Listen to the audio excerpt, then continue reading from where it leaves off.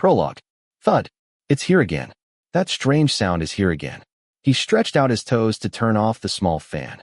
The comic book that had been used as a sun shield on his face was placed beside him. He slowly pushed himself up to sit properly. The gentle late morning sunlight and the breeze were something perfect for sitting outside and relaxing on a weekend like this. He turned to look at the house next door. The tall white concrete fence made it impossible to see anything except the green treetops of the house next to theirs. It was a normal sight that most people wouldn't be surprised by, except for that one orange fruit lying flat on the fresh green grass right next to the wall. He slowly stood up from the soft cushion, his shorts ending above his knees, and walked over to pick up the fruit. It rested in his small hand. His eyebrows furrowed tightly before he looked up at the top of the orange tree, barely visible above the wall. His head tilted slightly with curiosity. How did it get here? Did it fall? And if so, should I return it to the owner of the house? The more he thought about it, the more his head hurt. He didn't know what to do with this orange. In the end, the cheeky child decided to peel it and walk back to sit under the orange tree as before. He secretly glanced at the house next door from the corner of his eye from time to time. This is the 10th one already. Don't fall again. I'll definitely eat it. The small hand slowly peeled the orange. He smelled the delicate, fresh scent from the peel with a cheerful expression. He closed his eyes tightly until they looked like drawn lines, then placed the large orange peel onto his pile of scraps. A wide smile emerged on his face when he saw the large orange in his hand. The sour and sweet flavors were now spreading throughout his mouth, as his sense of duty had just softened. He thought he was quite lucky that a big orange fell into his yard today. He hoped it would fall like this often, so he could secretly eat them. He glanced at that house from the corner of his eye, beyond the white concrete wall. That two-story house had been lonely for a long time, until there was news that a family had just moved in. They moved in with a large orange tree, even hiring a truck to plant it right in front of the house. The little boy had never seen the owner of the house. He had only seen the owner's son. He looked like a girl, didn't speak a word. His face was completely unfriendly. When he and his mother walked over to bring bananas to the house, the boy just stared at them with a fierce look. Ugh, scary. Oh, wait. If he finds out that we secretly eat his oranges often, will he be angry at us? But still, what more could a 7th grader think about than that? He dragged a white chair and placed it next to the wall, so his small body could climb up. He placed the banana in his hand on top of the wall, then walked away. Believe it or not, after just turning his back to store the chair for a moment, his yellow banana was already gone, and he didn't know where it went. Chapter 1. Summer is a boring season. A strange sound rose after the little child moved close to the fan, held it up to his face, and opened his mouth into it, creating a long sound. The child did this silly action specifically to relieve boredom.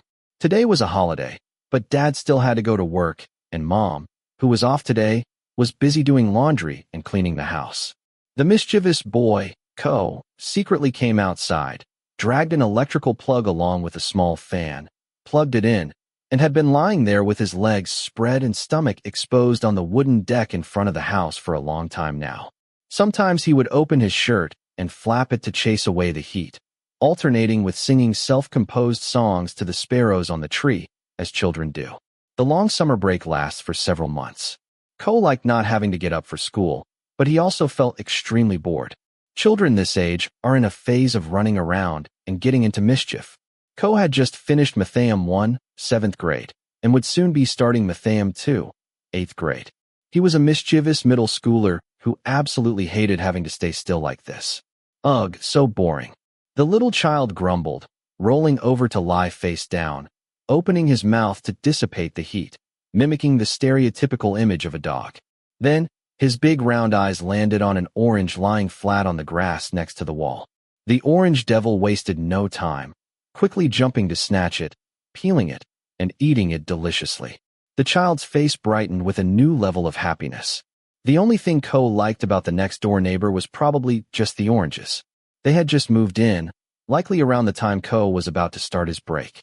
There were times when his mother would lead Ko by the arm to stand and press the doorbell at that house to share food that his mother had made. Ko thought his mother's cooking skills were the best in the world. Ko believed his mother should be a chef. Everything she cooked was delicious. If he wanted to eat something, All it took was a little hug around her waist and a slight beg, in exchange for having his cheek pinched once, and he got to eat delicious food. There were only 3 people in that house, a man and a woman, presumed to be the father and mother, and a son about the same size as Ko who didn't show his face very often. But Ko didn't feel he got along with him at all. That boy just stayed inside the house. When Ko came out to play outside, he had never once seen that boy. Oh well, it wasn't like Ko wanted to see his face anyway. The people in that house were kind enough. When Mom took food to them, they often exchanged it with delicious snacks. Ko loved to eat them because they were so delicious. One time it was a chocolate cookie, so delicious that he was still addicted to it to this day. He didn't know where they bought them from. Speaking of which, he wanted to eat them again. That's right. In summary, the things Ko liked about the next-door neighbor were probably just the cookies and this big orange tree. They had even used a large truck to transport and plant it next to the wall. They didn't want to plant a small tree and wait for it to grow. As a result, Ko's house next door seemed to have struck gold. On a good day when a thump sound was heard, the little child would run headlong to collect the orange, dust it off, and peel and eat it immediately. Their house's oranges were very delicious. Ko liked that house's oranges very much. He wished his mother would find one to plant too, but it would surely take a long time to wait for it to grow and bear fruit. Furthermore, he didn't know what variety of orange that house's oranges were. He had never eaten an orange anywhere else that tasted this delicious before. Mom, can I have some money? Ice cream truck. He hadn't been lying there wiggling his feet and sniffing the orange peel for long when Ko's quick senses felt a certain, extremely familiar signal. He quickly jumped up from the wooden deck and ran clattering to find his mother, who was still doing housework. He whined and asked for a certain amount of money. Mom shook her head lightly but still agreed to hand it over. Ko put his hands together in thanks and quickly sprinted out the front of the house immediately, leaving his mother to smile lightly as she watched the little child go. Uncle. Oh no, not again. Did Ko have to run after him again? Ko jumped up and down, shouting to call the 3-wheeled ice cream truck that had just driven past the front of his house. This uncle liked to tease children. He got good money but didn't want it. He liked to drive away. It was so frustrating. The weather was getting hotter, and he still had to make him run after him. By the time he agreed to stop the truck, Ko was already hoarse from shouting. This one, all gone. Huh? How is it all gone? The little child's face wilted when his favorite flavor of ice cream was completely sold out. He pouted, really wanting to burst into tears. So he stood clinging to the cart, deep in thought, sweeping his gaze over the pictures of the sweet, cooling dessert to choose a new flavor to replace the one that was gone. But other than that flavor, Ko didn't like any other. He could only look down at the ice cream cabinet with sadness. There's no flavor I want to eat, ho. Hey kid, move aside for your friend. He wants to buy something. Ko lowered his head as the owner of the cart nudged him. So he reluctantly moved aside, only to find that the friend the uncle was talking about was the son of the house next door. He'd never had the chance to see this kid's face clearly before. He was about the same height as Ko, but his face looked rather simple, and he seemed like a quiet person. He stood there to buy ice cream without saying much, just pointing to the one he wanted and then standing there silently. One hand was holding an umbrella to shield himself from the sun, not even turning to look at Ko. Oh my, Ko really didn't like this person's face. Wow, he chose the expensive one too. I'll take this one. Ko pointed to an ice cream on the plastic board. Soon, the uncle picked it up for him. However, as he was about to pay, Ko's face went pale. He only had 20 baht on him, but this one cost 25 baht. He was short just a little bit. Just a little bit. Uncle, can you wait? I'll run to ask Mom for it. Ko was about to start running, but suddenly that expressionless boy took a 5 baht coin from the change in his own hand and handed it to the uncle. He didn't say anything, didn't explain a single word, and walked away with that black umbrella. Ko looked after him in confusion. He hadn't expected that person to help pay for him, so he cupped his mouth and shouted after him. Hey, I'll pay you back at your house. Silence. The boy not only didn't reply, but he had already walked away and entered his house. TCH. If you don't want to talk, don't talk. I didn't want your help that much. I could have just run back to get the money from Mom in a moment, but he went and paid for it himself. Finally, the mischievous Ko had the delicious ice cream in his hand. The boy, who had been upset just moments ago, returned to smiling until his eyes crinkled. just because he got to eat the cold, refreshing sweet. He came back to sit on the wooden deck in front of the house, resting on one hand and stretching his small legs out. The sunlight was quite strong, but with the shade from the trees overhead, plus the fan nearby, not to mention the fresh, fragrant scent from the orange peel, everything was so wonderfully happy for a little child like Ko. Thump! It's here again. That house's orange has fallen into our yard again. Ko got up in a good mood, walking with a wide smile to pick up the round orange that had just fallen. The 12-year-old child looked up over the clean white fence. He couldn't see much because he was only this tall, not even half the height of the wall. He was truly happy that 2 oranges had fallen for him to eat for free today. Come a lot. I'll wait to collect and eat them all. The little child smiled happily. He turned to go back and sit on the wooden deck in the same spot. He had an orange in one hand and ice cream in the other. What a good day this was. Thump, thump, why are so many falling? But just moments later, the sound of oranges falling from next to the wall didn't stop. When he turned back again, nearly 10 oranges were scattered all over the green grass. The mischievous Ko was left shocked. He didn't know what was happening. Why were so many oranges falling today? Maybe it was the hot season, and the wind must have been blowing hard, bringing more oranges as gifts than usual. Ko put his hands on his hips. He held the ice cream in one hand, eating nonstop until it was finished. Then, he smiled widely when he saw the symbol on the stick. He quickly licked it clean and kept it in his pants pocket. He patted it gently with joy. Ko would exchange it for a toy later. Then, he looked up at the top of the orange tree that was swaying back and forth as if greeting him. Ko lay looking at the pile of orange peels. The little child picked one up and placed it flat on his face. He closed his eyes tightly and inhaled the sweet and sour aroma. After a moment, he seemed to hear some strange sound. He quickly swiped the orange peel off his face and sprang up to sit, before being left shocked when he found that his milk and lady finger banana were gone. Mom. A ghost. Chapter 2. If you talk about summer, you can't simply avoid mentioning Songkran in April. Kids, don't go out on the road, okay? Okay. Keep an eye on our son, dear. Ko's mother instructed Ko's father to come sit and watch the children set up a water-splashing checkpoint in front of the house. Today, Ko was wearing a sleeveless shirt and shorts, topped with a brightly colored floral shirt, and carrying a water gun attached to a cartoon-shaped plastic backpack on his back. He wore red goggles and smiled widely, his eyes crinkling in a good mood. Today, besides Ko, there were a few friends and children from the same neighborhood joining in the fun, splashing water on cars together. TCH. It's nice to have people join in the fun, but who's going to help Ko's parents pay the water bill this month? The water bill at Ko's house is definitely going to spike. This means Ko's allowance will have to be compromised. The road in front of Ko's house was soaked with water. Dad sat watching the children play with water from under the shade of a tree next to the house gate. Ko took on the role of supervising his friends and the little children in turn, strictly forbidding anyone from carelessly rushing out onto the road.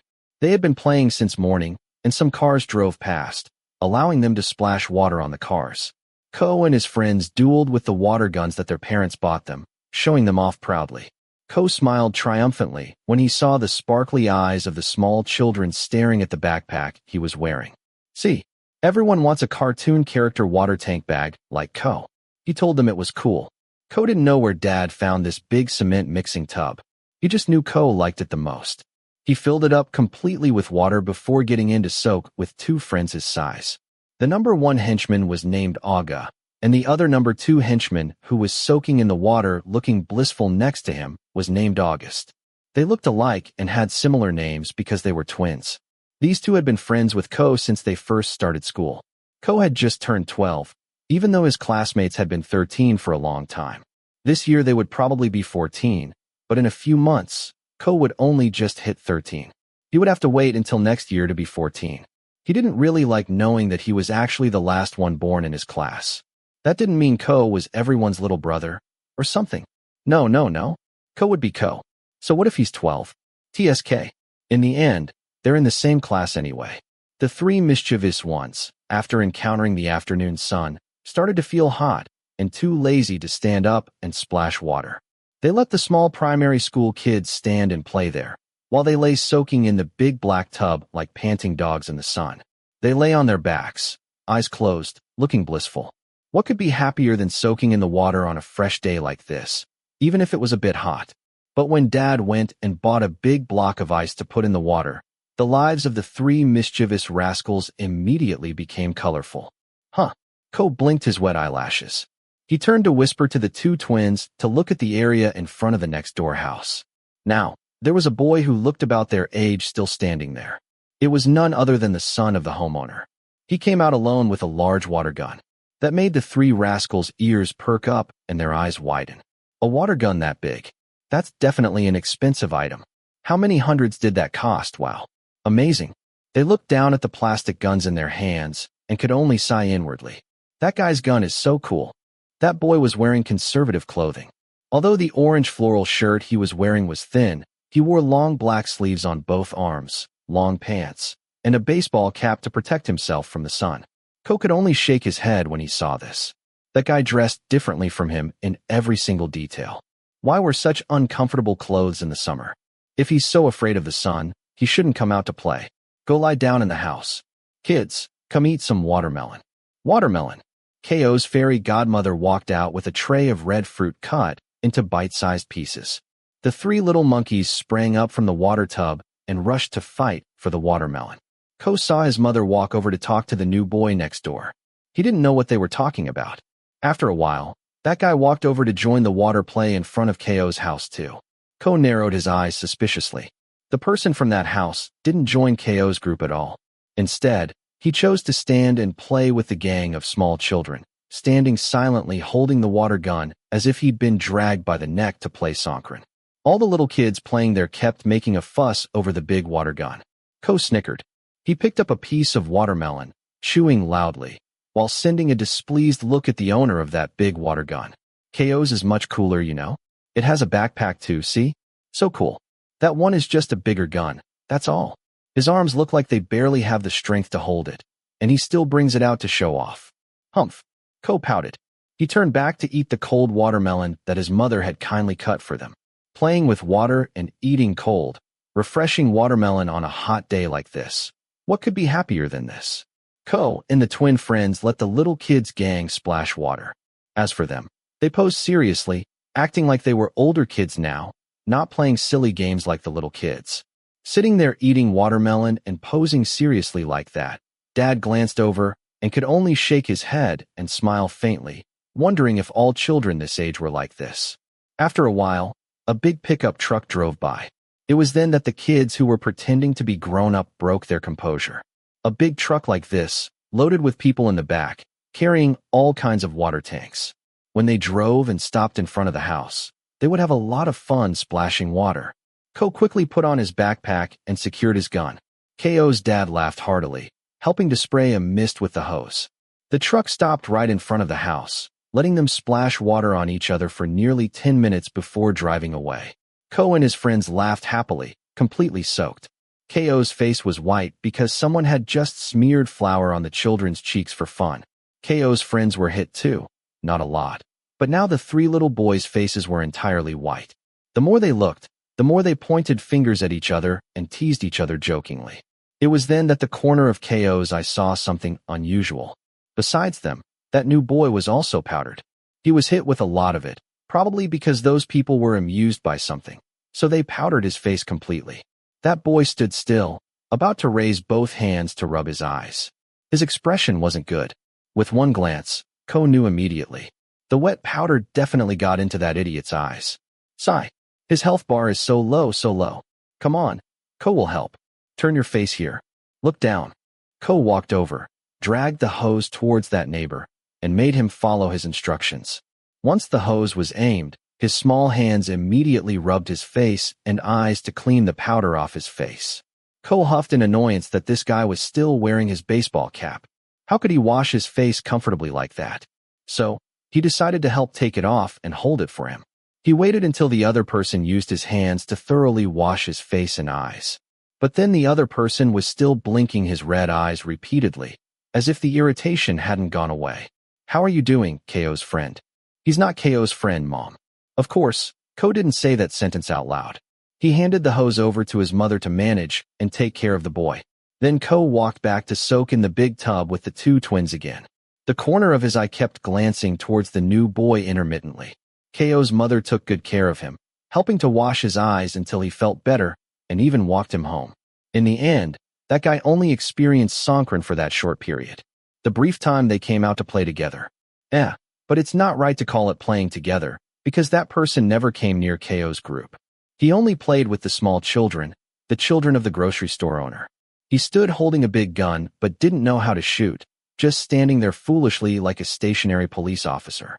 There were times, though, that Ko felt that boy was looking at him.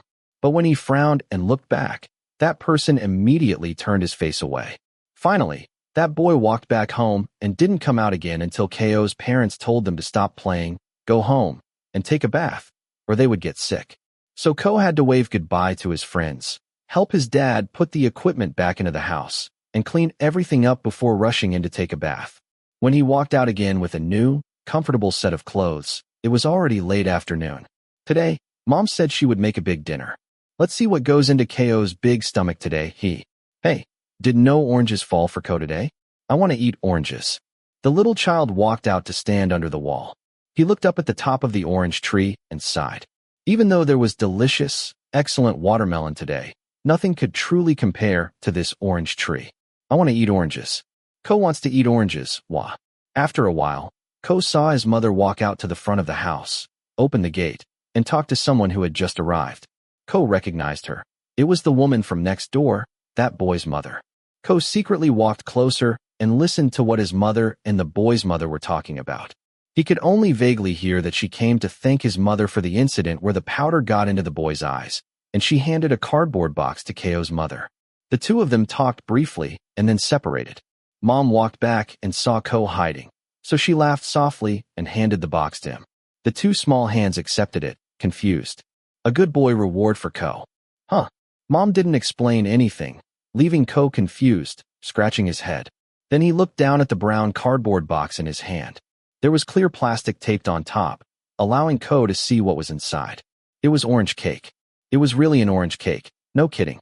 It was a small orange cake with a little orange sauce drizzled on top. The more he looked, the more it made his mouth water. It's true that no whole oranges fell for him to eat today, but this orange cake was much more than expected. Ko sat down on the wooden deck in the same spot in front of the house. He opened the box and scooped the cake into his mouth. It was so delicious that it made him tear up. He closed his eyes and looked blissful. His cheeks were puffed out with cake as he chewed. It smelled strongly of orange, and the sweet and sour taste was just right. He finished it quickly. He secretly felt regretful, wishing he could eat more. The people in that house always have delicious snacks. He envied that boy. It seemed like he got to eat delicious snacks like this every day, didn't he? Plus, he had a whole tree full of oranges he could pick and eat anytime. He was truly enviable. And Ko's spirit worship ritual happened again. This time it was a big banana that was placed as an offering on top of the wall. The little boy dusted his hands 2 or 3 times after putting the chair away. He stood with his hands on his hips, looking up, and said, Ko didn't eat a single orange today. Please give me a lot tomorrow, Sadhu. Amen. After he finished speaking and clasping his hands, he blew a little poof. He heard his mother calling him in for dinner, so he stopped paying attention to the wall and ran clattering back into the house as usual. Ko thought that, after this, he would try to ask Dad to build a spirit house next to that wall. He didn't know what was there, but Ko thought it was very sacred. That evening, he had wished for a lot. Who would have known that the next day, a big bag full of oranges tied together fell and landed on the grass like that? Wah! If it's going to come this much, how can Ko eat it all? Ko would rather take it to sell by the kilo. Haha. Chapter 3. The big summer break has ended. Time's up for lying around with his shirt rolled up, exposing his stomach. Ko has to wear his student uniform again. He steps up to become a bright-faced 8th grader, Mathayam 2. He yawns widely at 7 in the morning. He has one bicycle and a light backpack. The Monday morning, the first day of the new term, is quite bright. The sky is clear, with small and large white clouds drifting across it.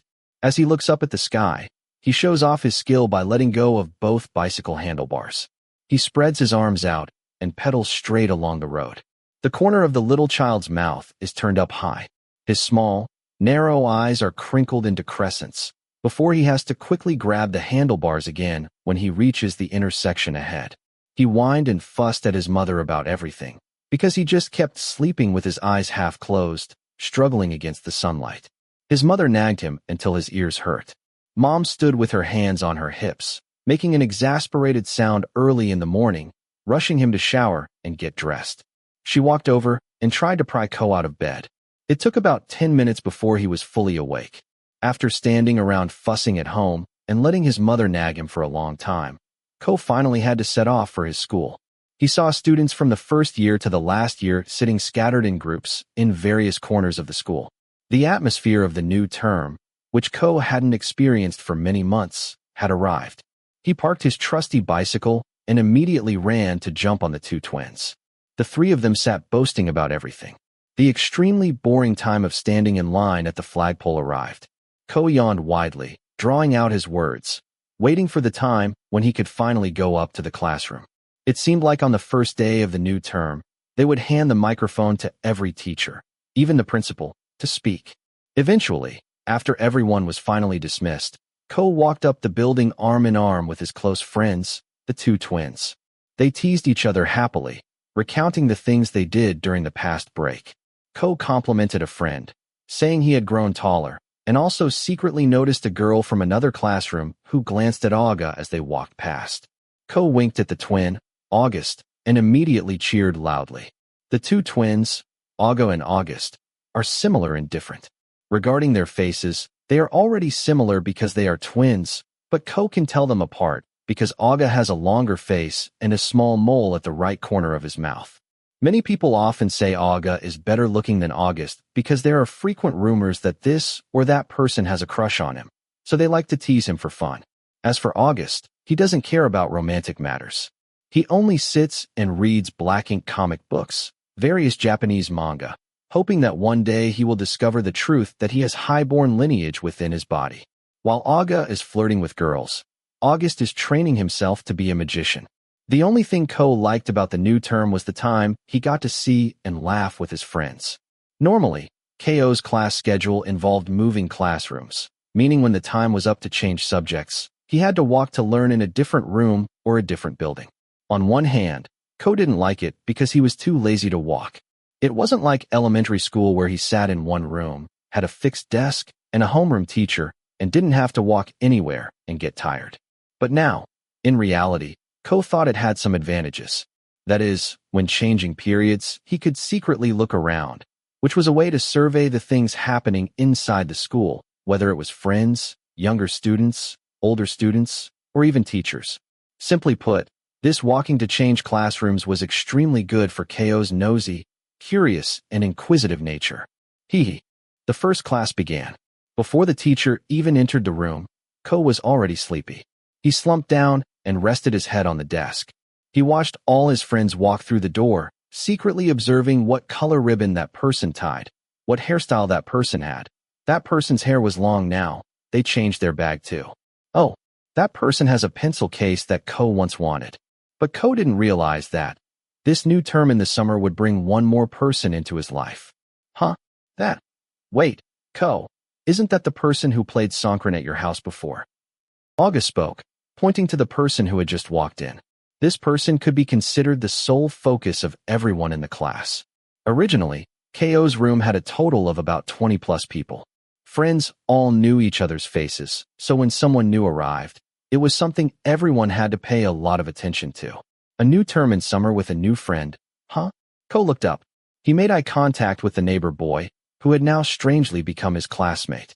The other person didn't speak to anyone. He simply walked with his backpack to an empty desk and sat down quietly, not inviting anyone to talk, until someone started moving in to greet him first. Ko squinted his eyes, wiggled his ears, and unconsciously retained information about that expressionless boy. What was more surprising than that guy's appearance in the room was that he had the same name as him. His name was Ko, exactly the same. Ko with the rising tone mark. And the fact that his name was the same as his made his friends even more interested. I just realized his name is the same as yours, Ko. Aga chuckled. He tugged at his twin's arm to get up and greet the new friend. At first, he was going to invite Ko too, but Ko refused. He shook his arm away and sat with his arms crossed, his face pouting, glaring at the back of the new boy who was receiving everyone's attention, as if crackling electricity was erupting from the original Ko's eyes.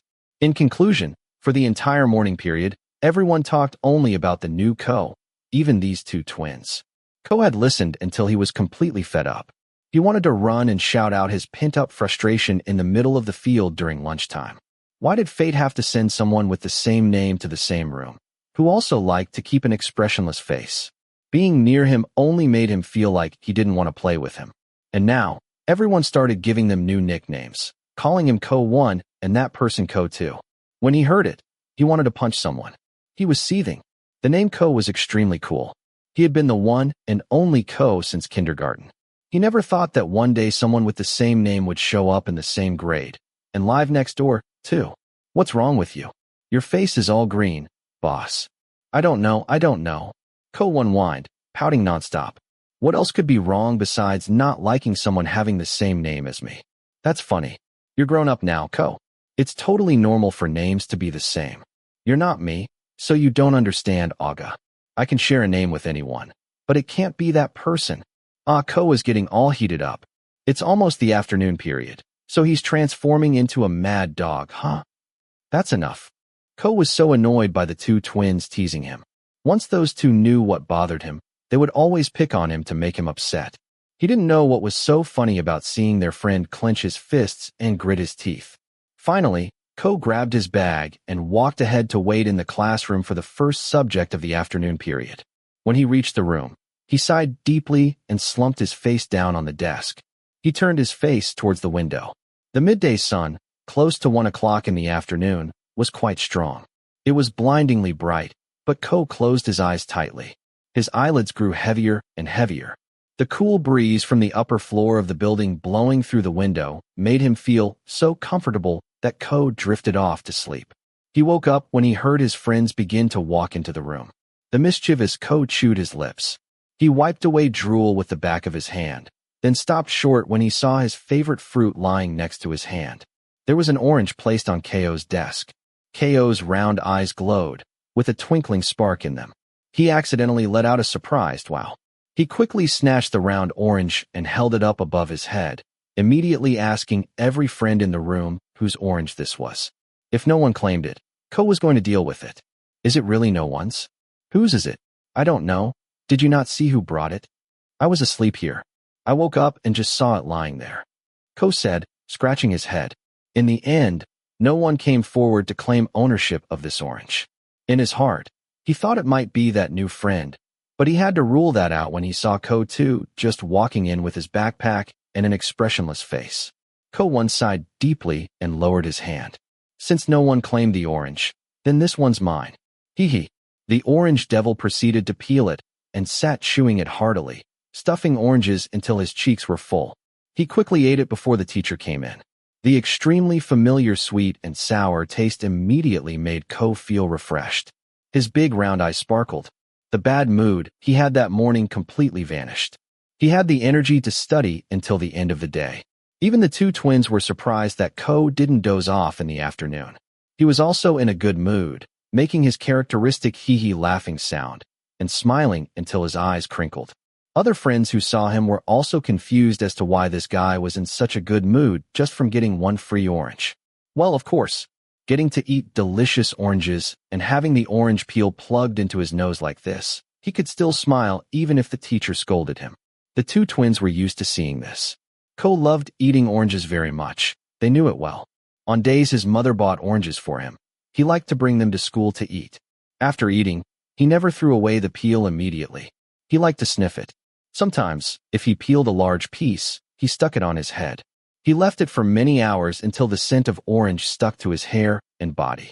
He didn't care if others laughed or if he looked funny in the eyes of others, because when Ko had an orange, he transformed from a mischievous little devil into a little boy in an instant. Ko walked while sniffing the orange peel in his hand, before turning to look at that new friend who had just walked out of the classroom behind them. Ko too didn't look at his face at all. He didn't even walk past. He didn't even shift close to him. The other person walked far away, grouped with the class's smart kids gang, and had already led them down from the building. The mischievous Ko looked down at the orange peel scraps in his hand immediately. A certain thought popped up, but in the end, Ko shook his head vigorously. No way. It was obvious the two Kos didn't like each other. This definitely wasn't the orange from that house. So where did this orange come from then? My head hurts now. Who gave this to Ko? Chapter 4. It's been almost a month since the term started. When will school be out again? Can it be tomorrow? The room's mischievous Ko completely lost his energy the moment the afternoon arrived. The air was quite hot and stuffy. Learning in this particular room felt like hell. The ceiling fan barely helped at all. The naughty Ko, who couldn't stand the heat, almost opened his mouth and let his tongue hang out. The last bit of energy was completely drained, leaving only the soggy wreckage of the boy in the back of the classroom. Normally, the spots next to Ko would have Olga and August sitting on either side. He didn't know what happened. He was barely half asleep for a few seconds when the two twins got up and looked like they were about to walk somewhere else. Ko looked dazed, like someone who had just woken up. He tugged at his friend's shirt and fussed, immediately asking for an explanation. The teacher told us to do a pair project. We're partnering up. I'm going with Neung, and August has to go with Beam. Olga turned back to explain to the person who just kept sleeping during the period, shaking his head slightly. This Ko is really Ko. He's so old and still likes to secretly sleep in class. See, he doesn't even know who his partner is. Then who am I paired with? The two twins looked at each other. Before they could say anything, the new expressionless boy suddenly walked over with a workbook in his hand. The three rascals in the back of the room looked at each other silently before Olga and August quickly ran away and burst out laughing. Did you see Ko-won's face? If he could strangle himself to death, that guy would have done it already. Ko-won's soul practically left his body when he realized he had to pair up with the person he disliked the most. Just thinking about it made them excited. It looked like they would definitely see someone die of frustration in the classroom today. Olga and August didn't quite understand why their friend Ko disliked the new Ko so much. They knew it was probably irritation, dislike, and incompatibility. Especially since Ko 2 always had this neutral expression, Ko 1 probably disliked him. But the new Ko hadn't done anything bad at all. He wasn't a bully, a delinquent, or a bad kid. He was actually a bookworm who sat at the front of the room. Throughout the week, he barely spoke a countable number of words. At first, they even wondered if Ko 2 was mute or had a speech impediment, because he never spoke to anyone. He really never spoke, except when people asked him about schoolwork or assignments. If Ko 1 was the mischievous one, when he and the two twins were together, it was chaos. Worse than letting monkeys loose in the jungle. He was a student in the back of the room who just acted in a way that deserved a spanking all day. Ko 2, on the contrary, was like a lotus rising above the water, pure white, clean, and shining, attracting the teacher's attention. Everyone was fond of this new student. He also had a chance that in the future, if there were any academic competitions, Ko 2 would definitely be another selection. He usually grouped with the good, studious kids, sitting at the front of the room, diligently listening to the teacher and scribbling notes in his notebook. Almost everyone in that group was female, except for Ko 2 and a few other nerdy boys. Now imagine this. How did the teacher randomly pair the writing god from heaven with the hot-tempered orange devil? This team is definitely going to break. They have the same name, Ko, but everything else is polar opposites. Ko 1 wanted to cry. He turned and shot a middle finger at his mischievous friends who were secretly holding arms and giggling. He was going crazy. Working with this person was suffocating. This guy didn't say a single word. He walked to grab a chair and sat across from him. Both of them opened their workbooks and could only stare at each other silently. What? What do we have to do? And when are you going to open your mouth and speak? Speak. Tell me. I don't know how to do the work. I heard you're smart, so explain it to me. I didn't even know that the teacher gave us work to do. And when is it due? End of the period? Or do we take it home as homework? Or is it due next week? What, how, where, why? I'm confused. Eventually, that guy still refused to speak. He lowered his head, picked up a pen, and silently did the work alone. Ko 1 gnashed his teeth. He wanted to roll up his sleeve and swat that neatly trimmed head, but he held back and chanted prayers in his mind. Fine. If he wants to do group work, but not talk at all, fine. I can do this alone. TCH. I'm not that stupid. Ko can handle this level. Humph. Ko took a deep breath. He felt a huge fire raging across his back. He prepared to do the exercises in his own book, referencing the question the other person was working on. He gripped his pen firmly and got ready to put ink to paper. Question 1. Maybe I should look at question 2 first. Question 2. What the heck is this? Skip. Question 3. Skip. Question 4. Oh, damn it, difficult. Question 5. Question 6. Oh dear. I can't do a single question. I want to cry. Why don't I understand anything? What am I supposed to fill in? He secretly glanced at Ko too and could only gape, because the other person was hunched over, scribbling nonstop, barely taking any time to think. It was as if he could see the answer floating out of the question and just wrote it down. It was then that Ko finally understood the meaning of the words heaven and hell, sky and abyss. Is he this much dumber than Ko too? At first, he secretly thought he was unlucky to be paired with this expressionless young man. But the more time passed, the more he started to think he was lucky, because this guy was so smart. He was almost finished with all the questions in just a short time. He craned his neck to look at the others at the table next to them, and they hadn't gotten any answer yet. Ko's nostrils flared open and closed. He giggled to himself, staring at his two mischievous friends and communicating telepathically. He winked and mocked that he now had a god as a work partner. He didn't have to strain his brain at all, just waiting to copy everything. Ko too kept working until he was almost done with every question. The mischievous Ko one quickly copied the answers. Ko's big round eyes stared at those answers. He stuck out his tongue and licked his lips. He kept bobbing his head down and up. When only the last question was left, he came back to sit, resting his chin in his hand and drawing pictures happily. But it was left hanging like that. Ko too still hadn't done anything, just sitting and staring at it silently. Ko one didn't say anything either. He sat drawing pictures, waiting for the answer. He figured he would wait for Ko too to finish and then copy it anyway. If he didn't give it to him, he would have to face the wrath of the real Ko. Let's see which Ko is the superior one. But time passed quickly. Ko too was still stuck on that question. He glanced at the time. There was very little left.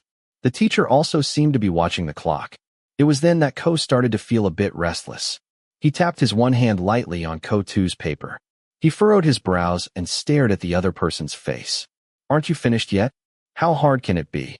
Hurry up and do the last question so we can turn it in to the teacher. Hey, why are you looking at my face? Are the answers on my face, huh? Which one? Can't you do this question? He asked just to look good. He couldn't do it either. Ko one looked at all the English words and could only frown. He was clueless beyond being clueless. English was his weakness. His whole life revolved only around oranges. You've done so many questions, so why are you stuck on this one? Stop calling me you and me like that. I don't like it. Ko one was left speechless. The first words this guy spoke to him, although not exactly rude, made him feel as if he had been slapped in the middle of the classroom. As soon as Ko too finished speaking, he bent his head down to finish writing the answer. He checked for completeness, and then got up and walked away. Thankfully, Ko one's quick eyes were at the level of a devil's power. He quickly wrote down the answer and immediately handed it to the teacher, glaring at the person who had just worked with him. He pursed his lips in resentment. Of course, he wasn't a nice person anyway. He'd been a rascal forever. It was just his bad luck that they were paired to work together, so it couldn't be helped. He didn't like him either. Besides the oranges at his house, there wasn't anything interesting about him. Just watch. Today, I'm going to light incense and pray for half the orange tree to fall into Ko's house. Just watch. After that class ended, Ko returned to being a hot-tempered, annoyed devil again. He let out exasperated breaths, which even the two twins who stuck close to him couldn't handle. They guessed that his frustration must have come from the group work with the new Ko, to make Ko this irritated. It was strange. Even though they had just met, there shouldn't have been any major disagreements before this. They never talked again. They didn't know why Ko one was so annoyed just from disliking his face. He waited until school was finished. Ko waved goodbye to his friends. He had to rush home today because he was determined to go light incense and pray for half the orange tree to fall into his yard. This was his way of getting revenge on the person who annoyed him today. Hey, why don't you answer? Silence. Hey, are you asking for a kick, huh? He was about to take a shortcut to reach the bicycle parking lot faster, but he encountered an unexpected incident first. Ko one stood with furrowed brows, looking at a group of about 4 or 5 people surrounding someone. His eyes widened when he realized the person being ganged up on was the expressionless new Ko, his classmate. Oh my God. Despite that bland face, he sure is good at attracting trouble for himself. One part of Ko wanted to get revenge by letting that annoying person get bullied this one time, but the good part of his conscience screamed a loud warning. He couldn't bring himself to just ignore it. Those were older students from Matheum 3 who had a reputation for not having very good behavior. He didn't think someone like Ko 2 would get into trouble with them. But as he eavesdropped, he started to understand. The initial issue was just staring and looking for a fight. And those older students must have gotten more annoyed because whenever they spoke, Ko 2 just made a dull face and didn't answer a single word, standing there with a deadpan, zombie-like expression. They got so angry that they had to grab his collar, as he saw. Oh, fine, fine. Helping that expressionless person once won't hurt. I'm in a bad mood anyway, so I'll find a place to vent. Hey, Ko 1 didn't know if he got his sourness from the orange next door to be this brave. He didn't care that the other side had more people. He took advantage of the commotion to quickly pull Ko 2's arm and run away. As soon as he saw the teacher's face, the mischievous Ko 1 forced tears, pretending to sob hysterically. He pointed to the group of older students. He stood there trembling, shrinking his neck and hunching his shoulders pitifully. He waited until the teacher rushed to deal with those who were running away in a panic. The mischievous Ko 1 let out a wicked laugh again. Hey, why are you still standing there stupidly? Go. Do you want to get punched too, huh? Go. PKO is in a good mood right now, so I'll forgive you for today's incident. Hey, aren't you going? I told you. Ow, that hurts. Ko 1 slapped the hand that was touching the corner of his mouth very hard immediately, pouting slightly. Does this guy want to die? Reaching out to touch his wound? He was in a good mood seeing those older students being dealt with by the teacher. TCH. The more he looked at that expressionless face, the more irritated he became. The mischievous Ko shook his head, tightened the strap of his backpack over his shoulder, and turned his back, walking away towards his bicycle immediately. Of course, that evening, Ko was scolded heavily by his mother. Mom also said she would cut his allowance for the whole week. Ko wanted to cry. He felt like the world was crashing down and the sky was falling. He was only an 8th grader, and he had his allowance cut. This was utterly painful. Dad didn't help at all. He just winked at him. He saw him secretly giving a thumbs up for knowing his son could fight, but Ko was now broke. He wouldn't have money to buy snacks, Dad. Since there was nothing he could do, he just lit incense by the wall. Ko pouted and whined nonstop, lamenting his fate. Being Ko was so sad. He was so small, and his mother still cut his allowance. What he did was to help someone. Why was the sky not merciful? The next morning, Ko came to school in a sluggish state. He couldn't even talk because of the wound near his lip. Touching it felt like touching a reverse scale, piercing straight through his heart. Every step he took up to the classroom was filled with despair. Everywhere he looked was gloomy. Even the two twins couldn't cheer their friend up. Huh, Ko yours. But when he walked in, he saw his friends gathered around something. The mischievous Ko 1, who had been sad since morning, had his ears perk up and his eyes sparkle again when he saw a large bag full of various sweets gathered together. That wasn't all. There were also 2 or 3 oranges in that bag. It was another time that Ko 1 didn't know who the owner was. He asked the first friend he met, and the friend said he saw it already placed there when he entered the room. There was only a piece of paper placed on top, saying it was for Ko 1 only, but he didn't know who gave it. Never mind. Ko didn't care. Who else in the whole school was called Ko 1 if not him? If you dare to give it, I dare to accept. Don't think that Ko won't finish this much. I'll eat every bit of it. The world, which had been gloomy, became bright and cheerful again. Today, the mischievous Ko 1 walked around hugging the large bag of snacks, patting the bag repeatedly. He beamed until his eyes crinkled. He spread the scent of oranges and smiles everywhere he walked. A large piece of orange peel was stuck on top of his head, looking funny, but he didn't pay attention to the eyes of others.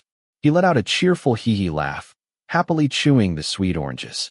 It looks like the orange devil is planning to conquer the world today with the scent of oranges and a smile. Chapter 5. When will summer end? Ko is melting. The mischievous boy Ko sat with his mouth open and tongue hanging out at the powerful fan set up in front of the house. The weather today was so hot that he couldn't stand being inside the house, so he had to drag the fan out and sit on the wooden deck, Ko's regular spot in the summer. He was wearing a sleeveless shirt and shorts, rolling around, sometimes opening his shirt to ventilate and catch the cool breeze. Mom said this was the last month of summer before the rainy season, so the weather was especially hot. It was a Saturday, but instead of going out to play, he was stuck at home because the weather was too hot. It was so hot that he was too lazy to move. Ko lay still, staring blankly, listening to the faint sound of crickets. A cool breeze blew across his face, making him almost drift off to sleep if his mother hadn't poked him first. A friend came to see Ko. Huh? Aga in August. Ko immediately propped himself up. His ears perked up and his eyes widened with surprise. He thought that if the twins came, he would invite them to ride around the neighborhood together. But as soon as he sat up, he almost wanted to flop back down onto the floor. That's not Ko's friend, Mom. Why did you come? Today is a holiday. Homework. Seriously? Ko Song wasn't kidding, because the other person pulled out his workbook. This made the boy Ko, the owner of the house, want to faint from sunstroke and collapse immediately. He blinked his eyes rapidly and quickly crawled to hug his mother's legs, whining and acting pitiful. But his mother just laughed. Mommy, today's a holiday. Ko is so tired. It's hot too. As a student, you have to study hard, Ko. If you have homework, you have to do it. Your friend made the effort to come do homework with you at home. Don't fuss, Ko. Ko is hot. I can't concentrate to do it. Whining to Mom was useless. He even got lightly tapped on the head once. Ko was left alone with the expressionless neighbor boy. What could he do? Since he brought the work all the way to his house, he had to do it, right? Ko raised himself up, walked to carry a low Japanese table, set it up, and placed it between himself and the boy with the same name. The more he looked, the more he disliked his face, so he had to pout and turn his face away. He didn't know how far Ko's fate and this guy's fate would align by chance. Having the same name wasn't enough. They had to be classmates too. And whenever the teacher grouped or paired them for work, this Ko always got paired with Ko Song. Yes, every single time. So much so that the other friends in the room teased them, calling Ko 1 and Ko 2 a pair of fried dough sticks. They couldn't be separated and had to stick together for every assignment. And that was the thing Ko hated the most. He never wanted to work with this person, dang it. Ko 1 sat cross-legged, wiggling his toes. He crawled to pluck the tallest blade of grass and stuck it in his mouth, chewing it to relieve boredom. When Ko Song looked at him with a confused stare, he cursed at him. But moments later, Mom walked out with a ready-to-eat tray of watermelon, cut into small, bite-sized pieces. Ko threw the blade of grass out of his mouth and immediately stabbed a piece of sweet, cold watermelon into his mouth. Go do it. Why are you looking at me? Help me. Tell me what you want help with later then. Have to do it now. Oh, today is only Saturday. Can't we do it tomorrow? It has to be submitted on Monday. Doing it on Sunday won't be enough time. It will be enough. No, it won't. It will. Ko Song sighed, looking tired of arguing. He bent his head down to read the content in the workbook, along with taking out a clean sheet of white A4 paper from the stack. The mischievous Ko 1 secretly observed his demeanor and belongings, and found that this neighbor of his was the ultimate nerd. His open bag was full of notebooks and books. His plain black pencil case, without any pattern, was opened and full of stationery. Looking at those things, and then at the owner's bland face, he secretly thought they were a good match. Help me do it. You're giving so many orders, huh? The mischievous Ko breathed heavily, displaying his annoyance. The weather was already hot. Don't provoke me to get angry. One small hand rested on his chin, looking at the workbook. The other hand stabbed watermelon into his mouth and chewed heartily. Both cheeks moved nonstop because he was eating so much that nearly half the watermelon was gone. Ko let the new boy sit and work until the boy started to lose patience. He rotated the A4 paper and placed a mechanical pencil out for him. Continue doing it. Write it on the paper. You've almost finished it already, so just finish it yourself. Ko made a move to push the paper back, but Mom walked out at just the right moment. So he got a light scolding because Mom was mindful of the neighbor's son sitting silently. Ko wasn't usually one to slack off. In the past, whenever he had pair or group work, he would usually be with the two twins. Even if it was pair work, he would ask to be a group of 3 because there were always odd numbers left in the class anyway. When working with the two twins, Ko was extremely hardworking. But because he disliked this person and had a prejudice against him, He was being harsh. What else could he do? After being scolded by his mother, Ko finally agreed to grab the paper and the mechanical pencil. He mumbled nonstop, filled with resentment over his fate. He wanted to be in the same group as the twins, not Ko-song. Do you hear me? Humph.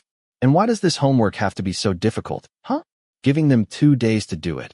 But the questions are this hard? Give it to mom to study instead. Oh, it's hard. You have to do it. Let's do it tomorrow. It's hot today. I can't think of anything. Hurry up and finish it. Ow wow. There's plenty of time, come on. Our houses are so close. We can do it tomorrow. It's hot, hot, hot. The mischievous Ko shouted. He flipped over and used his foot to turn the fan to the highest setting. He threw himself down flat on his back on the wooden deck in front of the house. He spread his arms and legs, wriggling nonstop. He opened his mouth wide to let out the heat. His small feet twitched back and forth. There was only the sound of his fidgeting. As for Ko-song next door, he still sat silently. He hadn't been lying there with his eyes closed for long when Ko's nostrils twitched. He opened his eyes wide when he smelled his favorite fruit. Orange scent. This is the scent of oranges. From lying there limp with laziness, he now bounced up to sit again. He stared at the orange in Ko-song's hand, which the boy was quietly peeling, and looked like he was about to eat it right in front of him. Ko was quite annoyed seeing that expressionless human peeling the orange badly, with the peel breaking into small pieces everywhere. Can't you peel it nicely into big pieces? Want some? From a little devil who was making a big fuss. Once an orange was offered to him, only a good boy remained. He was going to pretend he didn't want it, acting coy for a moment. But because this was an orange from that house, Ko quickly snatched it immediately. Once he had the orange in his hand, he cradled it with affection. He rubbed his chubby cheek against the orange, while teaching how to peel an orange to get big pieces. After peeling it, he stuck it on his own black hair. Then he sat smiling widely until his eyes crinkled into crescents. There was no more angry Ko. The moment the sweet, fragrant orange entered his mouth, his ears stood up and his tail wagged. Summer, the sound of cicadas, the natural breeze, and the fragrant oranges. This is a perfect summer. The sweet and sour taste bursting in his mouth made Ko's energy soar to the maximum. It smelled wonderful, it tasted delicious. Before he knew it, he had eaten the whole orange. Ko licked his lips. The orange devil was in a good mood. After getting one orange, he moved closer and picked up the mechanical pencil, ready to work obediently. He sang to himself, sometimes giggling alone. He picked up the orange peel and placed it on his head, and stole some peel scraps from the other person to sit and sniff. The mischievous Ko-1 kept working, before pausing when he realized that Ko-song was staring at him. What? Nothing. If it's nothing, why are you looking at my face? Do you like eating oranges? Oh no, oh no, oh no. Is he about to scold Ko about secretly eating the oranges from his house? I didn't steal it. It fell into Ko's yard by itself. Mom, help. Ko is definitely going to get scolded, Mom. Will he turn Ko into the police? Ho-ho. Yeah, why? Even though he agreed to answer truthfully, he was still squinting his eyes with suspicion. In his heart, he thought that if Ko-song ever brought up the topic about the oranges from his house, Ko would answer that he knew nothing at all. Ko was temporarily colorblind to orange. He didn't know that there was an orange at that time. I didn't know, I didn't know, I didn't know. Or he would answer that it wasn't Ko's fault, but it was the fault of the sacred entity next to the wall that was kind and liked to make oranges fall onto this house by itself. Ko had no involvement in it whatsoever. Why are you asking? Nothing. Why are you asking? I said nothing. You don't want me to eat the orange? Silence. Are you that possessive of the oranges? No. Then why are you looking at me like that? Weren't you the one who handed me the orange just now? And now why are you looking at me? If you gave it, then it's mine. I'm not possessive. Eat if you want to eat. You're sure you're not possessive, right? The mischievous Ko-1 narrowed his eyes suspiciously. He lifted the orange peel and sniffed deeply, until his whole lungs were filled with orange-scented oxygen. Then he opened his eyes wide, making them sparkle again when Ko-song opened his bag and pulled out another orange to hand to him. It was as if the mischievous orange devil suddenly grew ears and a tail, wiggling rapidly, waiting to receive the fruit. Ko snatched it, threw himself down on his stomach on the wooden deck, and gently kicked his legs up and down, while happily peeling the orange. He chewed the orange flesh, making loud chomping sounds until his cheeks bulged. Getting to eat oranges improved his mood. He turned back and smiled broadly until his eyes crinkled into lines at the person next to him. It was as if he had forgotten that this was the person he disliked. He only knew that whoever handed him an orange, Ko would bow his head for a pat. Go on. You know, this area is very rough. You just moved in, so you probably don't know anything. I don't want to say this, but this alley belongs to Ko. It's full of Ko's kids. Do you know Aga and August? Don't try to mess with Ko if you don't want them to deal with you. Ko is giving you a warning for your own good, kid. Huh, you're scared, aren't you? You're being quiet. Ko is hot-tempered, so don't make Ko go mad, because Ko will get serious. Aga and August are big and strong. They have long arms and legs. You'll definitely be winded if you get kicked. If you want to continue living peacefully, then be sure to behave well and respect Ko more, new kid, and you'll have an easy time at your new school. Ko still looked smug, recounting his and his friends' coolest exploits. He told stories about himself and the two twins that they had done together. As time went on, the planned work session turned into Ko-song having to sit and listen to Ko-1 lecture. Very good. Give me another one. Ko-1 wiggled his index finger rapidly before a new orange was peeled and handed to him. Ko-song, the owner of the orange tree, had now become a slave to the smart boy Ko, because he had to sit and peel oranges and hand them to the owner of the house, who lay propped on his chin, chewing heartily. His mouth chattered away, recounting this and that story. His hand held the orange peel, sniffing it against his nose. A large piece of orange peel was placed right in the middle of his head. There was no part of Ko-1's entire body that didn't smell like oranges. I'll tell you, it cried like this. Mew mew mew. Give Ko some more orange. He didn't know when Ko-1 started using the neighbor boy as his personal orange peeling slave. He lay there chewing oranges and smiling, telling this and that story. Mom, who was secretly watching from inside the house, saw her mischievous son boasting and pointing at his new friend, and could only shake her head and smile. Children's reasons for hating or liking each other are always based on these trivial things. That neighbor boy had just moved in. He was an only son, with no siblings. He moved schools quite often because of his parents' business. Before they could settle down permanently, they moved into the house next door. Ko's mother had talked to his mother sometimes. She said that because they moved often, her son didn't have any friends. He just sat reading books at home all day because he had no friends to go out and play with. She guessed that seeing a child his age next door probably made him want to play too, as children do. Perfect. My Ko is easy to buy as a friend with just a few oranges. Are you scared? I'm asking if what I told you scares you. Right? It's really scary. I'll take you to see it when the twins are free. Riding past on the bike is, like, super creepy. Open your mouth. Yeah. Smile. So yummy. Come to think of it, you're not that bad, Ko-song. You just like making an irritated face, that's all. Don't ever make that dull face at me again. More. If you want to be Ko's friend, you have to behave well, understand? Give me an orange. The orange devil chuckled. He was very grateful that he had a slave to peel oranges for him today. As for himself, he lay leaning on his chin on the floor. One moment he was chewing oranges, the next he was telling stories of ghost suppression. After a while, he lay on his stomach, rubbing his chubby cheek against his forearm, and smiling with his eyes crinkled, letting out his characteristic laugh nonstop. Before he knew it, the two little boys were lying on their backs next to each other, looking up at the sky. The fingertips of the house owner Ko kept pointing around. Small and large white clouds moved continuously. A cool breeze blew past. When their mother walked out again, she found that both little boys had accidentally fallen fast asleep together. The mischievous Ko was sleeping with his mouth open, drooling. He also had a large piece of orange peel stuck right in the middle of his face, and his legs were already draped over his friend. The sweet scent of oranges gently swept away this year's summer, along with the prejudice in Ko-1's heart.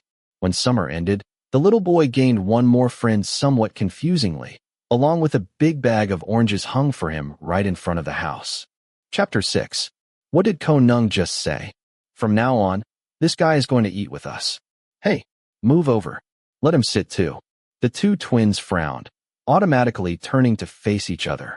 Although they didn't understand, they agreed to move slightly to let the new member sit at the table. Aga and August communicated through eye contact. They were both confused about what was happening. Didn't the mischievous Ko despise Ko-song? He would turn his face away whenever he walked past him, making angry huffing noises and glaring at him countless times. Why did he suddenly allow Ko-song to sit with them at the lunch table so easily? Hand it over. Silence. None? If you don't have any, then leave. Ko-song closed his eyes slightly, took a long breath, and then unzipped his bag. He pulled out 2 or 3 oranges. With just that, the mischievous Ko smiled sweetly, his eyes crinkled into crescents. He quickly accepted the oranges and reached out to pat the person next to him on the shoulder, pouting happily, and letting out that incessantly haunting hee-hee laugh. It was at that moment that the 2 twins nodded their heads, understanding the situation perfectly. Ko had found himself a new slave. What are you looking at? Aren't you guys going to eat? August snickered before scooping rice into his mouth. Ko had disliked the guy's face even before the term started. This Ko was truly Ko. Why would anyone like oranges that much? Who knew that just by handing him an orange, he would pat him on the shoulder? The 4 of them sat and ate lunch together until they were done. They barely rested before the blissful time was over. They had to walk up to the building to face the consequences of the afternoon class. Aga and August looked dejected, but Ko Neung was laughing hee and smiling cheerfully because a large piece of orange peel was stuck on his head. Next to him, the bland-faced Ko-song followed closely, which confused all the other friends in the rows. Why did the smart Ko-song start hanging out with the mischievous Ko Neung's gang? Furthermore, in this subject, instead of walking to sit at the front of the room as usual, Ko-song chose to walk and sit next to Ko Neung, causing confusion for everyone, including Aga and August. They gasped in astonishment seeing the 2 Kos sitting next to each other. One person picked up his books and notebooks, ready for the afternoon class, while the other slumped down on the desk, sniffing the fragrant scent from the orange peel in his hand and keeping his eyes closed. He wasn't making any fuss or noise at all, even though Ko-song was sitting right next to him. Do you have any more oranges? All gone. Next time you bring some, bring a lot. Ko Neung grumbled, turning over to lie on his side, facing the other direction. He looked out the window and saw a brightly colored sky. White clouds drifted like soft fluff, looking cuddly. The afternoon sun was still strong. Even though they were inside the building, Ko could still feel the hot and stuffy air just by looking at the sight. They were sitting in a classroom on the top floor of the tallest building in the school. Whenever the wind blew through, it made them feel cool and comfortable. Someone who had just eaten a full meal and a full orange felt like drifting off to sleep at any moment. Oh, PKO was not compatible with hot weather at all. Don't fall asleep. The teacher is going to teach. The teacher isn't here yet. The teacher will be here soon. If you don't stop talking, then get lost and go sit far away. Silence. When there were no oranges, the devil possessed Ko Neung again. The afternoon air was too hot to study. Ko Neung half closed his eyes, sighing in boredom as he looked at the whiteboard. The teacher's voice didn't register at all. He didn't understand anything he was hearing. But the nerd next to him sat up straight, listening, staring at what the teacher was writing, and then diligently scribbling it down in his notebook. That was just how Ko-song was. As for Ko Neung, Ko-song stopped his right hand slightly. He looked down at the small hands of the person next to him, who was taking the mechanical pencil out of his bag and drawing on the corner of the other person's notebook happily. He even let out a hee-hee laugh upon successfully finding an activity to relieve his boredom. The mischievous Ko glanced up at the owner of the notebook. He smiled wickedly, pretending not to care, and continued drawing on the new slave's notebook. His small eyes widened and then crinkled into crescents from the fun. Ko-song merely sighed but didn't utter a single complaint. While he was writing down the answers from the board, Ko Neung occupied the corner of the paper and drew unknown shapes excitedly. When he finished a page, Ko-song turned the page, and Ko Neung followed, drawing a new picture on the corner of the next page, sticking out his tongue and licking his lips, alternating with continuous giggling. Truly the mischievous one of the room, none was more stubborn. In conclusion, for the entire afternoon class, Ko Neung got almost nothing except the fun of dabbling in art on his new friend's paper. No, you hold this. Then what next? Hammer a nail in here. And who's going to climb up? Me? Huh? Are you sure? At this level, I'm an expert already. Trust PKO. Aga and August sighed deeply, looking at each other resignedly. before looking back at the mischievous owner of the house who was still smiling broadly not far away. Today was Saturday. When the holiday came around, the mischievous gang wouldn't let the opportunity go to waste. They refused to stay still. They had to ride their bicycles out to play together. Of course, PKO's gang of 3 were now at a small public park near the village. The late morning air was comfortable, half hot, half cool because of the breeze. The sun wasn't that strong yet, so they all came out to play here. But who knew? After sitting under a big tree for a while, they suddenly heard a bird chirping next to them. They realized a newborn chick had fallen from its nest. Ko decided to snap his fingers loudly, declaring that today they would build a birdhouse and put it back up there. Since the gang leader had decided, what could his underlings, the 2 twins, do to stop him? The allowance money their parents gave them was spent completely by the 3 mischievous children on buying supplies to make the bird's nest. Not a single baht was left.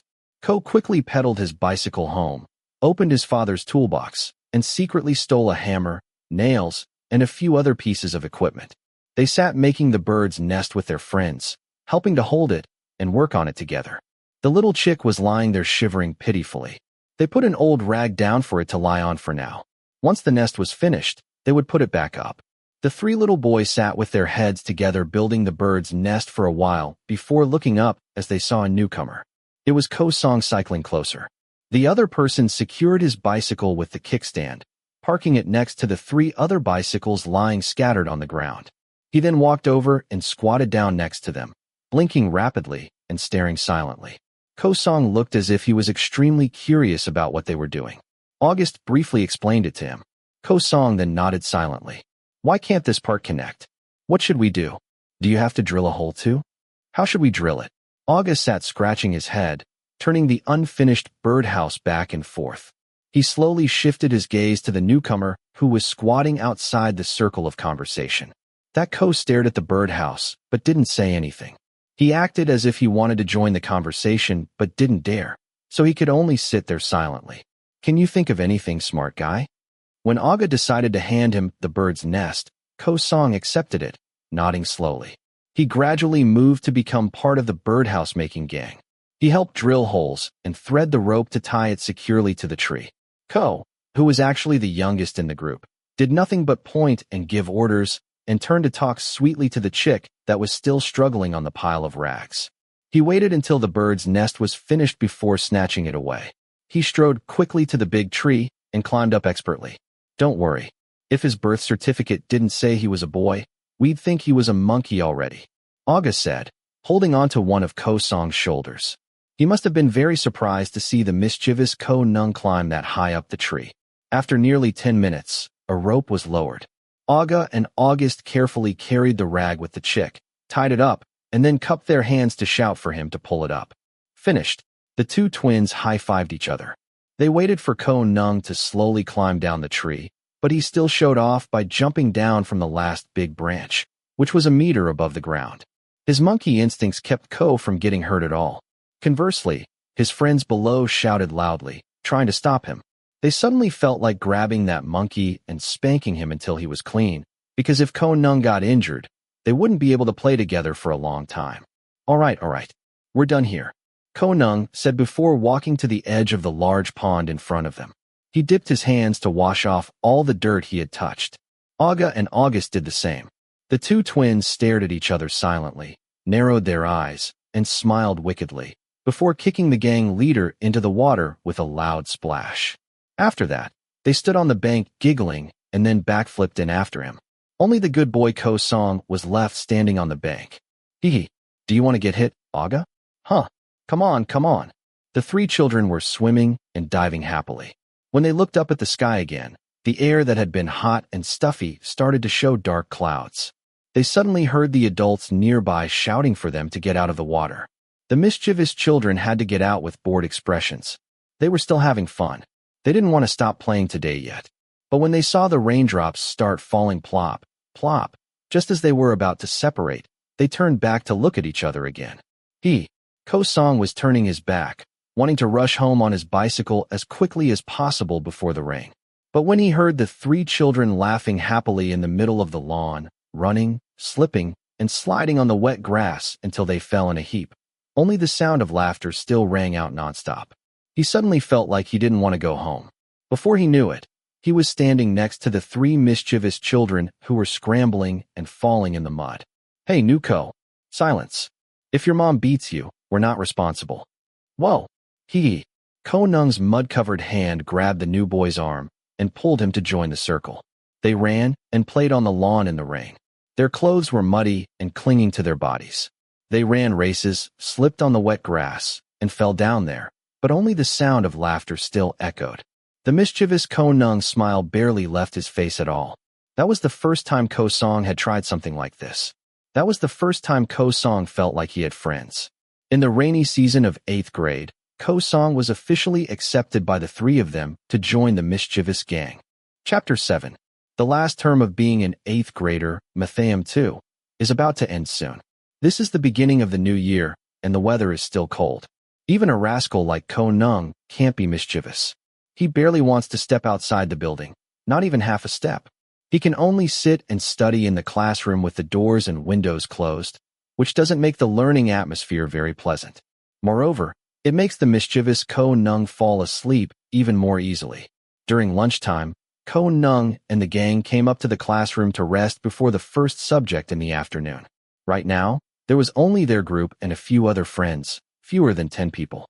Most of them were probably scattered downstairs. Ko Neung sat there shivering. Next to him was Ko Song, who was still reading a book with an expressionless face. August was also sitting and reading a manga comic with him. Only Aga was missing, having not returned from the restroom yet. Gus, didn't you go to the restroom with him? Why is the twin missing? Why isn't he here yet? Meta girl. Huh. Why are you surprised? It's normal. Winter and a love confession. Huh. Ko Neung and August looked at each other intently. They looked at each other for only a minute before getting goosebumps. They made a loud screech sound and sprang away from each other, until Ko Neung accidentally bumped into the person who was still sitting and reading silently. Speaking of which, the other person who was just as hot as Aga was this new Ko. He seemed quiet and reserved, barely talking to anyone, but he received a lot of attention from the girls both inside and outside the classroom. If you went downstairs and stuck a microphone in their faces, who wouldn't know the smart Ko of this classroom? It was true he came later, but if others talked about the student Ko of this room, they always meant Ko Song. No one ever thought of Ko Neung. He was only a low-level devil, just a gangster in the back of the room in their eyes, that's all. Come to think of it, he felt a little slighted. He resented those good-looking people. They were only in 8th grade, and Aga and Ko Song were already radiating so much charisma. He didn't want to imagine how much hotter they would be when they grew up and became high school seniors. Ko Song, who was sitting and reading quietly, began to feel the gaze fixed on him. He looked away from the book in front of him and turned back to the mischievous Ko who was staring at him. Ko's round eyes seemed to indicate clearly that their leader must be thinking nonsense again. Hey, Ko Song. Did the girl from class 4 really confess her love to you? Ko Song nodded his head in agreement. The questioner immediately made a yuck face. Oh, how boring. I don't want to be around hot guys. Next thing you know, both Aga and this guy will have girlfriends before the rest of us. So what about it? Do you like Kame? Ko Neung asked, nudging him repeatedly with his elbow. The bland-faced young man immediately shook his head. What? You don't like anyone? Yeah, but how could someone like you like anyone? Go on, go on. Get back to reading your book, you nerd. The mischievous Ko Neung reached out to ruffle the other person's hair and pressed lightly to make him continue reading, as he said. He waited until Aga walked back in. Ko's attention then shifted to his friend, and he started teasing him about girls. When he saw his friend return with snacks in his hand, he grew even more envious. How lucky, someone buys food they like for them to eat for free. But too bad, Aga never gets to eat it. He gives it all to his boss, me. Hee. You don't like anyone, Aga? Why? Oh, please, you ask why? You must be so handsome. You have so many options. We're only in Matheum 2. Why rush to have a girlfriend? Oh, nowadays, 5th and 6th graders all have boyfriends and girlfriends. Even August, your twin, dated Fasai in 6th grade. Yep. You jerk. Does that mouth ever say anything good, huh? August was sitting and reading comics peacefully, but was dragged into the conversation. He couldn't resist hitting his friend on the head with the spine of the book with a loud thud. Aga had to step in to stop him, but he still couldn't help stifling his laughter at the story the mischievous Ko Neung dug up to tease his friend. August's first girlfriend. Thinking about it made his mouth itch, and he wanted to join the teasing circle. Kick, kick, kick. You can't deny it. Augustes' sweet love. Secretly flirting behind the bougainvillea bush. Flirting with her using Tokyo snacks from in front of the school. How cute. You bastard. Not yet, not yet. Ko, you forgot this part. Ahem. If you want to read comics, I will bring them to you. But don't love anyone but meat. Whoa. You jerks. You assholes. So loving only her, huh? He went home and secretly smiled every day during that time. He loved her very much. He was in love, you know, shonen. He didn't care about anything else, just read sweet romance comics. I was only in 6th grade then. Aga high-fived the mischievous Ko Neung. They played back and forth like that until it was time for class. They had to sigh and groan, separating to sit at their assigned seats. The mischievous Ko Neung's eyes were heavy, close to falling asleep. The air was cold, and he suddenly felt that his own breath was hotter than usual. He couldn't concentrate on studying at all. He turned to look at the Noid next to him who was still sitting up straight, scribbling letters down on his notebook diligently. Part of him wanted to cause trouble, but the other part didn't want to cause any more trouble for his friend. His mischievous gaze lowered, until it landed on the zipper of Ko Song's black jacket pocket. With devilish speed, Ko Neung's hand immediately reached into it, making the owner jump. Ko Song looked back and saw that the mischievous Ko was looking for a place to warm his hands, so he reached his hand into his jacket pocket to relieve the cold. Once his hand was warm, he made a blissful face and slumped down to rest his face on the desk. Ko Neung's cheek was slightly red because of the cold air. The rascal lay there staring, blinking rapidly, before sending a wide smile. Let me borrow your jacket pocket, okay? It's cold. And what could Ko Song do to refuse? Had he ever been able to stop anything Ko Neung wanted to do? After discovering the source of warmth, Ko Neung barely left him all that afternoon. He walked right beside him, snuggling his hand into the warm jacket pocket. He walked around with a blissful expression, so much so that the two twins got goosebumps seeing that face. Ko Song gave in to everything. If it were Aga or August who were being treated like this, Ko would definitely have been kicked once or twice to get rid of the cold. But speaking of which, Ko Song really spoils Ko a lot. He goes along with everything. They've only been in the group for less than a year, but they've gotten close faster than he expected. It's so cold. Phew. The rascal breathed out, creating mist in the air. His big round eyes widened playfully, and he kept making phew sounds, playing with himself. When a big gust of wind blew past, he quickly snuggled close and rubbed against his friend. The smart Ko stood in the middle, flanked on the left, right, front, and back by the two twins and Ko Song. He walked with his neck tucked in and shoulders hunched from the cold. His lips were trembling. Especially when changing classrooms, he had to walk outside on the building's balcony. When the wind blew, his body would stiffen. His way of walking looked strange, like a penguin in a documentary. Here, take this. Thank you. Are you not cold, Aga? Buy one. Aren't you cold? No. Who would be as weak as you, Ko? Aga. Aga laughed as he took off his own scarf and wrapped it around his small friend, who was squirming around. He wrapped it several times until only his head and mischievous eyes peeked out. When he was teased about his size, he got upset, threatening to scratch like a cat whose food was being taken. Seeing this, they couldn't help but smile. Even though he's in 8th grade, he likes to call himself PKO. He thinks he's the gang leader. He probably thinks he's very scary. He's so small, but more daring than anyone. He probably gets his power from the oranges he eats often. He's mouthy and always looking for trouble. If it weren't for the two twins, Aga and August, he probably wouldn't have lived peacefully until today. Let's just say he won't say much about how weak Ko is. He's only a rascal who scratches just to be annoying. That's all. Ow. Don't pull my cheek, you Aga. Aga immediately pulled his hand away when Ko hit his hand hard. Teasing his friend was really fun. He laughed until his eyes caught Ko Song looking at him. His smile then gradually faded.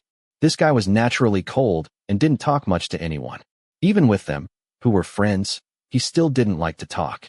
Even with Ko Neung, whom he seemed to get along with, he only answered questions briefly. He probably feared that golden flower petals would fall out of his mouth or something. By the time the school day for the 8th graders ended, it was already 4 in the afternoon. Ko Neung and Ko Song waved goodbye to the two twins before heading to the bicycle parking zone. The mischievous Ko Neung crouched down, curling up near the school gate, shivering from the cold. He waited until Ko Song wheeled his bicycle out and immediately jumped onto the back, knowing exactly what to do. It's been about a month since he started hitching a ride on Ko Song's bicycle to school. After all, they were going the same way, and their houses were next door. The mischievous PKO, who was only smart at finding comfort for himself, decided to make Ko Song his perfect slave. He brought him oranges and rode the bicycle to take him to school. If it were the two twins, they would have cursed him out, but this new friend surprisingly indulged him and never uttered a single complaint. This made Ko Neung even more emboldened. Go ahead. Your mom said she would be home late today, right?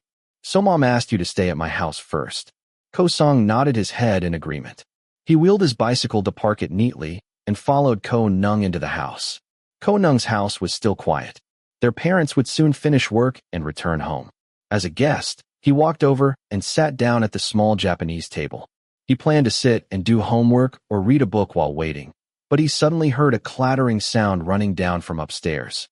Then he saw the mischievous son of the house dragging a big blanket. Ko Neung beckoned him to come lie down on the floor together.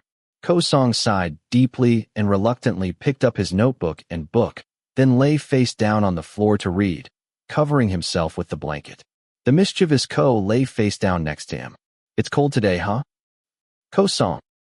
Ko Song. What? Why do you like reading so much? Why are you so hardworking?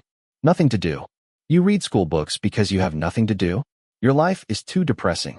How can you even hold a pen and write in this cold? Then what do you want me to do? Come on, come on. Come lie down and keep Ko company. Ko, the owner of the house, clapped the floor loudly and smiled widely. He saw Ko Song look at him slightly before the other person agreed to put away his notebook and book as ordered and lay face down quietly next to him. The weather outside was freezing. Today, the sky was completely dark.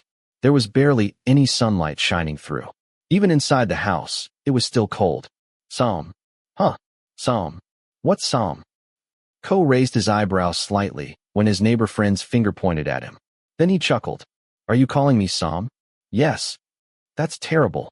How dare you name me after the food I like? Isn't the name Psalm too tacky? At least find me a cool name. No. Ko Neung pouted. It seemed he was born with problems regarding names. Not only did he find someone with the same name in the same classroom, but they also lived next door. Calling him Ko was like calling himself too. It was a real problem. Calling them Ko Neung and Ko Song also sounded a bit strange, as if they were test animals escaped from a lab. Wow, Ko is thinking that far. Are you very close? What do you mean? Ko was a little confused that the new boy suddenly asked that out of the blue.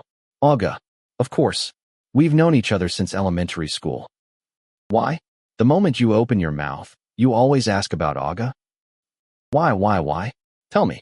What's wrong with Aga? Hurry up. I want to know. You don't like Aga? Really? Sometimes, I can't stand him either. He's too handsome and has too many girls now. I'm jealous. Ko said it with resentment, hitting the floor repeatedly. Just wait a little longer. When Ko grows up, he will definitely be more handsome, better looking, and have more girls swarming him. And at that time, Aga will have to kneel at his feet. Heh, I'm only going easy on him now.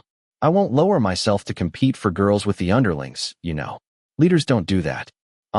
That hurts. Why are you pulling my cheek? But before he could finish, the same cheek was pulled for the second time today. Ko immediately held his cheek, wondering what was the deal with this cheek that his friend kept pulling it. Ko Song didn't give any answer after doing it. He threw himself down on the floor face down just like that, letting Ko rave and fuss for a long time until he was tired. The warmth from the thick blanket and the cold air made the little boy feel too comfortable, and he just drifted off to sleep. Ko Neung's parents returned home. They found their good son curled up like a ball, snuggling against his friend. They laughed, and then gently walked over to get a soft pillow to support their son's and his friend's heads, being careful not to wake either of them up. It was rare for the rascal to lie still and quiet since the evening like this. The weather was quite cold. The good son's cheeks were pink, which was endearing. The rascal was curled up, snuggling under the blanket with his friend, and remained still. He looked just like a small animal hibernating in winter. He disliked summer, won't tolerate the rainy season, and is displeased with winter. Sigh. My Ko is really difficult to raise.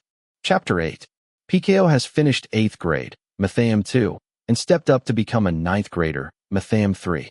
In the following summer, Ko became the #1 tough guy in junior high. No one dared to talk back, because he was flanked on the left and right by the two big twins. Following behind was the shadow of the person with the same name, the one who liked to put on an expressionless face for everyone, which made no one want to approach him. It wasn't because they were scared, but because they knew it was a waste of time to talk to him. If it wasn't Ko, he wouldn't open his mouth to answer anyone. The mischievous Ko Neung sat chewing oranges with a chomping sound during a free period when no teacher was teaching. It was an hour that could be called heaven for the kids.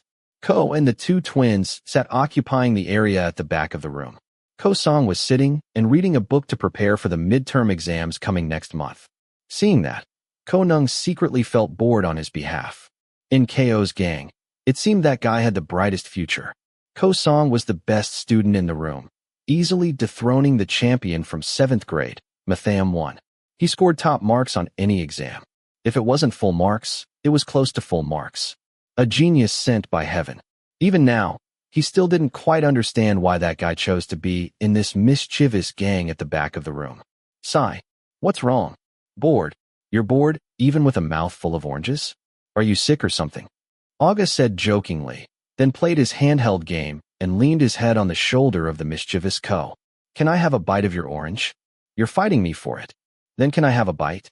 Buy one back for Ko, understand? Yes, I'll buy one back tomorrow, boss. Aga opened his mouth to receive the orange from the mischievous Ko Neung's hand, but then cried out because Ko used too much force, making it more like stuffing than gently feeding it. When he saw his friend's suffering face, Ko's sadistic tendency automatically kicked in. He quickly climbed to straddle Aga and rushed to call the other twin to help hold his arms and legs. Ko's mischievous hands moved to tickle his friend's body playfully, causing bursts of laughter to echo loudly. Of course, Ko Song, who was sitting and reading, heard that characteristic laughter and immediately knew who it came from. Die? Die. You'll definitely die, Aga. Hee hee. Too loud. The rascal of the room immediately stopped teasing his friend when a cool hand stroked his ear. Ko bared his teeth at him. He and August ganged up on Aga, but then he had to be pranked again by the expressionless Ko Song. He absolutely couldn't accept it. Don't be so loud. Our classmates will complain. God damn it. Why are you rushing to read? The exam is still a long time away. Ko Song took a long sigh, shook his head, and then handed him a new orange. Ko then agreed to quiet down and moved back to sit and peel the orange silently in the back of the room as before. Whenever he sniffed the orange scent, he smiled widely until his eyes crinkled. The god of the room had subdued the demon, silencing the source of noise pollution with just one fruit. All the friends in the room looked at Ko Song with extreme respect. Lately, Ko Song was becoming stubborn and starting to disregard the gang leader. But what could PKO argue about? If he handed him an orange, he had to reach out and take it. That house's oranges were truly delicious. If they split up and he missed out on oranges, that would be bad, wouldn't it? He had free oranges, a free chauffeur to pick him up and drop him off at school. Even if this guy often annoyed Ko and had a dull, unfriendly face, he had to admit that among his 3 slaves, that guy was the most obedient. Aga was next. As for August, let him live his life. That guy would soon be taking his shonen manga to the school rooftop. It must be soon. Ko's gang has had 4 people for almost 2 years now. Since Matheum 2, they were now Matheum 3. Soon, they would finish junior high. Of course, Ko would continue studying at this school. The 2 twins would too. Only one person remained whose plan for high school was unknown, Ko Song. Ko had never asked him either. Judging by his actions, he was so smart that his family might send him to a more renowned high school. But if that were the case, it would be a little sad, wouldn't it? He finally got a new friend, and they would have to separate after only a year or 2. Ko wasn't like Ko Song. They might be similar in stubbornness and naughtiness, but he had to shake his head regarding academics. The new Ko was at the top of the class, but the old Ko was ranked in the bottom 10. That was enough to diagnose the difference. But his mother once complimented Ko, saying he was smart, just lacking a bit of diligence and focus on studying. And when the exam season arrived, Ko felt like he was living in hell. He wished he could explode himself away from this pile of books, especially math. What was this? Polynomials and such? He read it and never understood anything. He could only rely on his friends to constantly tutor him. One night, Ko called an urgent special mobilization at the secret base in his bedroom. The two twins and Ko Song brought their bags to sleep over, do homework, and read together. Ko was sitting cross-legged on the bed, but suddenly he fell flat on his face, groaning wearily, which made all three friends look up at the owner of the room simultaneously. I can't take it anymore, guys. I want to throw up. You haven't even finished reading the first chapter, Ko. I don't want to. Ko Neung thrashed around until the bedding was messy, before suddenly springing up with bright, sparkling eyes. He clapped the bed loudly with excitement. The tone of his voice was completely different from moments ago when he thought of something fun. How about we tell ghost stories? Read. The exam is coming. Ko Song, you're already smart. No matter how much I read, it doesn't go into my head. Focus on reading. I told you I don't understand what I'm reading.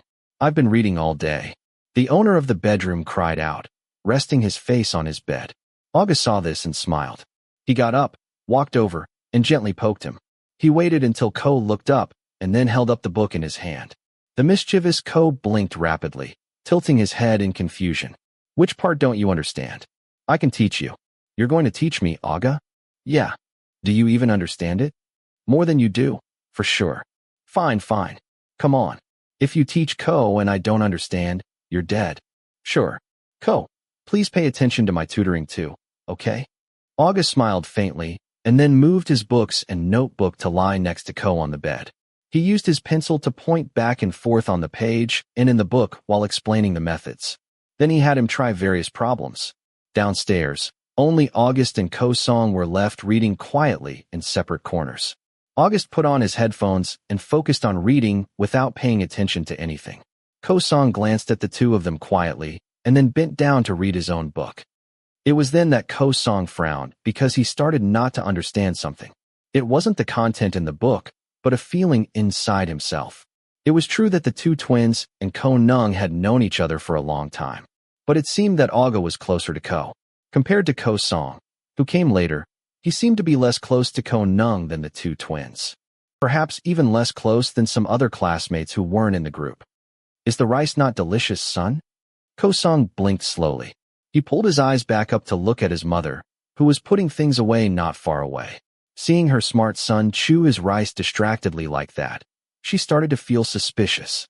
Ko was now officially growing up into his teenage years, a phase where confusing and fluctuating emotions would come to greet him.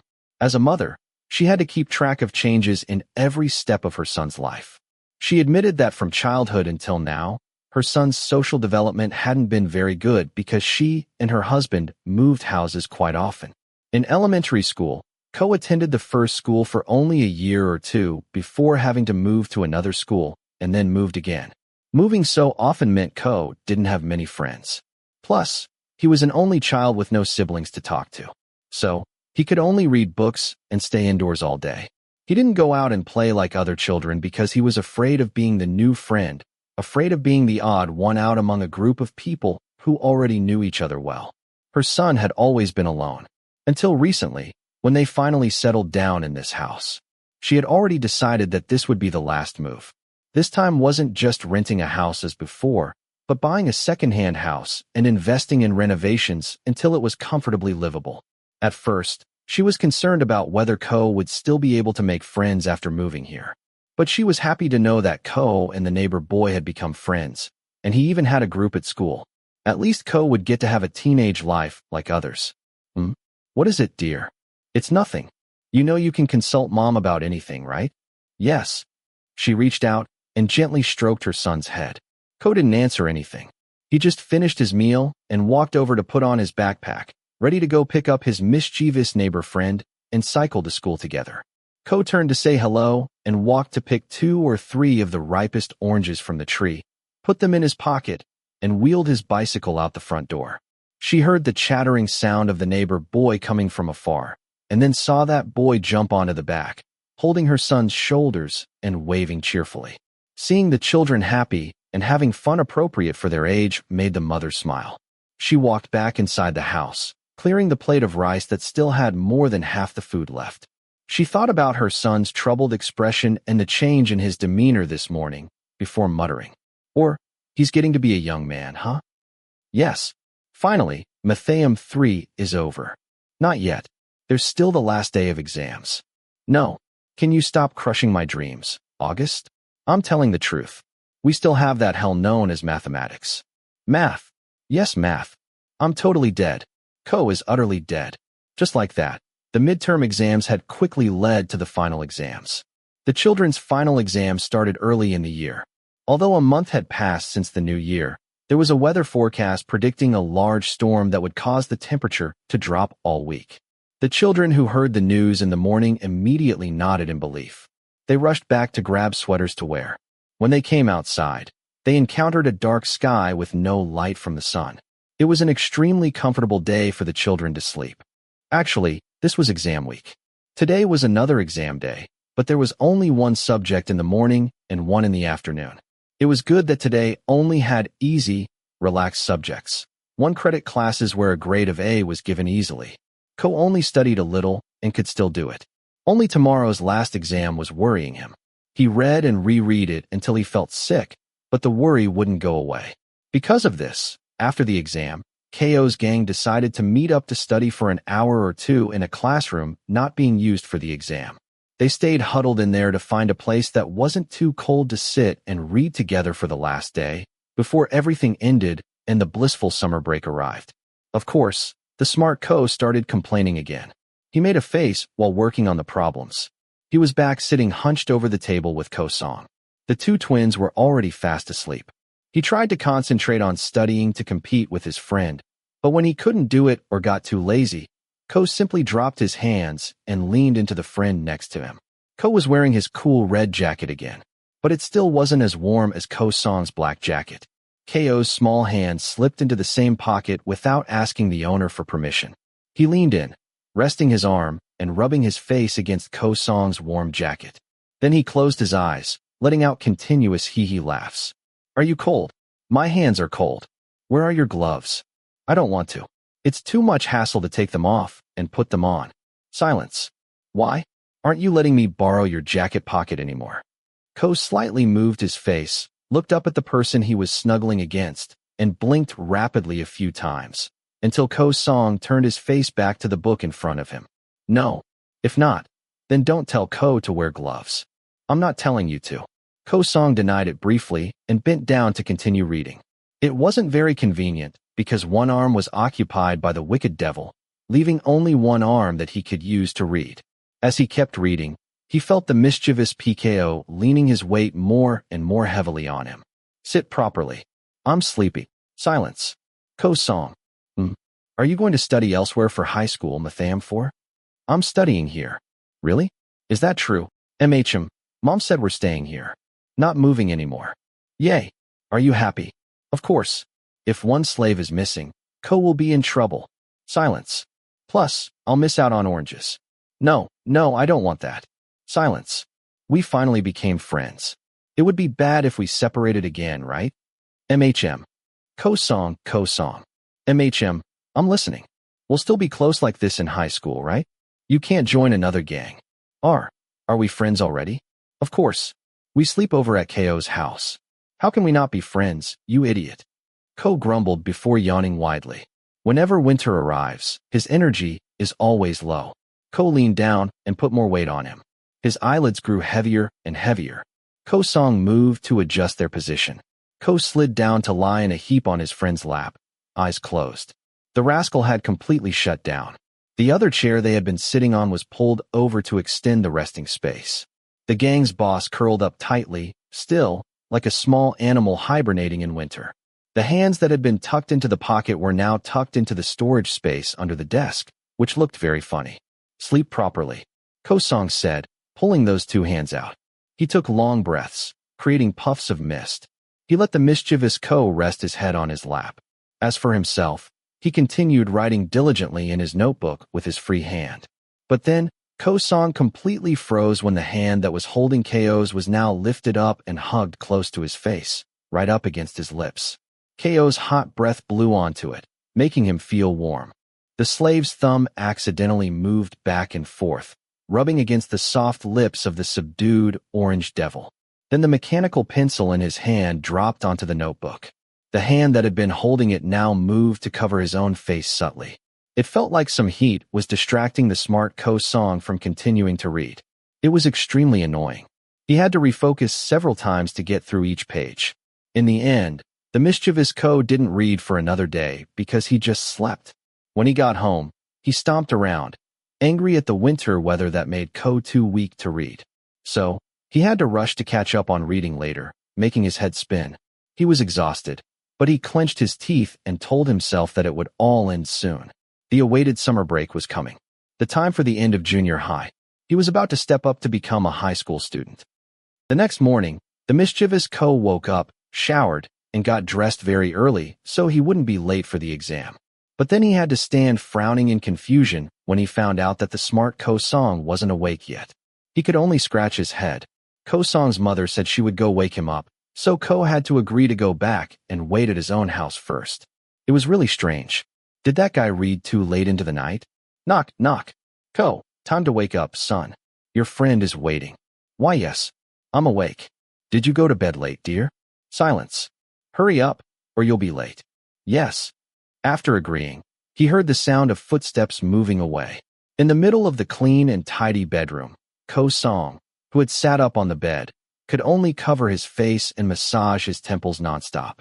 His hair was messy, making him look unfamiliar. He took slow breaths in and out before opening the blanket. He looked at his long pajama pants. A strange wet sensation made him freeze slightly. He couldn't believe it happened to him today. Ko-song could only close his eyes and sneak out to deal with it calmly. He didn't panic or make a fuss. You're so late. Why did you wake up late today? Did you read late? Let's go, or we'll be late for school. We have the math exam first today. The mischievous Ko jumped onto his friend's back as usual. He saw Ko-song's mother walk out to stand and send him off in front of the house, so he turned and raised his hand to greet her.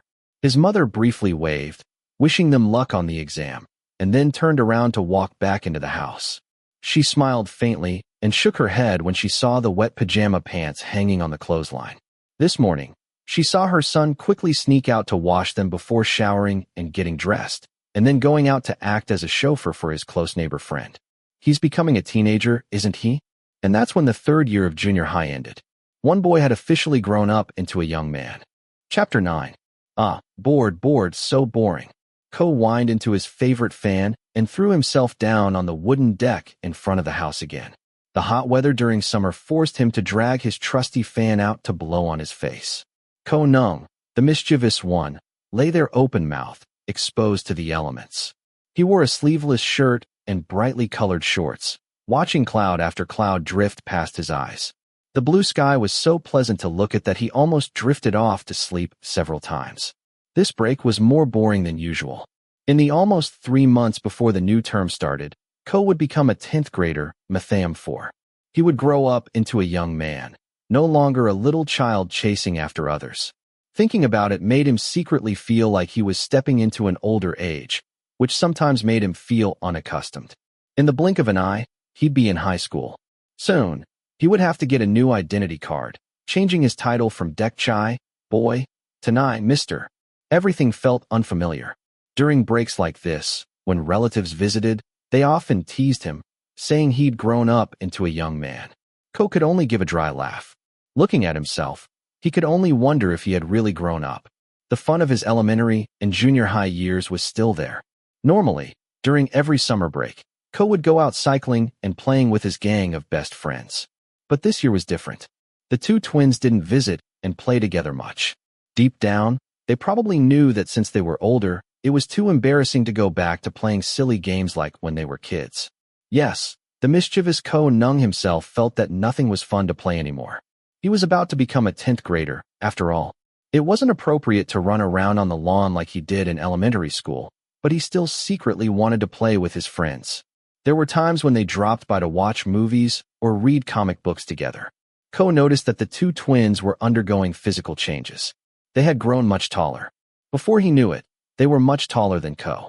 Their faces also seemed to have gotten better looking, especially Aga.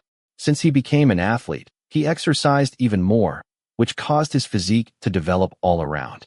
He looked older than kids his age and much more handsome than his twin. It was as if Aga had a sparkling aura that made Ko feel an irritating tingling sensation in his eyes whenever he looked at him. As for the other friend, Ko-song next door, he completely disappeared after school let out. He heard that the whole family had traveled to their hometown because Ko-song's grandmother was seriously ill. They expected she might not have much time left, so the whole family had to stay there for months. Until now, the house next door to Ko was still quiet. No one had returned. The mischievous Ko lay resting his arm, looking at the top of the orange tree peeking over the wall. Speaking of which, he missed their house's oranges terribly. He hadn't eaten them in so long and felt crazy for them. His mouth was watering. He whined to his mother to buy him oranges, but he felt they weren't delicious enough to compete with the oranges from that house. Not even a little bit. The more he looked, the more he could only lie there groaning. When would Ko-song return? He was dying for oranges. Disappearing for this long. Would he only come back when the new term was about to start? What are you looking at? Sigh? When will that dull Ko come back? August chewed his snack with full cheeks, following Ko's gaze to the tall white wall. He saw the top of the orange tree shake slightly with the wind, before raising his eyebrows and turning back to look at the mischievous Ko, the owner of the house, who was rolling around restlessly on the wooden deck floor. Today, Ko and the two twins had met up to sit and lie around together to relieve their boredom. They brought snacks and spent the whole day lounging around together, telling random stories. August saw that his mischievous friend was bored, so he brought him comic books to read for fun, but it seemed the rascal still wanted more than what was on offer. Lie properly, Ko. Your shirt is open. Aga, who had just returned, spoke up. He slowly put down a tray of watermelon. Aga had helped Ko's mother cut the watermelon into pieces, preparing to offer it to the mischievous Ko, who could barely stand the hot weather. Ko was lying there with his shirt open, exposing his stomach to the air, just like when he was a child. He was closing his eyes and making humming sounds. Aga reached out to help pull his shirt down, but who would have thought the mischievous Ko would pull it up even higher than before, lifting it all the way to his chest? Hee. Ko. What? I only opened my shirt this much. Wear your shirt properly. Come on. You act like you've never seen it before. What is there? Look. Stop. Ko. You're a young man now. Don't go around opening your shirt at your friends like that. Ko's mother walked out, shaking her head exasperatedly. Her good son sprang up and pranked his friend by moving close and covering Aga's head with his shirt. This left his friend's head right against his chest. Ko laughed hee-hee nonstop with amusement. He swayed back and forth for a long time before finally letting Aga go. Don't try to be tough with me, Aga. You damn it. Hee-hee-hee. The mischievous Ko mocked him, not feeling guilty at all for pranking his friend this time. He cheekily leaned his face close, laughing until his eyes crinkled at Aga, who seemed to be blushing more and more. August, who was still sitting, sighed deeply and reached out to push the mischievous Ko's face away from his twin, who seemed to have completely lost his composure. Tease him gently, Ko. Hey, what's wrong? Aga is going to die of a heart attack. August shrugged lightly and turned back to read the comic book in his hand. He let Ko tilt his head, looking innocent and confused. Ko sat scratching his head, looking back and forth at the two twins, before making a move to lunge at August. He felt like trying to lift his shirt and cover August's head, like he did with Aga, but the other twin quickly rushed over to stop him. August, who had just been teased, looked shocked. Ko let out a scary laugh, gesturing as if to cover his friend's head with his shirt again, until August had to quickly run away around the house. The three young men yelled loudly. The rascal was stopped by his friends from playing like that again. As the day went on, that evening, Ko was labeled a perverted devil. Perverted about what? It was just a little tease. It was perfectly normal. Tisk. After the two twins left, Ko suffered from boredom once more. Since he had no friends to play with, he wandered over next to the wall. He thought about the neighbor who had been gone for a long time. It was almost time for school to start again. Had Ko-song and his family really stayed at their relative's house for that long? And that guy hadn't even left any way to contact him. In short, during this summer break, Ko-song was the only one who had lost contact with everyone, even Ko. Sigh. When will he come back? He muttered to himself before turning back and going into his own house. He went upstairs to shower and get ready for bed. But when he looked out the bedroom window from the second floor, he saw that the light from the house next door, which had been dark for a long time, was bright again today. Ko looked surprised. He immediately ran clattering downstairs. No matter how much he wanted to see his friend, looking at the completely dark sky, he could only stand foolishly beside the wall. It was very late tonight. It would be better to visit him tomorrow. Ko Song and his family had probably just arrived. He shouldn't bother them. It was late, and that wasn't good.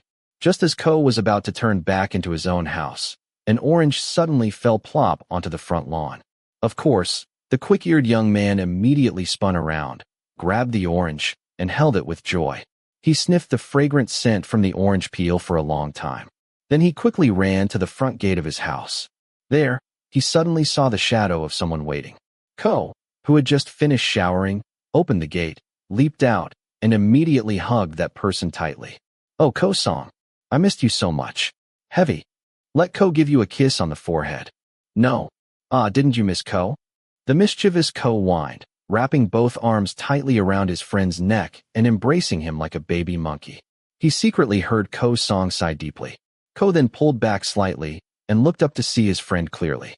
Wow. Ko Song, you grew this much? We haven't seen each other in a long time. You're so tall now. Ko Song, what do you want? Hee. What? Get down and stand properly. Your voice changed. Ko Song cleared his throat and turned his face away slightly. When asked about his voice, he started to feel shy. Yes, his voice had changed. It had become deeper and louder, so much so that even he wasn't used to it. Ko Song slowly pushed the mischievous Ko down to stand properly. Standing close together now, Ko Neung pouted. It was annoying that everyone was taller than him now, even Ko Song. So Ko Neung tried moving closer until they were side by side, so he could lift his hand to measure how tall he was now. When his hand only reached Ko Song's earlobe, he wailed, making a face as if he was about to burst into tears. Oh, why are all Ko's friends so big? You'll grow too. Ko Song tapped his friend's forehead lightly with one hand, and then he moved back slightly. Ko's mischievous eyes scanned the other person's face and body with a mix of curiosity and excitement. He ran around his friend, looking from head to toe and toe to head. His beautiful eyes were bright and sparkling. He hadn't seen Ko Song's face in a long time. Looking now, Ko Song had changed so much that Ko felt completely unfamiliar with his friend. Huh. The playful Ko leaned his face close to his friend. He sniffed him with his nose, opened his round eyes wide, and teased that Ko Song now knew how to wear cologne. You're a young man now, little Ko? Too much talk. Take this. Chill. Oranges. Ko's eyes lit up. He accepted the large bag of oranges and hugged it to his chest. He smiled until his eyes crinkled because he was happy. He hadn't eaten their house's oranges in a long time. He missed the sweet and sour taste even more than he missed the owner. Ko Song stood still, watching his friend. Ko kept bending down and looking up, sniffing the orange scent from the large bag and closing his eyes, making a blissful face, just because he got to smell the oranges. Ko Song could only shake his head lightly. They hadn't seen each other in a long time, but Ko Neung was still Ko Neung. Almost nothing had changed, except for his increased height. His limbs looked longer. His face was also longer. Where it had been cute and round, it now looked a bit more defined. It was a shame his soft cheeks seemed to have disappeared a bit, but the mischievous look typical of Ko was still evident on his face. Looking at him, you knew this was the naughty one. The naughtiest one in the alley. His eyes were quite narrow.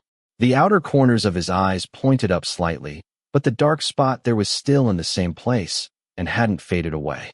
When he smiled until his eyes crinkled, you could see those curved lines clearly. I need to tell the twins about this right away.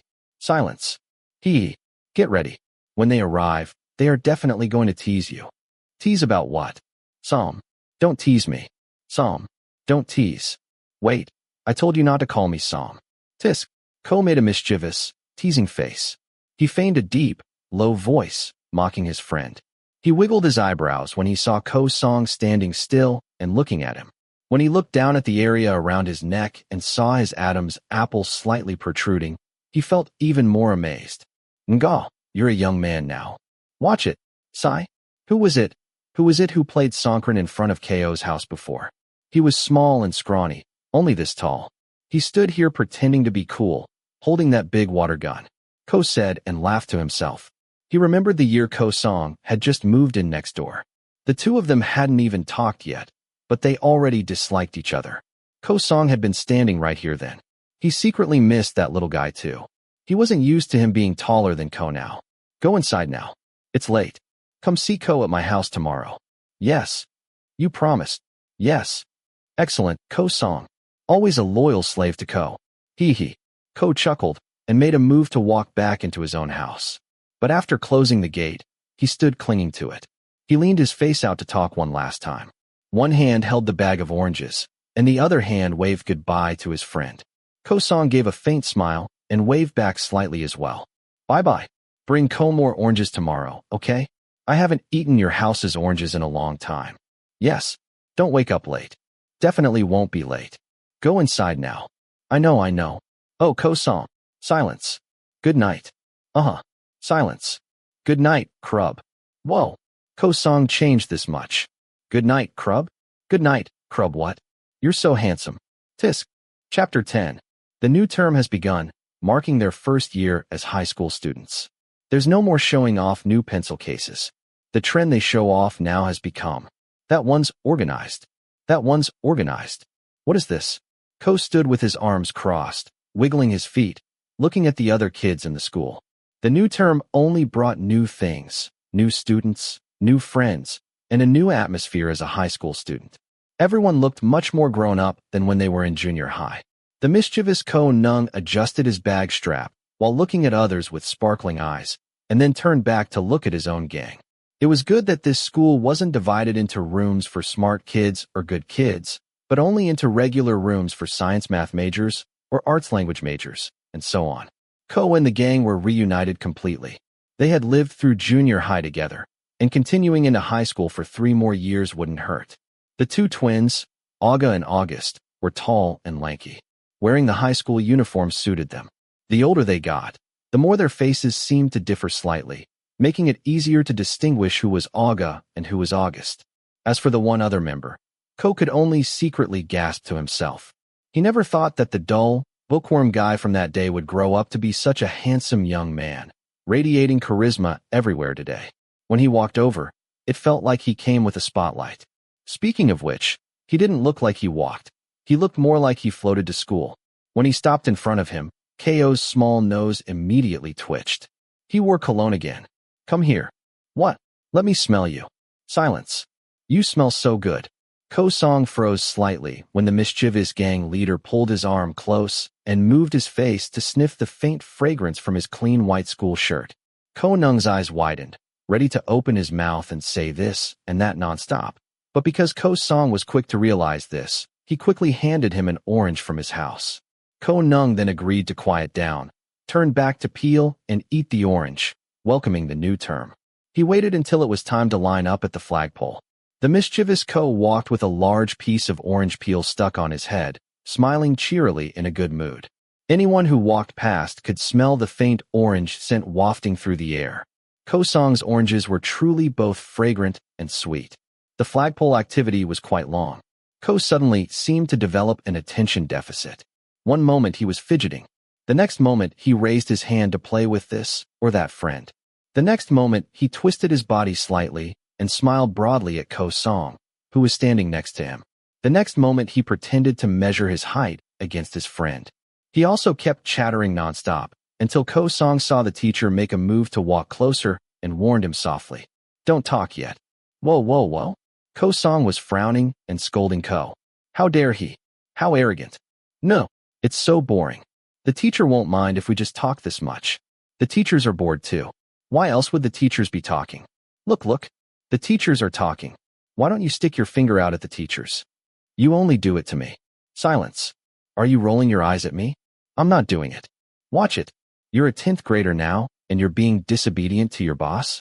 Who was it who followed me around before? Would you have survived until today without my protection? Tisk. Silence. Ko Song. Silence.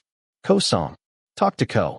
Ko called out in a drawn-out voice, and he glared at the bland-faced subordinate, but the other person still didn't pay him any attention.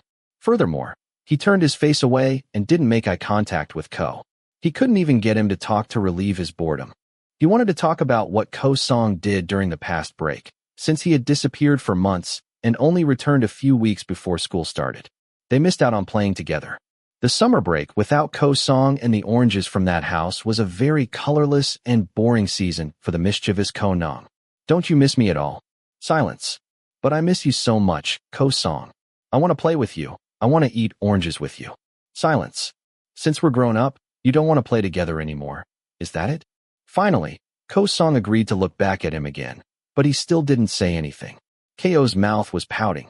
He was about to raise his hand to hit him once, but he jumped when his beloved homeroom teacher walked over and lightly tapped the spine of a file on his head. Don't talk loudly. Ow! Nothing about the new term was going right. Ko wanted to go home. By the time the flagpole activity finished and they were able to gradually walk up to the classroom, a lot of the first period was gone. The teacher saw it was the first period, so he didn't teach much, only explaining the subject. Ko still occupied the seat next to Ko-song as usual. Even though Aga fussed about wanting Ko to sit with him after they started 10th grade, he wouldn't. Sitting with Ko-song was the most comfortable.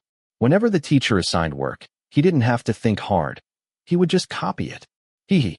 Plus, he was lucky. Whenever they were paired for work, the teachers always paired the two Kos together. Even when the teachers let them choose their partners later on, Ko would choose Ko-song every time. As he said, no one was as comfortable to be with as Ko-song, because Ko-song didn't scold him and was the best at indulging him. If Ko wanted an orange, he immediately handed him an orange without hesitation. He never laid a hand on him. He was truly a very lovable slave. He didn't know when he had slumped down onto the desk. He looked up at the face of his friend who was diligently studying next to him. The morning air wasn't very hot, but sitting and studying in the building with the windows open made it cool and comfortable when the wind blew through, so much so that he almost drifted off to sleep. Ko didn't want to fall asleep right on the first day of class, so he had to find something to relieve his drowsiness. And that couldn't be anyone other than the young man next to him. Ko-song flinched. He lowered his eyes to look at the room's rascal, who suddenly reached out and grabbed his face.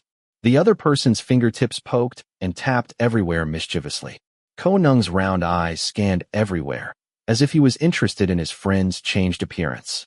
Ko-nung's hand still smelled faintly of oranges, because he carried the orange peel around with him everywhere. Even though he had finished eating the orange a long time ago, the orange scent still lingered. Don't bump me. Your voice broke, and I'm not used to it. Silence. Wow, your hands are bigger than mine now. Look. The room's rascal grabbed one of his friend's hands, spread it open, and placed his own hand on top. When he saw Ko-song's fingers were longer, his eyes widened. Next, he tried grabbing this and that to compare with himself. He reached out to stroke his friend's Adam's apple. He touched his friend's ear. Sometimes he was so naughty, he even poked his finger into his friend's ear. When he saw Ko-song couldn't concentrate on listening to the teacher, he let out a hee-hee laugh, like the villain in a manga comic. Ko-song narrowed his eyes slightly, staring at the person who was lying there with his eyes closed, bathed in sunlight. Sometimes Ko stretched his arm out, like a cat basking in the warm sun. Ko flinched severely.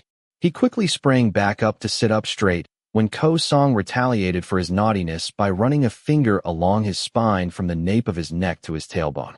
This gave Ko goosebumps. His cheeks were flushed. He quickly sat up properly and pointed at his friend to warn him. You're older now and getting cocky. You don't respect your boss anymore, huh? Focus on studying. Ko-song. From now on, Ko promises to make sure your 10th grade life has no peace. A dark, menacing aura abruptly rushed out from the devil next to him. Ko-nung's mischievous eyes seemed to be filled with malice. Methods of revenge, methods of retaliation, all sorts of plans popped up in his head. The rascal was ready to choose the most cruel method to deal with the disloyal slave. When Ko-song saw the room's rascal about to transform like that, he reacted by taking a long sigh and taking something out of his bag. The orange object with the glossy peel made the wicked devil's eyes sparkle brightly again. When he moved the orange in his hand to the left, Ko-nung looked left. When he moved the orange to the right, he looked right. Take it. Damn it. The plan for world domination failed because of just one orange. Physical education. The smart Ko-nung wore his school gym uniform, jumping up and down diligently. His favorite subject had arrived. For Ko Neung, running around during PE class was much better than sitting and solving equations during math class. The energy that had vanished during the morning class was now fully restored. The sport they would be learning in the first term of 10th grade was volleyball. Ko took the ball and bounced it on the floor happily. He waited for the teacher to teach the underhand pass, watching intently, before everyone got up to spread out and practice. At the end of the period, they had a test with the teacher. 5 consecutive underhand passes without dropping the ball. Ko clasped his hands together and crouched up and down, his eyes fixed on the ball floating in the air. It seemed Ko was born with a talent for sports. After practicing for a short time, he could perform several passes consecutively without dropping it.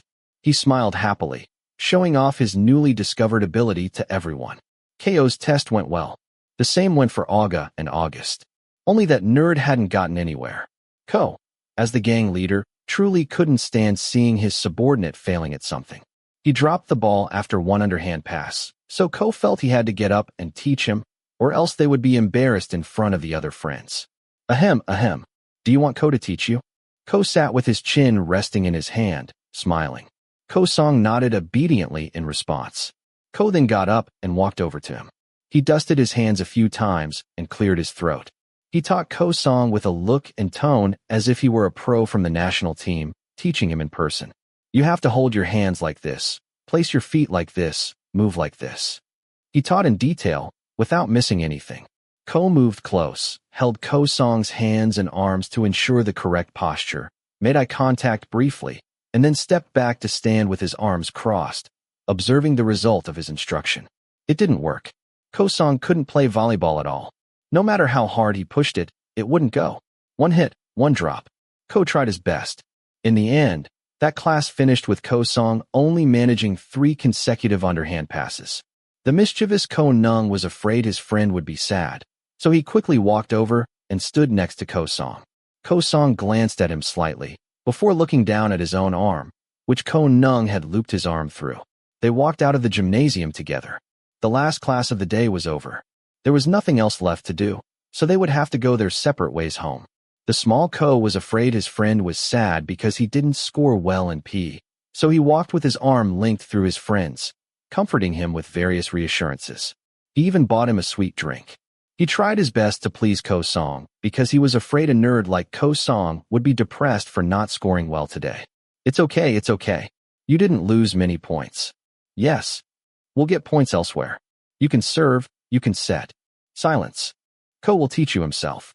Trust your boss. Follow your elders, and the dogs won't bite. Ko patted his own chest and looked up confidently. Ko Song looked and lifted his drink to sip. He gave a faint smile before the two of them walked to the bicycle parking lot together. Today, the two Kos cycled separately. But he guessed that after this, Ko Neung's bicycle probably wouldn't be brought to school again this term. Maybe even the whole year. Since the slave Ko Song was back, why would Ko need to bring his own bike? Come do homework together this evening. Yes. Bring oranges too. Yes. Silence. Some. Huh. Ko responded, even though that wasn't his name. He didn't know why Ko Song gave him this name. He had a perfectly good name, Ko, but he kept calling him Som. He called him that so much that Ko finally agreed to use this stage name. The good thing was that Ko Song didn't call him that unnecessarily to embarrass him. When they were at school or with other friends, Ko Song never called him by this name. Or if he did, he would whisper it so only the two of them could hear. Next time, keep the oranges safe. Huh. Otherwise, I won't bring you any more oranges. What do you mean? Silence. What do you mean? I'm confused. Ko tilted his head, raising his eyebrow to ask the owner of the orange tree next door. Ko Song sighed deeply and then slowly replied. The ones you take to school, eat them alone. Silence. Don't give them to anyone else. Oh, I understand now. So you don't want me to share the oranges with other friends? Silence. Why are you so possessive? Oranges are so delicious. It's good to share them with friends. I want my friends to try the oranges too. Silence. Ko Neung just realized that Ko Song was actually this possessive, especially about his oranges, which he seemed to guard tightly. The next day, he secretly tried sharing the oranges with the whole class, and he immediately noticed that Ko Song was visibly annoyed. Even though he didn't say anything, Ko-song's attitude made the mischievous Ko understand immediately that Ko-song's possessiveness over the oranges was no joke. He was very protective, especially when he saw nearly half the class swarming to ask for oranges until there was only a little left for Ko to eat. The real owner of the oranges would emit a chilling aura around him, making Ko, who was sitting next to him, feel a shiver down his spine. Because of this, the playful Ko had to come apologize. He brought food from home to appease him. He stood pressing the doorbell for a long time before Ko-song came out to open the door. Then he apologized profusely, promising he wouldn't do it again. He even held up his pinky finger, wiggling it right in front of him, but Ko-song still stood there with his hands behind his back, looking at him with an expression that made the smart Ko shrink to 2 inches tall. I won't share with anyone else, I promise. Silence. I'll definitely save the oranges to eat alone. Silence. Let's be friends, okay? Befriend us. I'm not angry. You're not angry, my foot. Your face has been grumpy since morning. Finally, Ko couldn't stand it. He grabbed their 2 little pinky fingers and linked them together, ignoring whether his neighbor friend consented or not. He pried his pinky finger out and linked it with his own, then let out a hee-hee laugh until his eyes crinkled. When he looked at Ko-song's face again, it seemed the scary cold aura of the Ice Prince had completely vanished. I'm not possessive, but I brought them for you to eat alone. Ko's eyes sparkled when Ko-song handed him a bag of oranges. He had been so busy apologizing that he didn't notice Ko-song had something hidden behind him. Seeing that it was his favorite fruit, he immediately smiled. After a quick scan, he found there must have been about 4 or 5 fruits. That was more than enough to ensure Ko's evening would be filled with happiness. Take it. You only got to eat a little today. Oh, so you were worried that Ko was being forced to share the oranges? This friend is really sweet. Give me a hug. Ko-song stood still, waiting for his neighbor friend to jump in and hug him, making him stumble back slightly.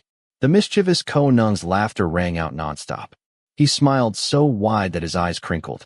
After the 2 of them finished exchanging snacks to make up with each other, Ko reached out and patted his friend's shoulder 2 or 3 times and spoke with a cheerful expression. All right. I won't hold a grudge against you for ignoring me today, because you were worried that I would be forced to share the oranges. You're a pretty loyal subordinate. Thank you very much, Ko.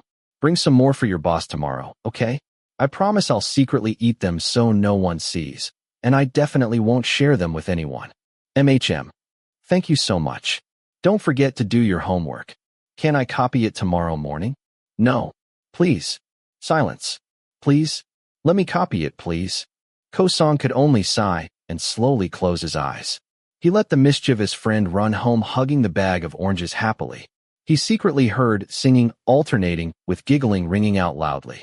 Leaving his neighbor friend still standing in the same spot, Ko-song shook his head slightly and then walked back into his own house. Ko-song went straight up to his bedroom. He threw himself down on his back on the bed and took a long sigh. He raised his arm to rest on his face, trying his best to suppress his smile, even though both of his cheeks were starting to blush nonstop. This is bad. The Orange Devil was really planning to conquer the entire world using that smile as a weapon, wasn't he? Chapter 11. What is it? What's going on? Hey, don't. Let me see too, good people. What are you looking at? If you want to look, you have to be quiet, Ko. Zip my mouth shut, done. Come on. His friends secretly glanced left and right and quickly beckoned Ko to come closer. He didn't know what they were looking at in the back of the room. Seeing his friends acting secretive, the mischievous Ko Neung, who had just finished lunch break, crept over and sat down to join the gang. When he saw the magazine-like book that the boys were looking at, he suddenly felt like a heavy brick had fallen right onto his head. Teacher, these guys are secretly looking at pornographic magazines. So hot. Ko gaped. It wasn't that he hadn't seen pictures of various scantily clad women before. At their mischievous age, they sometimes secretly looked at things, even if they weren't old enough. But Ko wouldn't dare open it at school. When he saw another friend about to walk in, Ko quickly ran back to his own seat. He pretended to sit with his chin in his hand, looking at the birds and trees, whistling into the wind. After a while, he heard a clamor coming from that area. The friend who was looking at the pornographic magazine anxiously put it away in his bag when he was pointed at and scolded by a group of female students who threatened to tell the teacher. Ko secretly sighed deeply. It was good that he came out earlier. Otherwise, the The reputation of Cool Ko would definitely be ruined too. You startled me. Take this. Did you buy this for me? You're so sweet, Aga. He hadn't been drawing on the table for long when he suddenly jumped, feeling something cold touch the back of his neck. The mischievous Ko was startled. He looked up. When he saw his friend holding a bottle of cold orange juice in front of him, he immediately snatched it. He sat back down, sipping the orange juice and closing his eyes blissfully. The sweet, sour, cool, and refreshing taste was a good stimulant to help the mischievous Ko Neung wake up and be ready for the afternoon class. August smiled. He dragged his friend's chair to sit on the other side of the desk. August was doing the same, sitting and reading comics next to him. As for the real owner of the chair, he was standing and talking to a friend in the corner of the room. He guessed that when the teacher came in, these two friends would have to return the chairs to the real owners. While August was focused on his manga comic, Aga rested his chin in his hand and stared at him. Ko Neung raised his eyebrows slightly, tilting his head and asking curiously, "Why are you looking at my face? What happened to you?"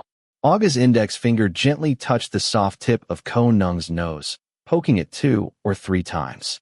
It was a small red abrasion, but it was quite noticeable on Ko's face.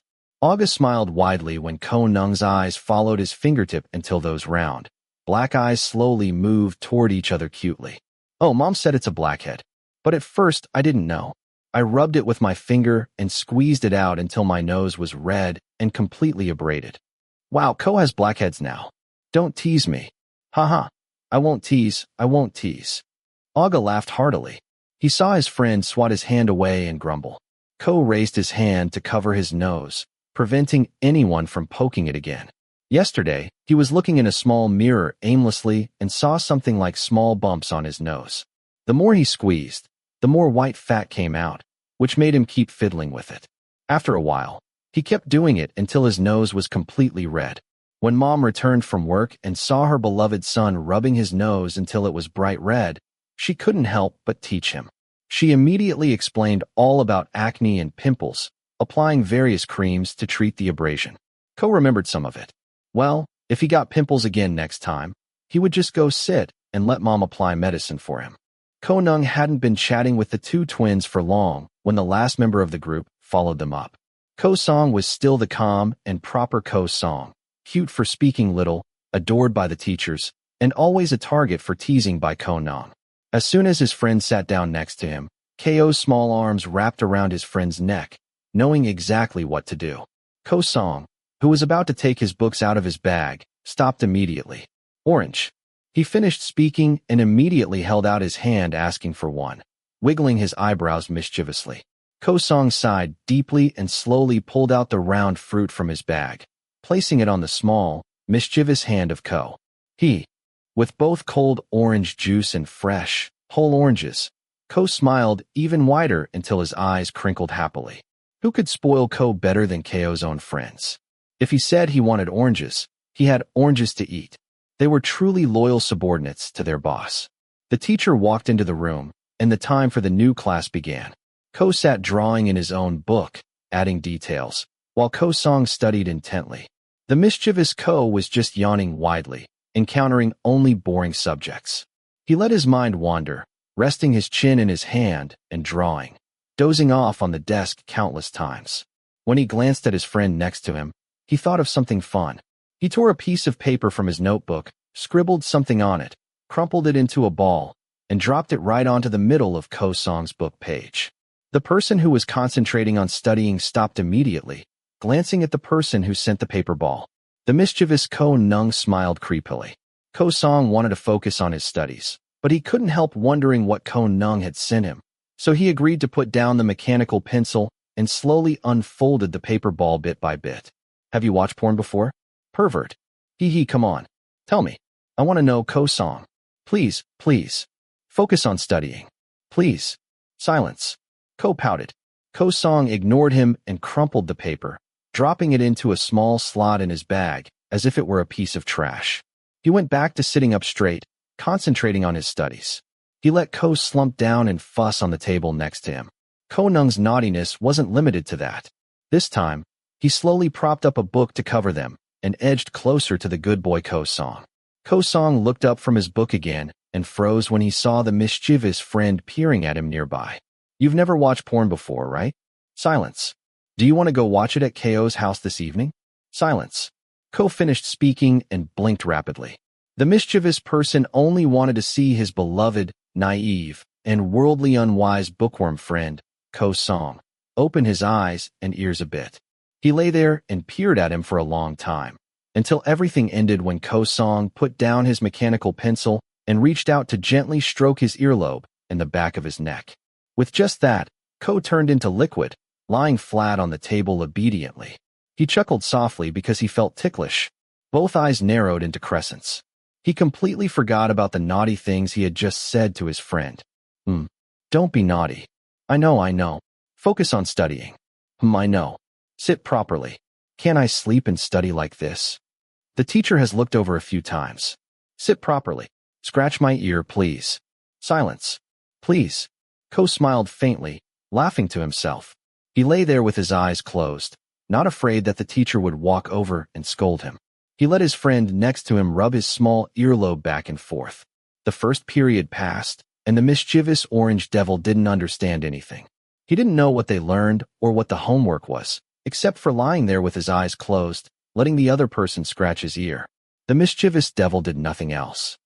What an honor to have Sir Ko Song rest in my bedroom tonight. I'll go back when my parents return. I won't stay overnight. Tonight is Friday night. What's wrong with sleeping over to watch movies and comics with your friend? Our houses are right next to each other. No, Mom. My friend won't sleep over. You're a young man now, Ko. The mother smiled slightly, and then walked over to place a tray of snacks next to her son. Then she let the two young men sit and do homework next to each other. She turned her back and went back to watching the evening drama. The reason Ko Song was at this house today was because no one was at his house. His parents went out for business and were expected to return late. Since that was the case, her mischievous son went and dragged his friend over to stay and play here first. He could go home when his parents returned. Because of this, Ko Song had to agree to sit and do homework here. He really couldn't disobey Ko. She craned her neck to look at the boys' backs again. The other boy sat doing homework and reading with a straight back. He looked like a diligent, hard-working student. But her Ko kept chattering about some hero rider, eating snacks, and stuffing them into his mouth nonstop. Sigh. He doesn't act like a young man at all, this Ko. When he sensed that his mother had slowly turned back, Ko, who was much naughtier and more wicked than his mother thought, stopped pretending to talk about heroes and leaned towards his friend. He whispered softly close to Ko Song's ear, so only the two of them could hear. What do you say? Want to go upstairs and watch it? No. Please. No. Ko Song. I'm going to do my homework. You're really not interested? Silence. I'm serious. Have you never watched porn before? Silence. Or pornographic comics? I don't believe it. Everyone has watched it. I'm not the right age. TSK. You can secretly watch things like this. Come on. Silence. You're a 10th grader now. You're a young man. Stop talking about perverted things. TCH. These innocent kids are so boring. Ko huffed, rolling his eyes at the studious nerd next to him. Kids the same age as Ko all watched these things. They were all mischievous. At least they must have secretly seen things once or twice, whether boys or girls. Some people pretended they never watched it, but they might have secretly watched it. He knew that if he talked about this with adults, he would definitely get scolded, but Ko was already daring enough. What could he do? It seemed that these things sounded cool and extremely proud for boys who had just grown up. They boasted about watching this or that, showing off who was more experienced and hardcore. They competed in trivial, pointless matters. So some people felt they had to go look, or else they would be judged by their friends, just like Ko Song was being judged now. I can't believe it. I can't believe it. You're a real ultimate nerd. You are. Silence. You'll see when you get a girlfriend. What does having a girlfriend have to do with this? Yeah. Haven't you taken sex education? Being in a relationship doesn't mean you have to. Do you understand the phrase, letting the mood take over? Silence. See? You're a 10th grader now. Girls are looking at you with shining eyes. Kame, Baibua, and others in different classes. You're as hot as Aga. Girls like guys with slanted eyes, right? Don't tell me you're going to introduce a girlfriend next Monday, getting a girlfriend before me. You look all quiet and meek, but you're not. Ko Song sighed deeply. He slowly turned back to look at his friend, who wouldn't stop talking nonsense. He picked up his friend's homework book, opened it, and pointed to the question the teacher assigned, as if subtly ordering Ko Neung to shut up and finally finish his homework. But would a mischievous child like Ko Neung listen? He covered the page of the workbook with his hand and immediately stared into his friend's eyes up close. Do you have a girl you like yet? Silence. Do you like Kame? Or do you like Baibua? Silence. Tell me. I promise I won't tell anyone. Only the two of us will know. Silence. Whisper it to me. The mischievous Ko Neung stared into his friend's eyes with excitement. He desperately wanted to hear if someone like Ko Song, who spent all day studying, would have a crush on any girl in the class. It was normal for friends to be curious about their friends' love life. If not to tease them, they would save it to poke or point out during lunch break or something like that. Just thinking about what kind of person Ko Song's type was made Ko secretly giggle nonstop. I've crossed my fingers and waited. If I find out the truth, you won't escape, Ko Song. I'll tease you into a coma. Ko Song raised his eyebrows slightly. He agreed to put down his homework and turned to face him, moving his face closer than before. The mischievous Ko quickly tilted his ear, waiting for the answer immediately. You want to know? Silence. The mischievous Ko Neung nodded his head in agreement. His friend's warm breath blew onto his earlobe, making him feel a bit ticklish. But because his curiosity was overwhelming, he agreed to sit still, waiting to hear what his friend would say next. I won't tell. You. Ko jumped up, crying out loudly until his mother had to crane her neck to look again. He grabbed one of his own ears and continuously hit his friend's arm with the other hand. Ko Song pretended not to care. He turned back, fiddling with his pen, preparing to continue his homework. He let the homeowner's son still sit there holding his red ear, grumbling nonstop, snacking on chips, but still complaining about what happened moments ago. How wicked you are, Ko Song. How dare you trick Ko into being curious and then bite Ko's ear like that. Truly wicked. Chapter 12. Ouch. What's wrong? A canker sore. Ko Neung stopped the hand that was scooping rice into his mouth and sat with a grimace. Aga laughed softly. All day today, the mischievous Ko Neung seemed especially irritable. Because of the canker sore, he couldn't eat oranges or products made from oranges as he usually did. He tried this morning, but when the sourness hit the sore, it stung so badly that he had to pound the table and sit, resentful to the point of tears. He didn't know why, but he woke up this morning with a sore on the tip of his tongue. Everything hurt, and nothing tasted good. Where? Right here, Aga turned back and held his friend's chin. Ko Neung then opened his mouth and stuck out his tongue to show him. Immediately, Ko Song and August, who were sitting side by side eating, paused and looked up at the sight. Aga nodded slightly when he saw the sore inside the mouth, pinched the tip of the group's troublemaker's nose affectionately, before getting up and walking off to who knows where. He left the mischievous Ko Neung sitting there whining, pushing his plate of minced pork and basil away, and looking at it wistfully with regret. Take it. Huh? Chrysanthemum tea. Yes. Why did you buy it for me? I don't know. I've had it before, and Mom said it helps. Really? You're not tricking me, are you? No. Why would I trick you? Thank you. And I'm not returning the money because Ko Neung's money is limited. Aga burst out laughing, reached out to ruffle his friend's hair a couple of times, and sat down to continue eating. When he saw Ko Neung's minced pork and basil plate, which was nearly half full, he decided to finish the rest instead of its original owner. Ko Neung sat sipping the chrysanthemum tea, making cheerful sounds. Although it couldn't compare to oranges, having something sweet, cold, and refreshing like this was nice as well. I almost forgot. When will they open for us to sign up for clubs? Friday evening. Oh, right. And what clubs are you guys going to join? Of course, it has to be. Aga, August, and Ko Neung put everything down and leaned their faces and hands towards each other immediately. A mischievous smile appeared before they all spoke at once. Football.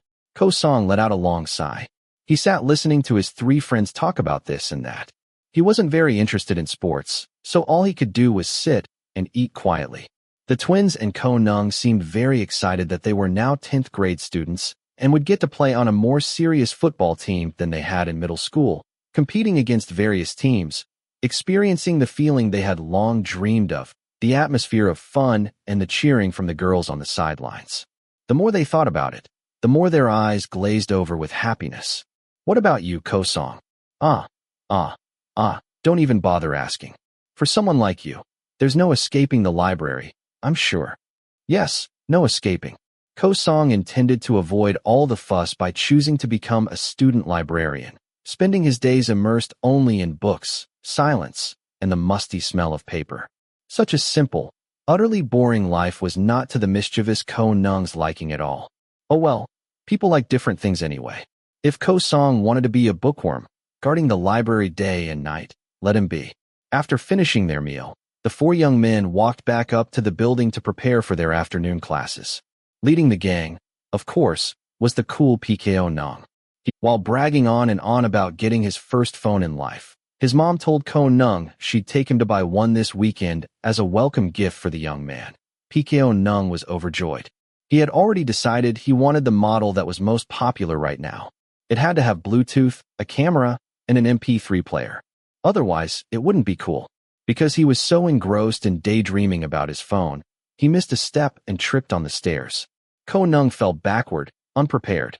He immediately squeezed his eyes shut in panic, completely frozen. He feared his head would hit the ground. Luckily, his friends were there to catch him. Aga, on his left, managed to grab his arm just in time, and August, on his right, grabbed Ko-Neung's arm as well. Both looked at him with shocked expressions. Watch your step. And from behind came Ko-song, the man of few words, warning him in a low voice. He followed up, using his arm to support the mischievous Ko-Neung's back just in time. The twins' shouts made others in the hallway, including the teacher, turn to stare. The mischievous Ko-Neung laughed nervously, attempting to climb the stairs with more caution than before. After reaching the classroom, everyone sat in their respective seats. Aga whined, wanting Ko-Neung to sit next to him, pretending to be disappointed about something. He recalled memories of how they used to sit and study together, inseparable, but since high school, Ko-Neung had gotten attached to Ko-song instead. Ko-Neung could only shake his head and laugh upon hearing this. For him, whether someone came first or later didn't matter. Close was close. And one reason he became best friends with Ko-song so quickly might be because their houses were next to each other. The second reason was probably because Ko-song's family's oranges were so delicious and suited his taste. So, he had to be friends with him to get free, delicious oranges. Hee, my mouth hurts. He complained as he sat in class. One hand spun a blue ink pen. It was one of the few pieces of school equipment the mischievous PKO Neung ever brought to school. This was in contrast to Ko-song, who had a complete set of school supplies, bringing all his notebooks and textbooks for every class. He never lacked anything, never giving the teachers a chance to scold him. Even now, he still found it strange. Why would a good kid like Ko-song choose to be in a useless, mischievous gang like this? Hey. What? Ask you something. Did your mom really buy you a computer? That's awesome. Ko-Neung's mouth dropped open in awe, and he gave his best friend a thumbs up. He knew that Ko-song's family was quite well off and had a complete set of equipment and belongings. Ko-Neung had occasionally gone over to his house to hang out. He had seen the overly extravagant talking stick. He had seen large musical instruments like a piano in the house, the newest model of mobile phone that they said was incredibly expensive. And most recently, this, a home computer. Hearing this, his ears perked up and his eyes widened. He slowly leaned closer, inching towards him, and immediately placed his head on his friend's arm, rubbing it affectionately, knowing exactly what he was doing. Ko-song looked down at his friend's posture. Looking into those round eyes, he could guess what the other person was thinking right now. Mom won't let me play games. It's for school. Not even a little? I don't know. Ask Mom yourself.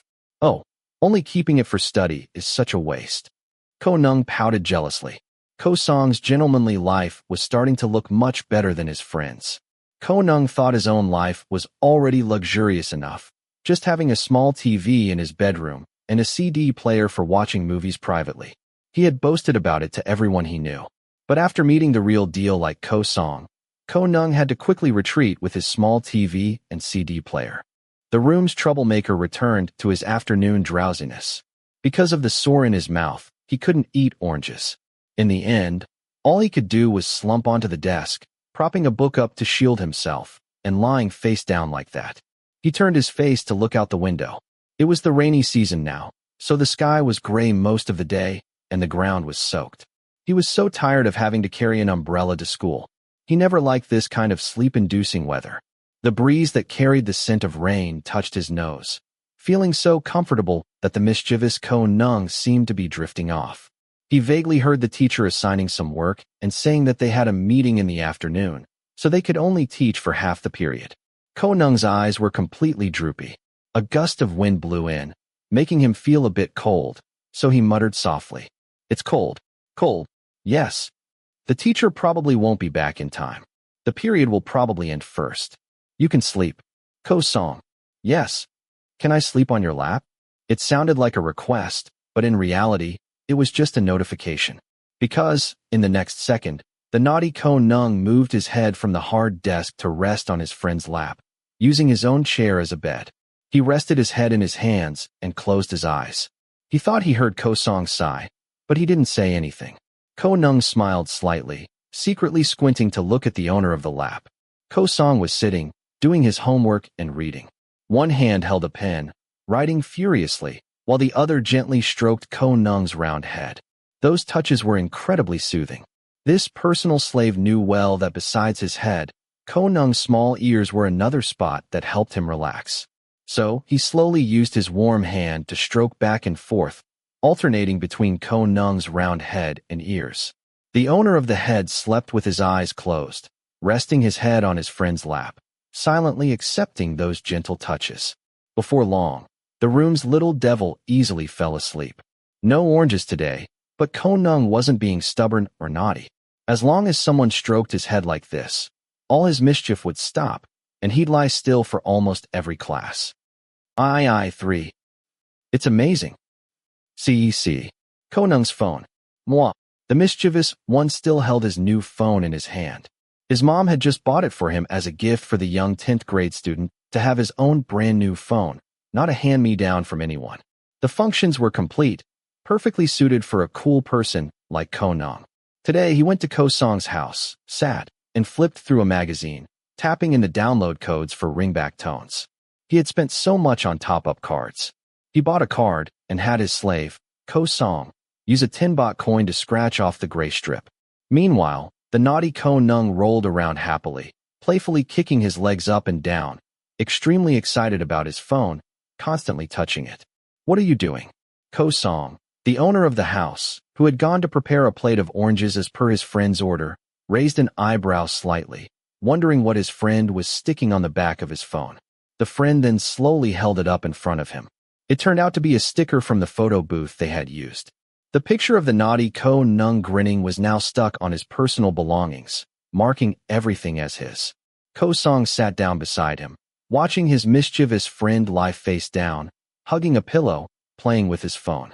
Suddenly, the friend pressed a button on the keypad, lifted the phone to his ear, and flashed a wide smile at Ko Song. A few seconds later, Ko Song's mobile phone received a call. He shook his head softly, as if he wouldn't answer, but his mischievous friend kept urging him. Finally, he reluctantly pressed answer, even though they were sitting so close. Look at him now. He only cared about his new phone, his eyes sparkling, refusing to put it down. Ko Neung was getting too obsessed with the phone. "Hello, hello? Can you hear PKO Neung?" Of course, he could hear him. They were sitting right next to each other. "This is a call from Ko Neung, the most handsome person in the world. After this, if Ko Neung calls, you must answer every time. Got it? Save the number as PKO Neung's number. You must answer every time." He. Once he was tired of making pointless, money-wasting calls, he hung up. The mischievous Ko Neung smiled broadly, his eyes crinkling, in a good mood. He then quickly grabbed Ko Song's phone and saved his own number. After arranging everything, saving each other's phone numbers, it turned out the first number saved on Ko Neung's device was his friend's number, rather than his parents'. Tried playing music, tried calling. Let's try the camera. Ko Neung's speed was devilish. From lying down on the floor, he suddenly sprang up and pulled Ko Song into a close embrace. He quickly opened the camera, held the phone firmly, flipped the camera towards himself, and extended one arm slightly, preparing to capture the first photo on the device. He adjusted the position for almost a minute before pressing the shutter. Let's see. Ko Neung quickly opened the photo file, beaming, and nudged his friend sitting next to him to look. In the picture was Ko Neung, grinning widely with crinkled eyes, closely embracing his best friend, Ko Song, who was looking at the camera. The first memory, the first phone, the first photo with a friend. Everything was enough to make Ko Neung so excited that he couldn't stop smiling. Has the rain stopped yet? Has it stopped? He craned his neck to look out the window. Seeing that the rain had started to stop, he prepared to run home. He had been hanging out at his friend's house since the morning and still hadn't returned. It was a Saturday holiday, but he had just gotten a new phone and wanted to show it off to his friend. But if he didn't go back to help his mom filter water, if he didn't go back to please his mom, he'd probably get scolded. Okay, then I'm going home. Okay, be careful not to slip. Don't be so focused on your phone. I know. Can I borrow an umbrella? MHM. Bye-bye. Don't forget. If I call, you have to answer every time, okay? Okay. Gotta go. The mischievous Ko Neung ran out of the house. The empty space felt noticeably quieter. Ko Song let out a long sigh, intending to go back to his room to read. He bent down to pick up the plates, glasses, and all the snack packages he had brought to treat his mischievous friend, before pausing when he saw a sticker lying on the floor. It was none other than a sticker of that little troublemaker himself, who rushed home so excited about his phone that he didn't look at anything else. Ko Song picked up the picture, looked at his friend's bright smile, and couldn't help but smile too. Just looking at it felt like he could hear that signature laugh coming right out of the picture. He tidied everything up and walked back to his bedroom. He picked up his favorite Walkman. It was actually an old one his mom had bought, but it was still in good condition, so Ko Song used it. He flipped it over and over, smiling slightly, before sticking the new sticker right in the middle, gently tracing the edges with his fingertip to make sure it was secure. He sat looking at it, before putting on his headphones and playing his favorite song to accompany the drizzly atmosphere. Ko Song rested his chin in his hand, tapping the reading desk with his fingertips to the rhythm of the music.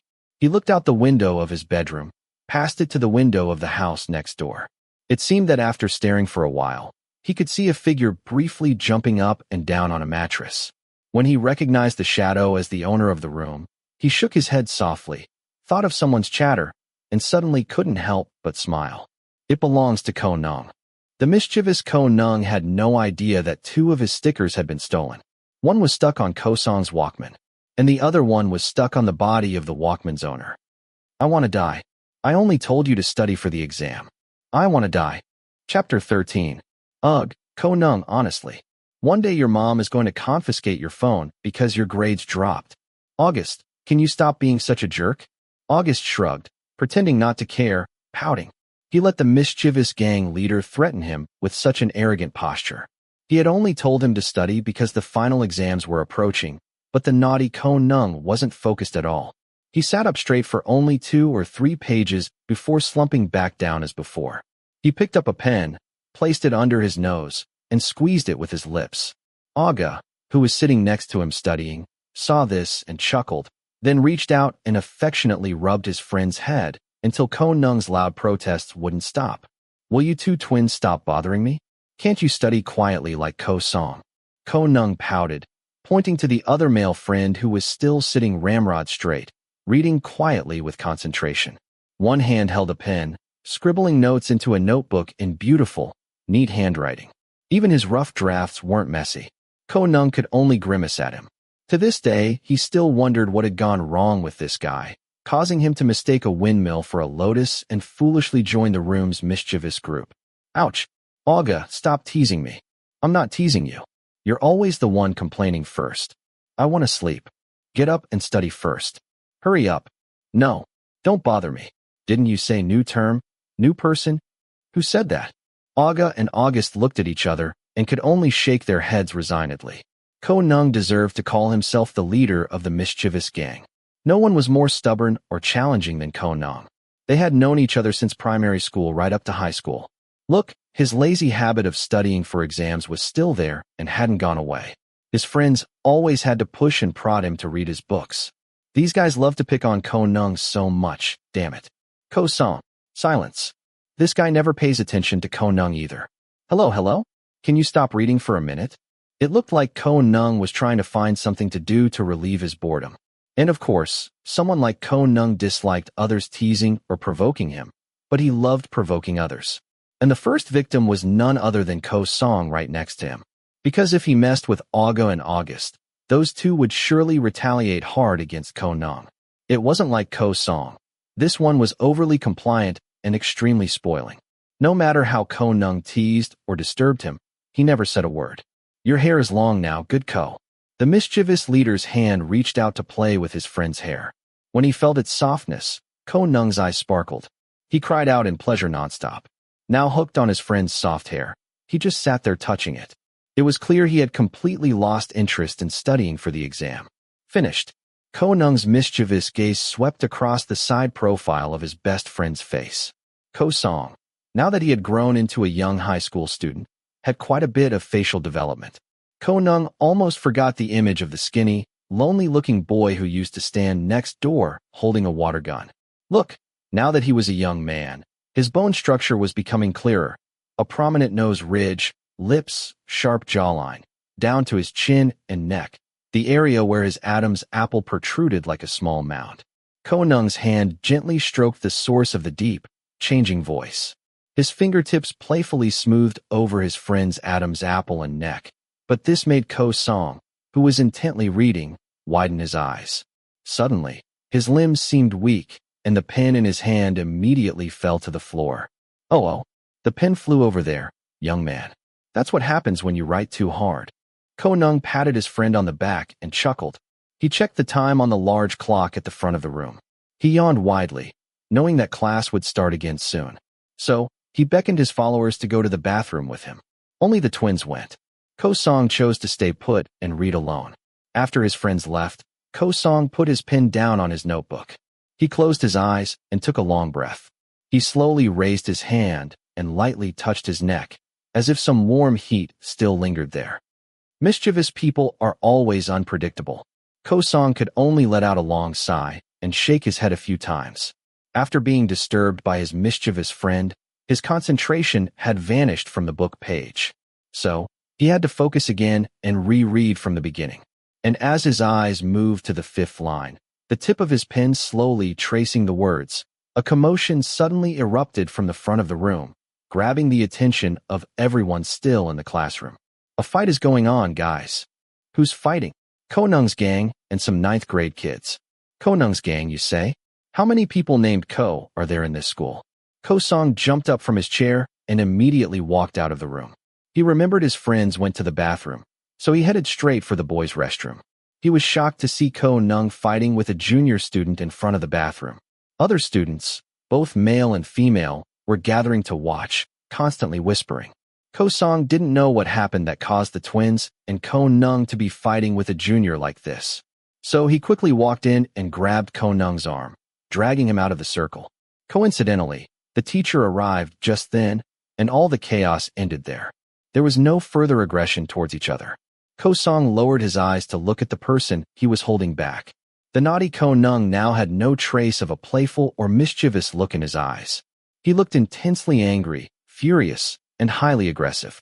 It was true that Ko Neung was inherently hot-tempered, but rarely did he see such a terrifying expression. Ko Neung's face had wounds and bruises, and his clothes were completely wrinkled, no different from the two twins standing next to him. What happened? Well, those jerks started it. They were trying to extort money from someone else. Ko Neung yelled fiercely. Not long after the commotion subsided, the teacher called everyone involved to meet in the cold room, the room used for questioning everything, or what they called the disciplinary room. Although Ko Song wanted to follow, because the teacher only allowed the students who caused the trouble to go, he had to reluctantly walk back to his seat. Throughout that period, he barely absorbed anything from the lesson. He just sat anxiously, the pen in his hand constantly twirling. When the class period finally ended, Ko Song quickly packed everything into his bag, not forgetting to sling the mischievous Ko Neung's backpack over his shoulder and carry the twins' bags as well. Laden with bags, he headed towards that cold room. When he saw his 3 friends walking out, he immediately walked up to them. They were extorting money from a friend, so he yelled at them.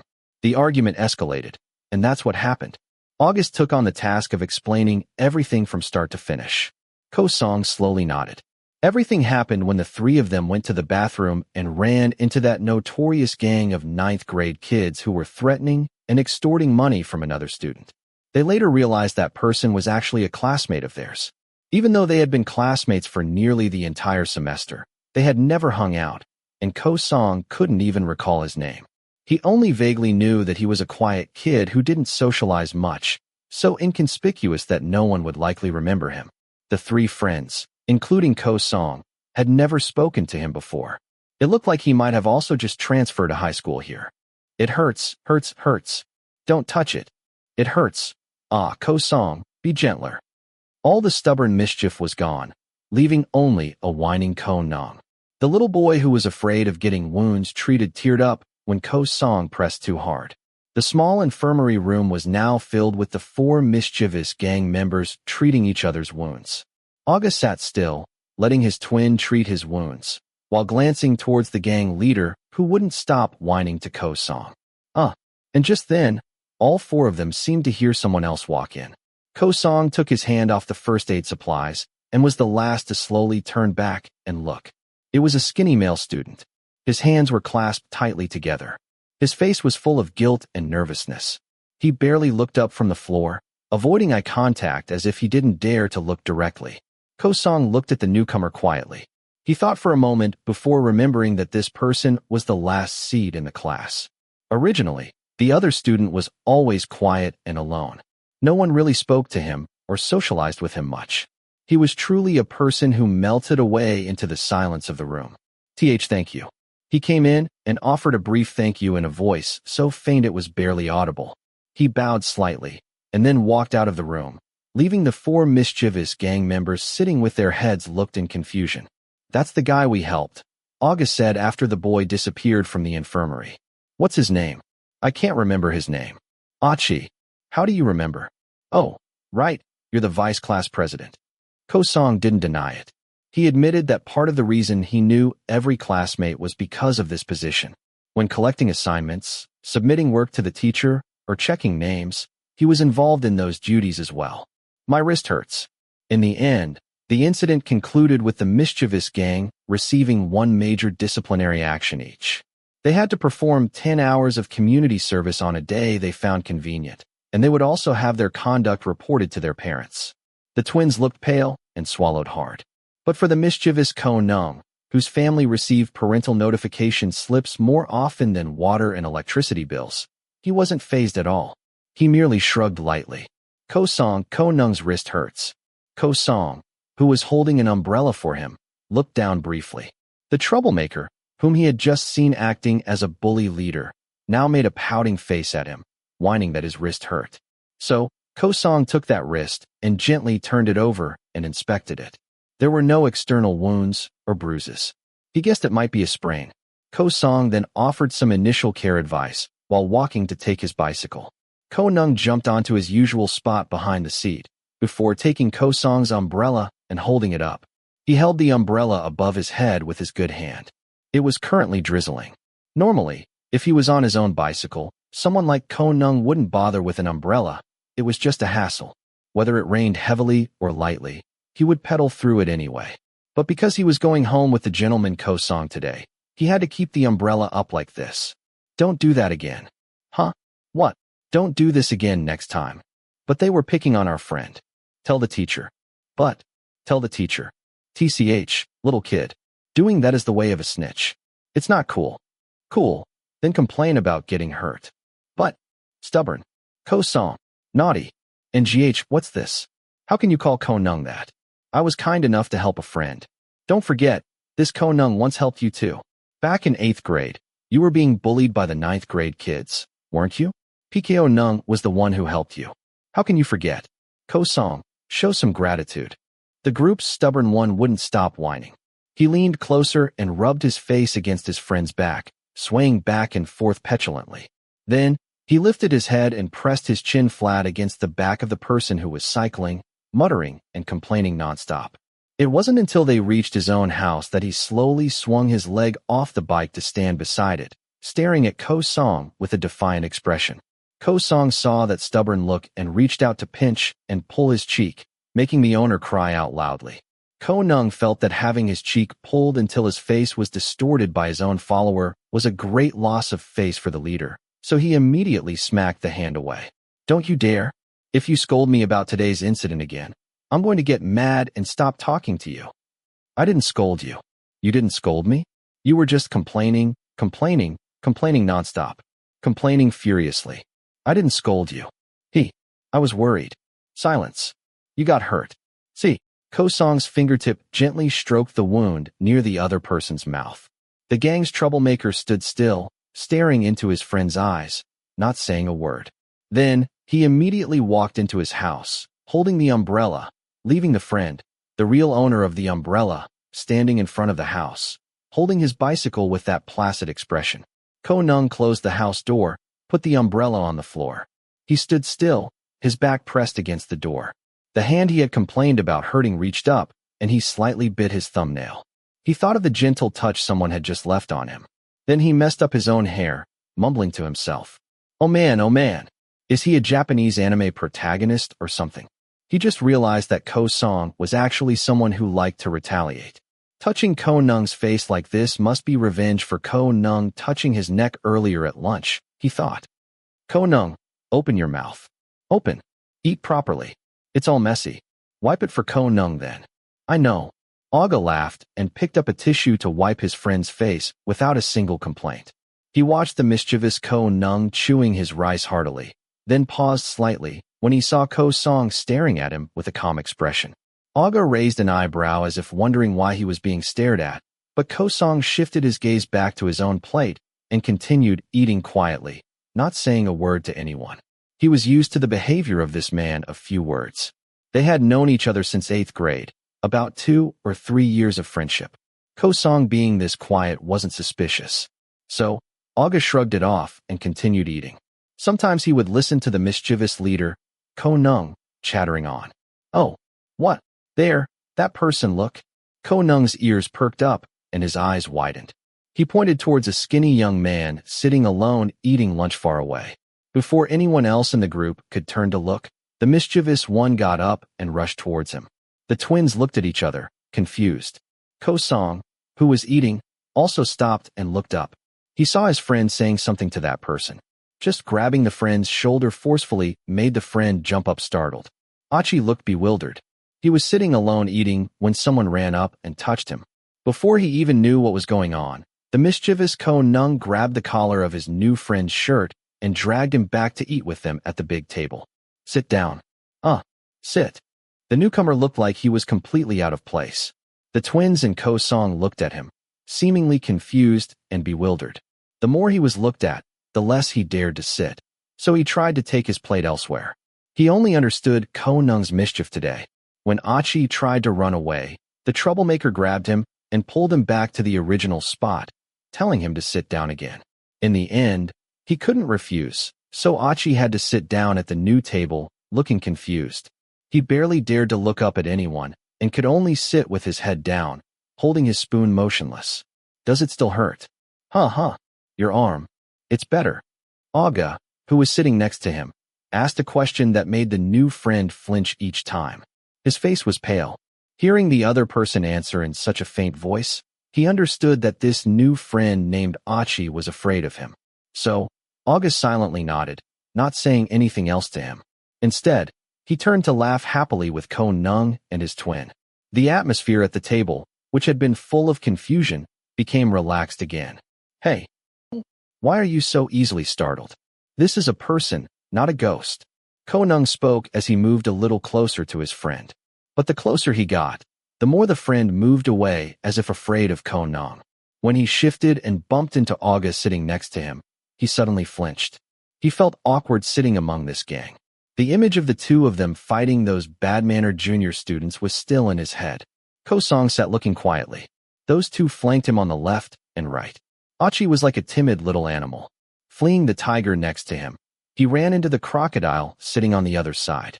He was completely subdued and could only sit with his head bowed. Your name is Achi, right? Ko-Neung asked.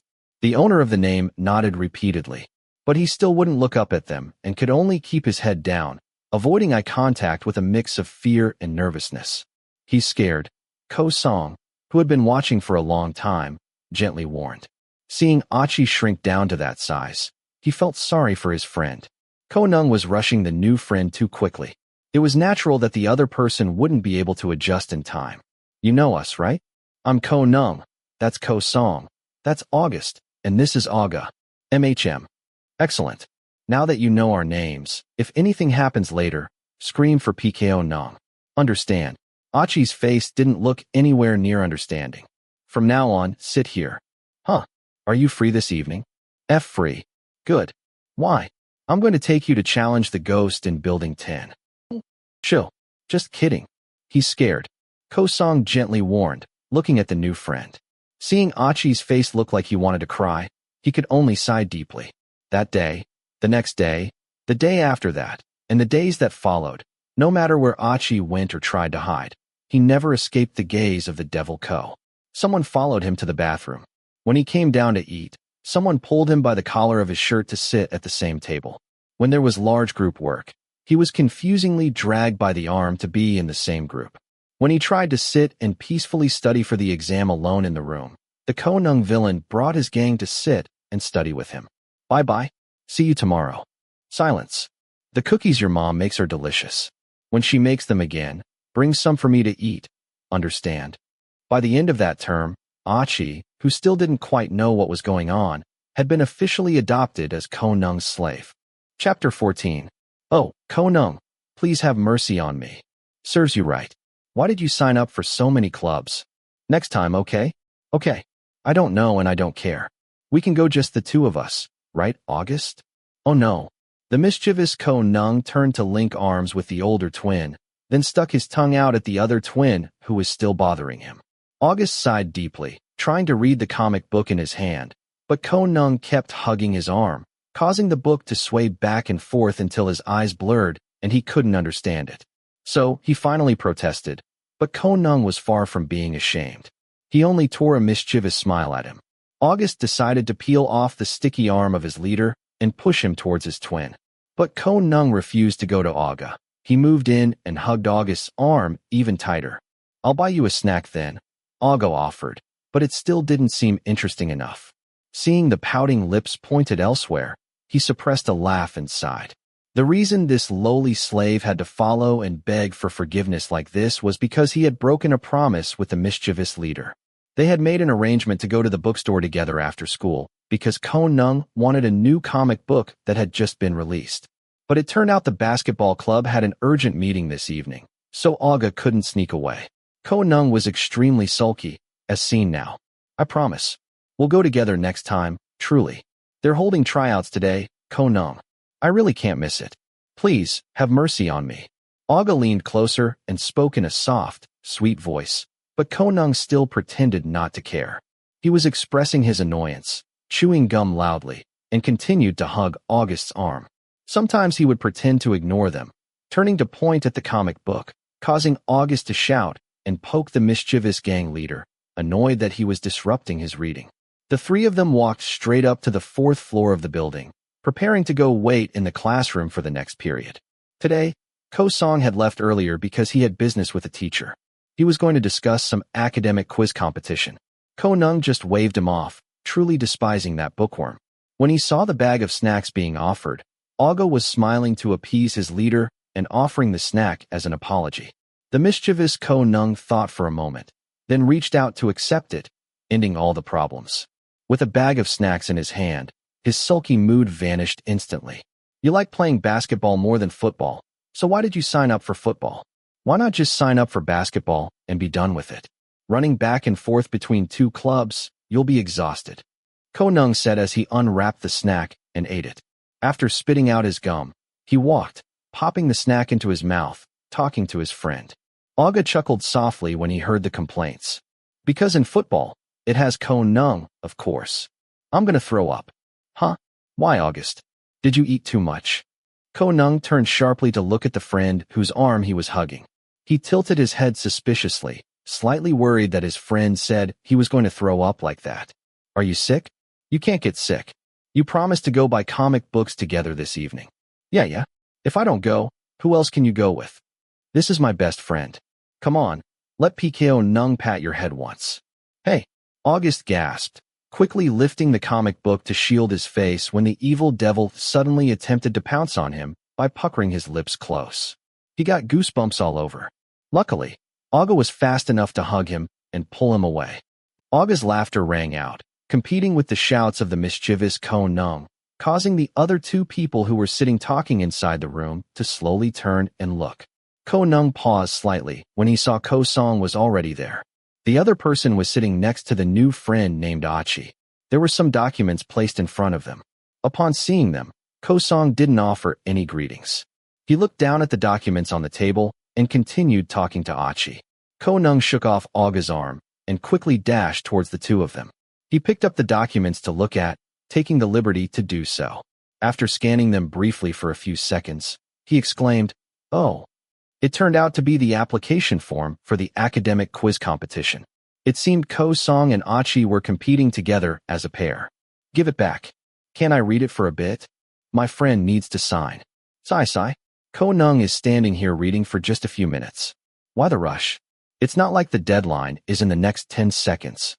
"Oh, are you in a hurry, Achi?" "Huh? No, I'm not," Achi replied softly. Although lately he had started talking to people in this group more, he still wasn't close with anyone. He could count the words he spoke with the talkative Ko Neung. Ko Neung liked to talk loudly and often surprised him.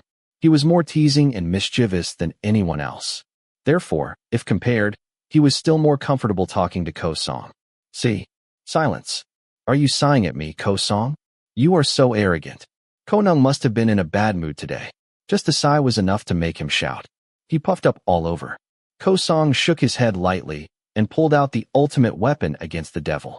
As soon as the orange fruit was placed in his hand, the devil's glare instantly vanished.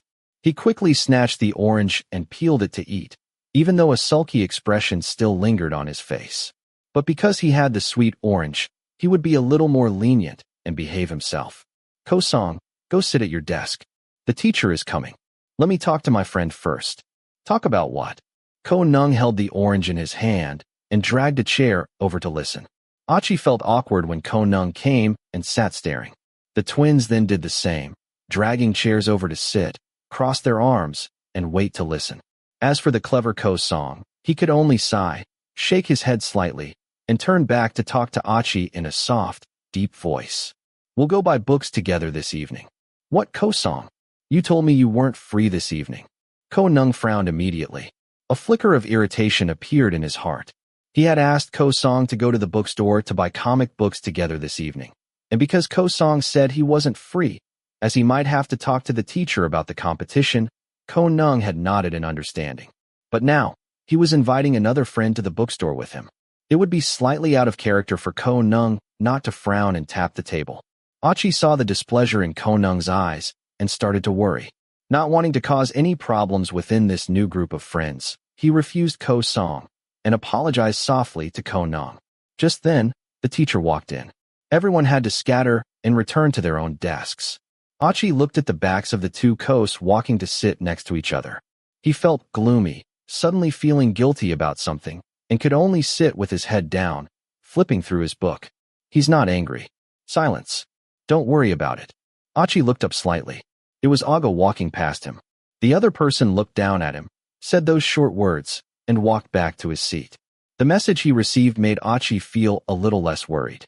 He glanced at the two Kos still sitting there, alternating with the back of Aga, who was sitting next to his twin.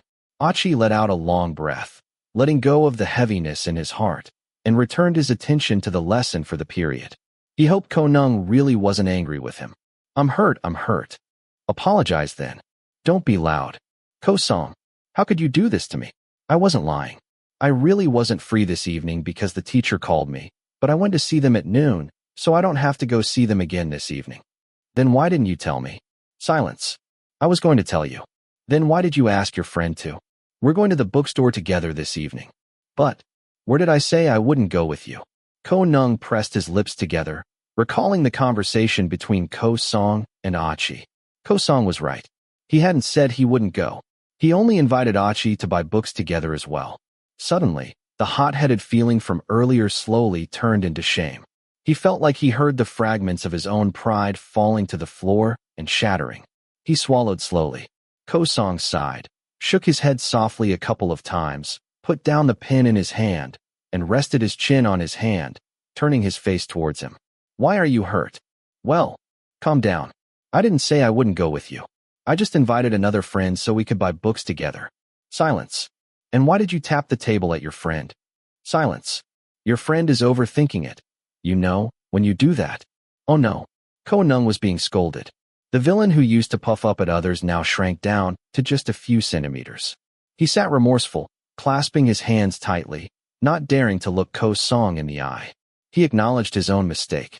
He also remembered well how worried Achi's face looked when he let his irritation show like that.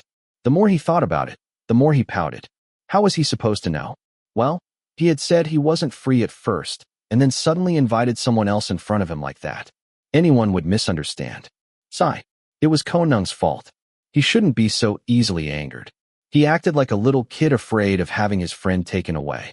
Ko Song, who was focusing on the lesson, suddenly paused.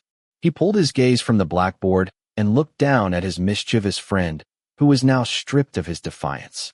Ko Neung rested his head, rubbing it against Ko Song's arm with a truly repentant, sulky posture. I'm sorry. I'm not mad. But I want to apologize. Okay. I'll apologize to Achi after class. I was the one with the bad manners. You just misunderstood. I'm remorseful now. I told you I'm not mad. Achi isn't mad either. Silence. Sit properly. Ko Neung nodded repeatedly before sitting properly. He no longer had any concentration for the lesson. He looked at his notebook paper, then remembered something and tore one sheet out. Ko Song saw his friend tear paper out and immediately turned to look, afraid the troublemaker would cause more trouble. But no, Ko Neung looked like he was writing a message on that paper. He folded it and turned back to his friends at the back tables, whispering something. Then, that paper was passed along and finally landed on Achi's desk. Achi's heart pounded. He picked up the paper to read with a worried feeling.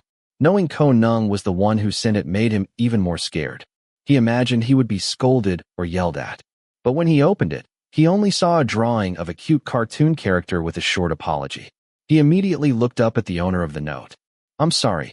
Ko Neung cupped his mouth, saying the words silently, before Ko Song pulled him back to pay attention to the lesson. Achi then quietly folded the paper and kept it in his bag. The feeling of relief slowly eased his furrowed brows. He thought he was going to be mad at you. Silence. Ko Neung has apologized to his friend. Ko Song sat looking at him without saying anything. He thought that even now, Ko Neung's mischief had no end. He was the one who said he would wait until the end of the period to apologize to his friend, but before he knew it, he had sent a note of apology to his friend. There was still nearly half an hour left until the end of the period. That's good. Since it's good, make up with Ko Neung. Okay? I told you I'm not mad. Make up. Silence. Ko Song couldn't remember how many times he had said he wasn't mad, but this troublemaker seemed determined not to listen. Most recently, he made eye contact and held up his pinky finger, wiggling it gently, as if waiting for Ko Song to put down his pen and link pinkies with him. When Ko Song pretended to ignore him, the mischievous gang leader became more insistent and whiny. He moved closer, hugging his arm, rubbing his face back and forth affectionately. Ko Song remained still, like a wooden statue. The person who was sulking now had to become the one begging for forgiveness. Ko Neung sat pouting, seeing Ko Song only sit and study without paying attention to him. He slumped his face down onto the desk, completely giving up on studying. Ko Song looked down at the group's playful one, who was now defeated. He lay his face on the desk, leaving one hand flat on the surface. Ko Song then used his free hand to gently take Ko Neung's hand and move it under the desk. Ko Neung looked back at him again. His round eyes widened. A cute smile appeared on his face once more. Don't be naughty. Hee. The mischievous Ko Neung chuckled internally as he lay on his side, looking at Ko Song, who was still studying intently. He saw Ko Song's expression, which was placid, lacking any emotion or feeling, completely indifferent and cold. But the hand that was holding Ko Neung's hand under the desk tightened its grip, offering some kind of warmth and gentleness. He could feel the fingertips gently rubbing the back of Ko Neung's hand. Before he knew it, the action of his friend holding his hand turned into their fingers intertwining. After that class ended, Ko Song learned one more way to effectively control the devil. Are you so good, huh? Silence. You can only do something to us when you don't have your friend. Silence. You don't answer anything I ask. Are you messing with me, huh? Achi sat biting his lip tightly, clutching the mechanical pencil in his hand. The air around him still carried the chill from the rain that had been pouring down for the past 2 hours. The sky looked gloomy and dark. Coupled with the dark shadows of the gang of bullies who came to threaten him like this, it made Achi feel inexplicably scared. He never wanted to have problems with anyone. He never even wanted to get involved with anyone. Couldn't he just study in peace? You. Ouch. Who is it?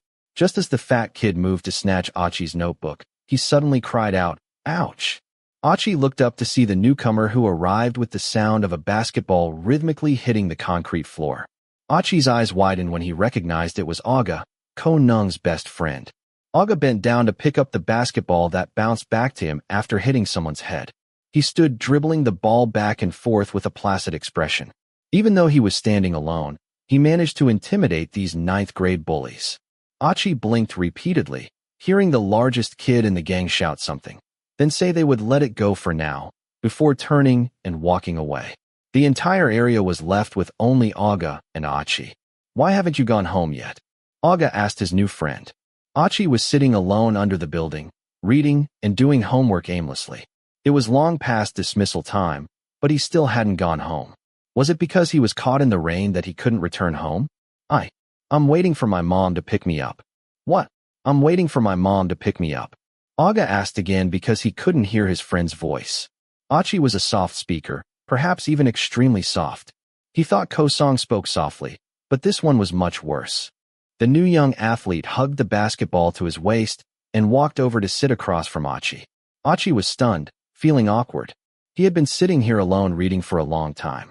This wasn't the first time, actually, because he had to wait for his mom to pick him up after work. Having nowhere else to go, he routinely sat waiting under the building. He was used to sitting alone. Today, a new friend came to sit with him, and it was Aga, Ko Neung's best friend. This made him even more awkward. Should he try to make conversation? Should he ask him something? "Didn't you go with your friends?" "What? I didn't hear you. Didn't you go buy books with your friends?" Achi raised his voice another level. It was raining heavily now, making the already soft voice even more disrupted. "I couldn't go today. I had basketball tryouts. I'll go with them another day." "Oh, are you still mad at Ko Neung?" Silence. Achi shook his head. He wasn't mad at Ko Neung. Well, that's just his personality. He's just hot-tempered. He's not actually a mean person or a bad guy. This small thing won't make him mad. At most, he just pretends to be irritated. Silence. Are you still scared of Ko Neung? Could he tell him the truth that, besides Ko-song, he was scared of the whole gang? Achi sighed deeply, choosing not to answer. It was better to remain silent. He was afraid he might accidentally say something that would cause a misunderstanding with his new friends again. Achi sat reading for a while, then felt a mix of curiosity and discomfort that Aga was still sitting there. To be honest, he was actually more scared of Aga than Ko Neung. That was because normally, when Aga was with Ko Neung, he spoke cheerfully and was so friendly, an easygoing person. But when he was with others, he seemed like a completely different person. A clear example was when he stood still and looked at that gang of ninth-grade kids. Aga didn't even have to say much, and they all ran away. This person was the one who was scarier than anyone else. "Hey, aren't you going home?" "Why?" Silence. "You're not afraid of Ko Neung, but you're afraid of me instead?" "No." Silence. "Why are you such a scaredy cat?" "I'm sitting here reading. I'll wait for your mom with you." "What time is she picking you up?" "Huh. Just in case those guys come back." "It's okay. I can wait for my mom alone." "Thank you." Silence. "I feel uncomfortable." Achi spoke honestly. Having Aga sit and wait with him until his mom picked him up made him afraid it would just be bothering his friend. He saw that Aga was still there because of the basketball tryouts. His friend might have other things to do. But even with many reasons, Achi didn't dare to say them out loud. In the end, all he could do was sit quietly, minding his own business. Achi sat reading, while Aga sat with his arms crossed, silently watching the rain fall. Half an hour later, a familiar car slowly drove up and parked under the building. Achi then put his things into his bag. Hearing the sound of someone moving, Aga, who was almost dozing off, slowly opened his eyes again. "Mom is here. I'm going now." "Okay." "Hey, Aga." "What?" Thank you for waiting with me. Okay. Achi thanked him softly, bowed his head slightly to his friend, and then walked to his car. Aga sat watching until the car slowly drove away. Only he was left under the building. The school basketball player stood up to stretch a little, preparing to head home himself. He wondered if his twin, August, would show off his comic books again this evening. He looked down at the table. He frowned slightly when he saw a plaster lying near his arm. He remembered it wasn't there before he sat down. Aga picked it up to look, then lightly turned over the back of his own hand. Only then did he notice a small scrape on it. This made him think of the person who was likely the owner of the plaster. The person who liked to sit alone, liked to speak softly, and was a scaredy cat. Thanks. In conclusion, Aga went home that evening with a plain-colored plaster stuck on the back of his hand. Chapter 15. The most important season of high school life cannot be complete without what they call Sports Day. Be quiet. Why are you shouting? Tisk, August. You and I are on the same team this year. Let's sweep every sport. No. I'm tired. August. August pretended to cover his ears and ignore the sound. Even though Ko Neung tried to cling, rub up against him, and make annoying, whiny sounds, as was his nature, August didn't particularly like Ko Neung's overly clingy and affectionate behavior. But because they had known each other for so long and he was used to it, all he could do was sigh deeply and wrap his arms and legs around the troublesome one to keep the mischievous leader still. Ko Neung's shouting grew louder. In no time, his two favorite bodyguards looked up immediately. August merely rolled his eyes in annoyance and immediately pushed the troublemaker away from himself. So annoying, go away. Ouch. August, I'm your friend. Why do you always act like you despise me? August pouted. He had to quickly push his mischievous leader away from him because he couldn't stand the oppressive look coming from his twin and the bookworm prince. Achi, who was still sitting quietly, was the last to look up. His eyes were full of curiosity about what was happening, but when he realized there was nothing he needed to pay attention to, he looked back down to read his book. Ko Neung hadn't stopped talking about Sports Day, a festival for hot-blooded teenagers to unleash their energy. How could Ko Neung, who was ready to leap into every competition, miss out? Whether by luck or good fortune, this year Ko Neung and the twins were on the same team. Ko Song and Achi, however, were on different teams. In total, Ko Neung's mischievous gang had members spread across 3 different teams. Are you two going to compete in anything? No. Just as I thought. Ko Neung said this without surprise.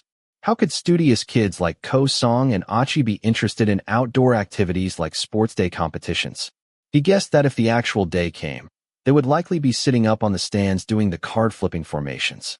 Anyway, if you have a free day, don't forget to cheer for me and Aga. I'll let you know which days we have competitions. Ko Neung winked, hugged his best friend tightly, and smiled broadly at him. Aga paused for a moment, and then smiled back. The red team this year had 2 demon-level athletes. Even though they were just new 10th grade students, one was on the school's football team, and the other was on both the football and basketball teams. They were skilled in more than just those sports. They participated in all sorts of others, like ping pong and petanque. The 2 best friends dragged each other to sign up for those competitions, too. They didn't care if anyone pointed fingers and accused them of exceeding the quota. They submitted their applications for almost every event. This was the time the mischievous Ko Neung had been waiting for. The cleverness of the Orange Devil didn't end there. Because he entered almost every competition, he had to constantly sneak away to compete. Therefore, whenever a competition was close to or overlapped with class time, he used this as an excuse to grab his bag and jump out of the classroom. If a teacher scolded or complained, he would pout and whine, claiming he wasn't at fault, didn't know anything, and was just a 10th grade student. He'd tell the teacher to scold the person who organized the competition schedule instead of Ko Neung. That was Ko Neung's stubbornness. Utterly mischievous, a troublemaker no one could beat. Woo! Hey! Aga! Yes! Pass it over. After school, every day, there were various rounds of sports competitions to select the 2 teams that would compete in the finals on the actual sports day. Many athletes, representatives from different teams, stripped off their clean white school uniforms and changed into agile sportswear. The mischievous Ko Neung was the same. Today was his turn to compete in the men's volleyball event. He stuck to the principle that he had learned it last semester, so he rushed to sign up for the competition. In the team, It was him and his best friend Aga, always together. They stood among the tall, bulky seniors from 11th and 12th grade. 6 people lined up to fill the court. Ko Song, who wasn't interested in sports, was still forced to come. He stood holding an umbrella to shield himself from the late afternoon sun on the side of the court. Next to him was Achi, who was standing under the same umbrella with his backpack slung over his shoulder. Of course, they were both dragged along by the gang leader to cheer. Only August, who yawned dismissively, went to sit far away under a tree to read comics alone. Are you hot? You can go sit with August if you want. Ko Song looked down and said to the friend next to him. Achi replied softly and shook his head. It's okay. If your mom comes to pick you up, you can leave first. It'll be a while. My mom should arrive just when our friends finish competing. Tell me if you get tired. Thank you. Achi thanked him softly before turning back to look at the court again. The two of them stood watching from the sidelines amidst the loud cheers from other students who came to cheer for their friends and seniors. People from both the same and different teams were all focused on the blue and yellow ball. It bounced back and forth, crossing from one side to the other, making them feel a little nervous watching. Ko Song watched the group's troublemaker look up at the ball above his head. He moved his legs quickly and agilely. He clasped his hands together, straightened his arms, and absorbed the impact of the ball. He countered aggressively, jumping to serve with confidence. Sometimes he would run into a senior. He smiled sweetly at everyone, both on and off the court. When he stood at the net, he still couldn't resist provoking the opposing team by making silly faces. It wouldn't be surprising if others ganged up to beat him up after the match. Ko Song unintentionally kept his gaze on the gang leader. When the other person crouched down, waiting to receive the ball, he would narrow his round eyes, watching the ball. If it went left, he moved left. If it went right, he moved right. Sometimes he would roll up his sleeves. The same went for his shorts. He pulled them up and up again, pulling them high enough to briefly expose his thighs. Ko Song could only sigh. Ko Neung only cared about the game and didn't care how messy his posture sometimes was. After competing for quite some time, the teacher's whistle blew, signaling the end of the match. The young athletes slowly stepped off the court. Ko Song stood holding the umbrella, watching his two friends jump and skip off with smiling faces because they had just won the competition. The mischievous one's characteristic he laughter rang out loudly. We won. That's great. Congratulations. Am I good? I served so many times. Good. Of course. Did you see when I got spiked? I saw. Oh, I must have looked so cool. The group's stubborn one said with a proud expression as he strutted and puffed out his chest. Ko Song had to take the responsibility of following him quickly with the umbrella, listening to his nonstop chatter, praising himself for being so good. Anyone who passed by and heard him could only grimace. This guy was so self-absorbed and overly confident, even though this wasn't even the final match. The two Kos made their way to a small faucet next to the school building. Ko Song frowned when he saw his friend carelessly yank the janitor's hose off the faucet. Then he turned the faucet on full blast. He looked ready to quickly put his face right into the water. Ko Song quickly pulled his friend back by the collar. Go wash up properly in the bathroom. Oh, the bathroom is far. I'll wash here. It's dirty. You'll get acne. Come on, good sir.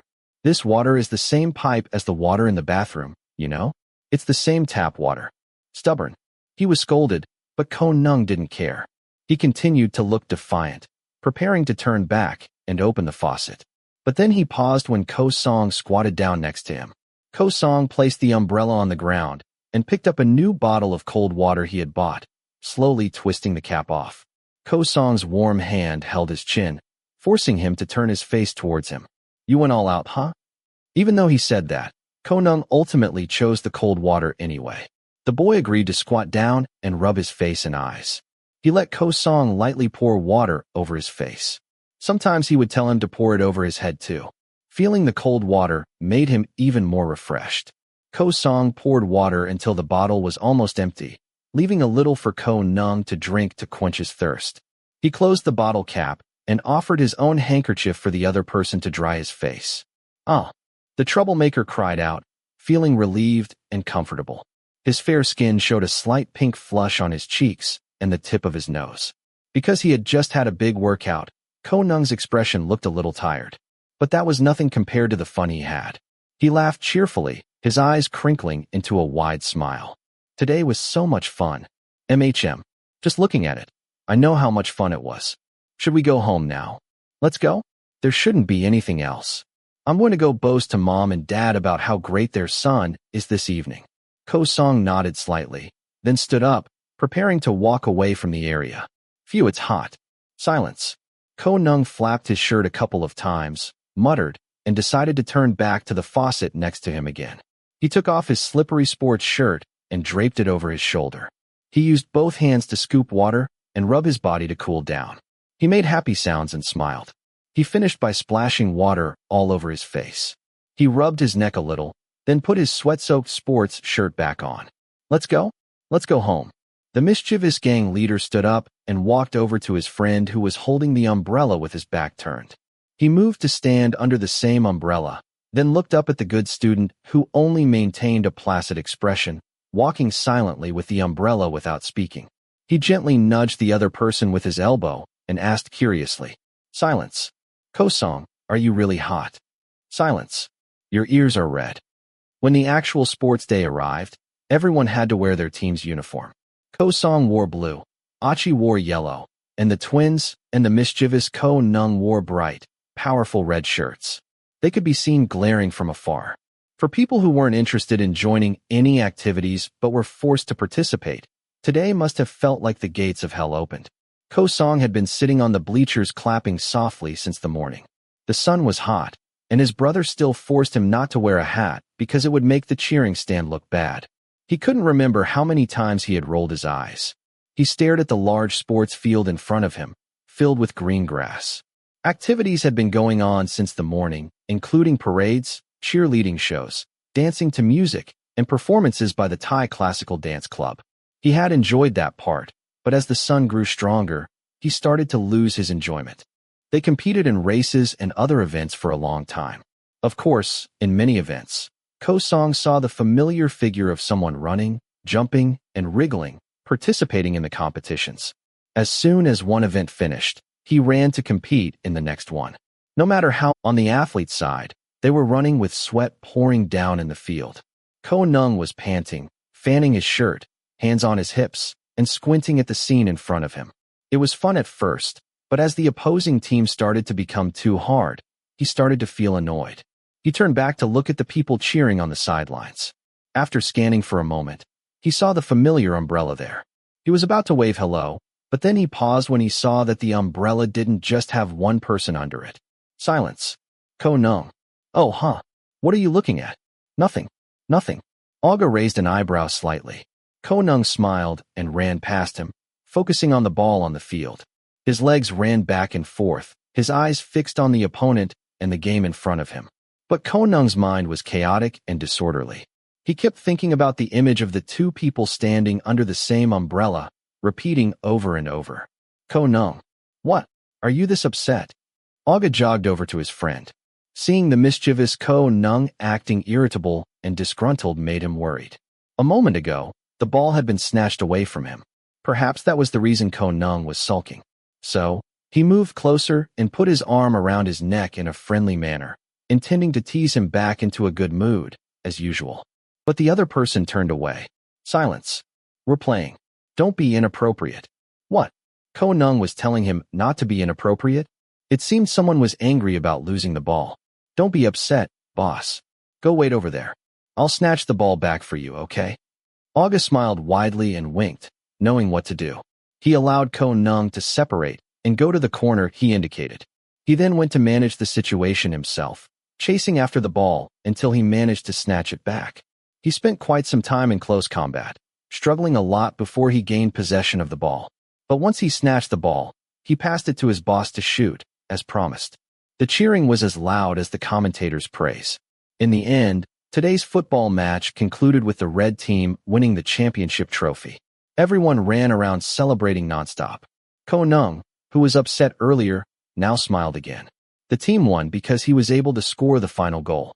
When the competition ended, Olga hugged Ko Neung, beaming, and walked towards the friends waiting on the sidelines. Strangely, upon reaching them, Ko Neung walked past without greeting anyone. He merely said briefly that he was going to the bathroom, leaving his other friends standing there confused. When Ko Neung was walking away, Ko Song, who noticed something unusual, quickly followed him with the umbrella. Only the twins and Achi remained in the area. August handed his bag to his twin before walking ahead to rest in the shade. August slowly glanced at his small friend, whose face was completely sunburned now. The sun was so strong, yet he came to cheer without any sun protection. When he came off the field, he saw him standing under the umbrella with Ko Song, but now the umbrella was gone. Achi could only lift his small hand to shield himself from the sun. August shook his head softly when he saw that, and reached into his bag to hand over his cap. Achi, who was extremely shy, immediately shook his head in soft refusal. He looked like he was about to walk back into the shade, but his arm was grabbed first. The black cap was placed on his head by its owner. Achi widened his eyes, looking up at the owner of the cap on his head, who was now leading him back into the shade. Achi was stunned and felt awkward. He still felt tense around this friend. He wasn't very close with Aga, and they rarely spoke in long sentences. When the other person offered to lend him a cap like this, it felt too awkward. So, he looked like he was about to take the cap off and return it. But when the owner of the cap turned back and gave him a stern look, he didn't dare to do anything else. All he could do was follow him back into the shade. Ko Neung alone is more than enough. I don't need another stubborn one. What's wrong? What? Ko Neung. I don't know. Why are you blocking my way? Move. I'm hot. Ko Neung had just come out of the bathroom. Seeing his friend standing there with his arms crossed, waiting for him, he avoided eye contact, making excuses, and pretended to quietly wash his hands. He immediately pressed his lips tightly together when Ko Song moved to stand next to him. There was no one else in the bathroom now except the two of them. That made him feel a certain chill from this poker-faced friend even more. Ko Song, why are you staring at me while I wash my hands? What are you upset about? Nothing. Silence. I'm not upset. Silence. Really? Silence. The troublemaker's face was crumpled. He said something, but the other person just stood with his arms crossed, staring silently. This made Ko Neung feel like he was being scolded for doing something wrong, even though, in reality, he didn't see what he had done.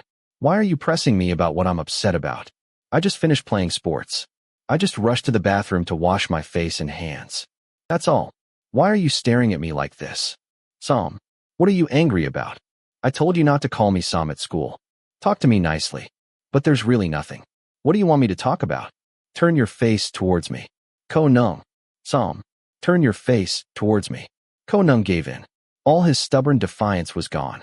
He slowly turned back to look at Ko Song's face. He kept his lips pressed together. He felt like he was being judged through those eyes.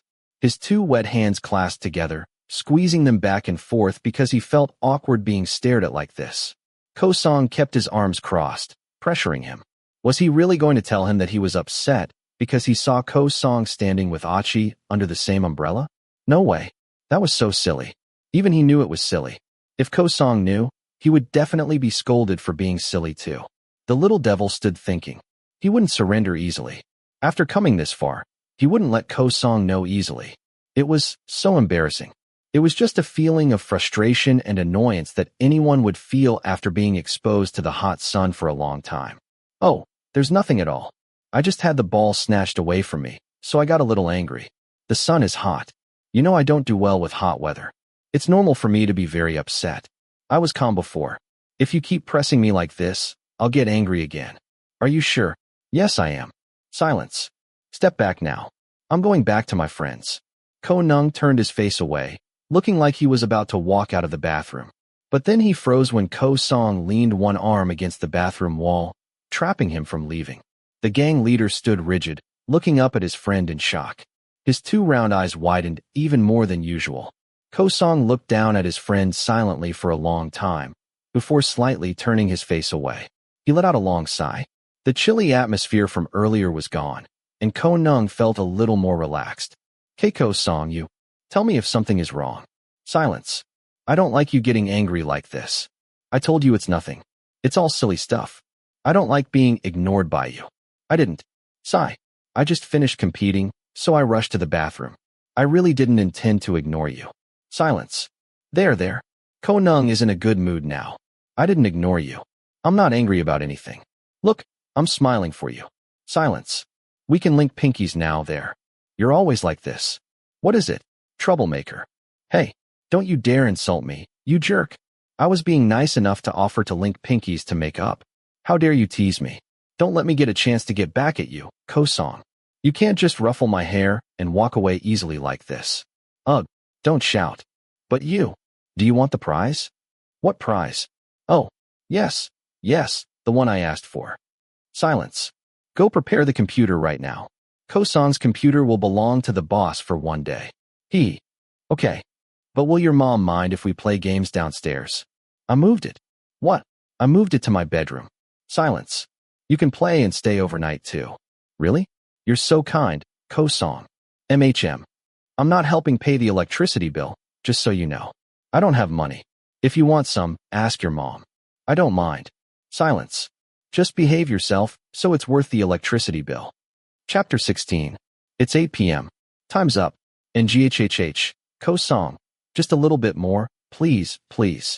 No. You've said just a little bit more too many times. Wah. You can play next time. Fine.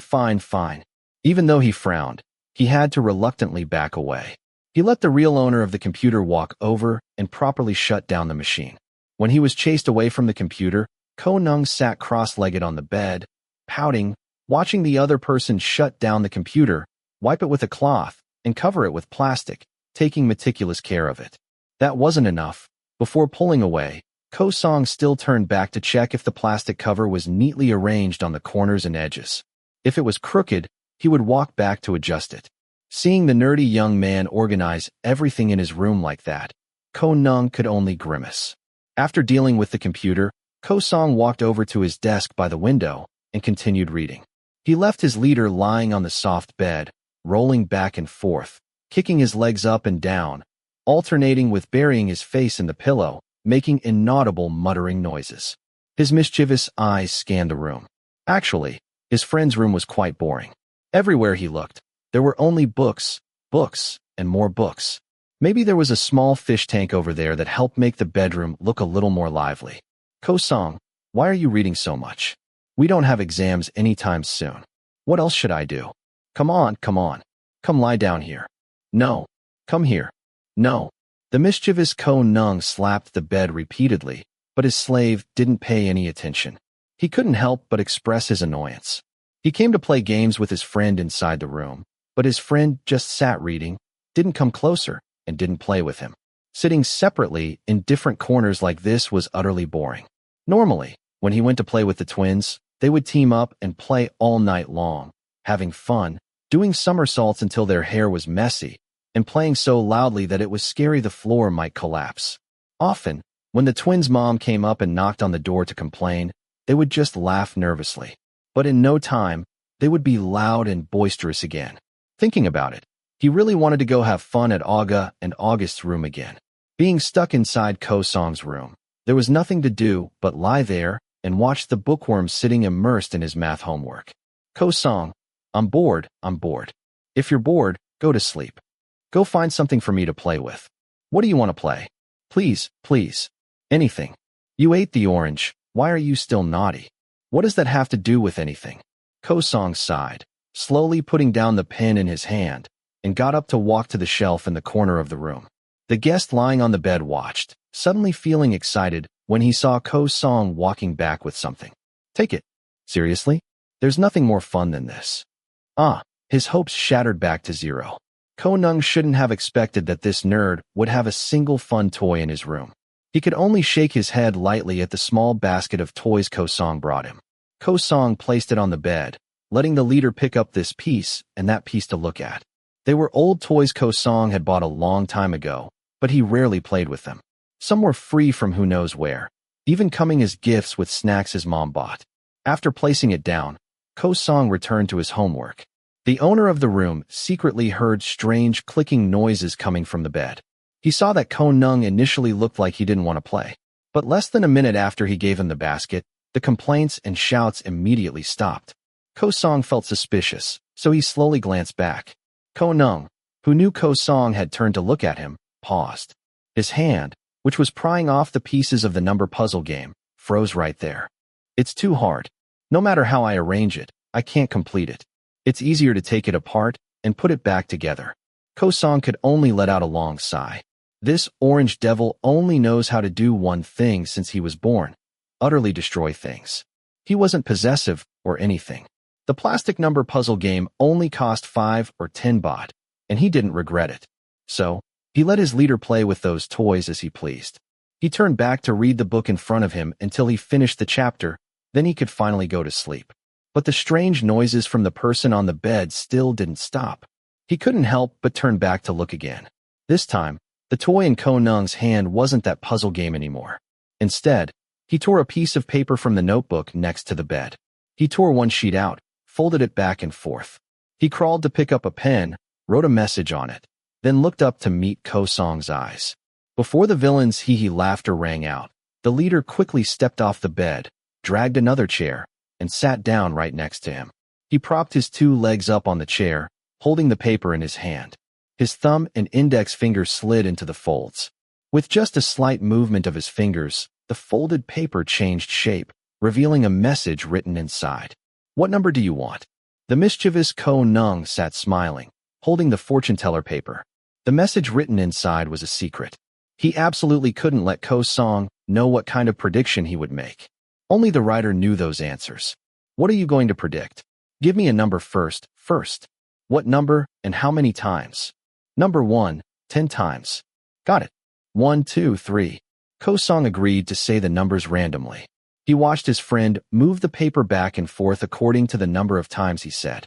The concentration on his face showed that just paper and a pen could create a fun toy for Ko Neung.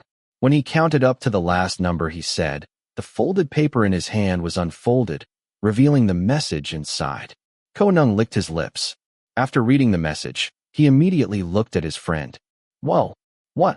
Be careful now. What? Be careful. You might date your friend. Whoa." Silence. "Banana leaf or cheek, hee." Ko Neung smiled until his eyes crinkled, giggling, ready to tease his friend. Because he knew someone in the class had a crush on his friend, he said this, hoping to see an embarrassed reaction like when he teased August. He loved teasing and joking with his friends. He wanted to see someone blush deep red, especially this studious nerd.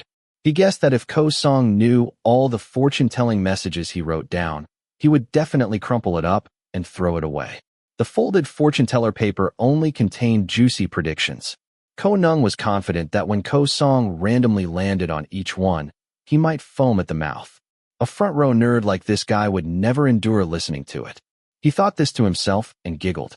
He waited for Ko-song to get annoyed and say something like, "It's silly," or to sigh and go back to reading, or to chase him back to bed, chase him back to play with other toys, or even chase him home, just for being so bothersome that he couldn't read. Is it accurate, this kind of fortune-telling? But no. What Ko-song did was the opposite of everything Ko Neung had thought. The other person put down his pen, stopped paying attention to the book and homework in front of him. He rested his chin on his hand and turned back to look at Ko Neung. This time, it was the mischievous Ko Neung who hesitated. "Can we do it again?" "Huh? Again? MHM. What number?" "Number 4, 20 times. Sure. 1, 2, 3, 4. Ko Neung sat moving the paper continuously. Sometimes he would look up to meet the owner of the room's eyes, but he couldn't look for long before looking back down at the fortune-teller paper in his hand. He felt unaccustomed to his friend's gaze. He sat mumbling, counting the numbers continuously until he reached the number Ko-song said. He then slowly unfolded the paper and read the message inside. "B20. Let's see. We'll have a lover before his friends. Really? Maybe it's true. Since you're handsome, you'll get one soon. Really? What is it? Is it true? Ko-song, are you messing with me?" It's probably not accurate. When he was insulted face-to-face like that, the game owner immediately felt a surge of anger. Even though he knew this was just ordinary paper folding, it was called a fortune-teller paper. They should at least pretend to believe it. Saying this was clearly an insult. "Ugh. Ko-song, you don't know anything. I used to play with Olga and August. I predicted that one of them would have diarrhea in 3 to 7 days. And you know what? August really had diarrhea. See, before I bring it to play, I calculate everything. Which slot to write in to make it accurate, which direction to write in to make it accurate. It's not just random writing. If you write in the correct order and start moving the paper this way. It will be more accurate. Oh, really? Yes. If you don't believe me, why don't you try again? How about a prediction that will show results within 3 to 7 days, like with the twins? Too long. I want the result tonight. Ko Neung pouted slightly. Finally, he nodded in agreement. Tonight it is. He didn't know Ko Song was so impatient. If he predicted something bad and Ko Song had bad luck, he couldn't blame Ko Neung. Ko Song wanted to try his luck and challenge the dark forces himself. What number? How many times? Number 2, 15 times. Ko Song naturally stopped paying attention to his reading. He didn't pick up his pen to write anything else. Instead, he sat resting his chin on the desk, watching the mischievous Ko Neung sitting with his knees hugged, moving the fortune teller paper back and forth in his hands. His small mouth mumbled as he counted the numbers. When he reached the number he was told, the paper was slowly unfolded, revealing a short message written in messy handwriting, as if predicting the personality of the person who wrote it. Your soulmate is on the right. As soon as he finished speaking, they both looked up. Ko Song slowly turned to his right. Ko Neung, who was holding the paper, turned to look as well, and they found that the destination ended at the shelf in the room. There were only books, and more books, pure knowledge. Except for a Walkman that was placed face down. In that moment, Ko Neung felt his pride shatter. It was too late to clean it up now. He had boasted so much to him, saying it was so accurate, and the results would show in 3 to 7 days. Well, who was Ko Song's soulmate? A textbook? Your soulmate is a textbook. That's right. A nerd like you has to have a textbook. See, it's super accurate. It's accurate. Ko Neung paused when he suddenly saw a faint smile appear on that face. It was as if the air in the room suddenly became hot and cold. He sat still for less than 10 minutes before shouting that he didn't want to play anymore. He stopped playing, before walking back to throw himself down on the bed as before. In his heart, he still wanted to play something more fun than this, but the toys in Ko Song's room were just, whatever. In the end, all he could do was lie still, sometimes singing, sometimes rolling over. Ko Song continued reading until he finished the chapter, then tidied everything up. The time was now almost 10 p.m. When he turned back to look at the troublemaker who had been quiet for a long time, he found that he was lying face down, his back arched, next to a crumpled blanket. Ko Song shook. Chapter 17. New term begins. We're now grade 11 seniors. You have to channel some energy into yourself. August. You'll only encounter good things and good luck all year long. It's the same principle as when we set off fireworks at the start of a new year. That is absolutely ridiculous. Hey, don't you dare talk to me like that. Oh, for goodness sake, someone please take this troublesome guy far away from me. He's annoying. August, don't you love Ko Neung anymore? Did the friendship between us fade away? Other people walking past could only stare oddly when they saw the 2 new grade 11 boys hugging each other tightly like that. It was truly a chaotic sight to welcome the new term. The mischievous leader Ko Neung was still as naughty as ever today. His characteristic hee laughter could be heard far away, even by people in other classrooms, making his other friends in the gang shake their heads in resignation. Starting the new day with the very first class, the leader Ko Neung sat peeling and eating an orange. He didn't open any books. He peeled the orange rind into a large piece and stuck it onto the middle of his head. Then he sat grinning widely with crinkled eyes. In the second class, he pointed at the trees outside the window, completely ignoring the lesson. When the third period arrived, his battery was dead. He lay there smacking his lips loudly until the teacher scolded him. August suppressed a laugh. Who was it who said they had to shout to welcome the new term, to only encounter good things? It had only been a few hours, and he was already thoroughly scolded. The leader Ko Neung was punished by having to stand for the entire class. But how could he feel ashamed? He kept scratching his head and his backside. Ko Song, who was sitting next to him, had to constantly scold him to prevent Ko Neung from doing anything else inappropriate. He didn't know why he became more stubborn as he grew older. He finally understood why even his own mother had to secretly complain about him. Their leader Ko Neung was a genuine troublemaker. Ko Song, don't bother me. I'm studying. Silence. Look, Game is watching you. Hurry, turn around and smile at Game. The mischievous Ko Neung poked his friend repeatedly, hinting for him to look at the female friend who frequently glanced at Ko-song. But no matter how many signals he sent, Ko-song didn't even turn to look. His eyes remained fixed on the blackboard in front of him. Ko-song's aura of good looks had increased even more now. It was such a waste. With such good looks, he only immersed himself in textbooks. He never paid attention to anyone looking at him. His friends all knew that Games secretly liked Ko-song. Others had even teased and cheered them on, but Ko-song still wasn't interested. When she invited him to talk or go here and there, he refused. He clung only to his best friend, Ko-Neung. If you want to know what it means to be handsome and arrogant, look no further than this person. Especially now that Ko-song wore glasses, instead of looking like a dull nerd, it only created more excitement for the entire room. If they ranked hotness, Ko-song might even compete with Aga. As for the school athlete, there was no need to even talk about him. His queue stretched all the way to the school gate. Ko-Neung could only cross his arms and huff, thinking, why is it that no one lines up to give Ko-Neung roses? Is there no one who secretly likes Ko-Neung? Hey, Ko-Neung is handsome too. As I've grown up, my face is quite good looking.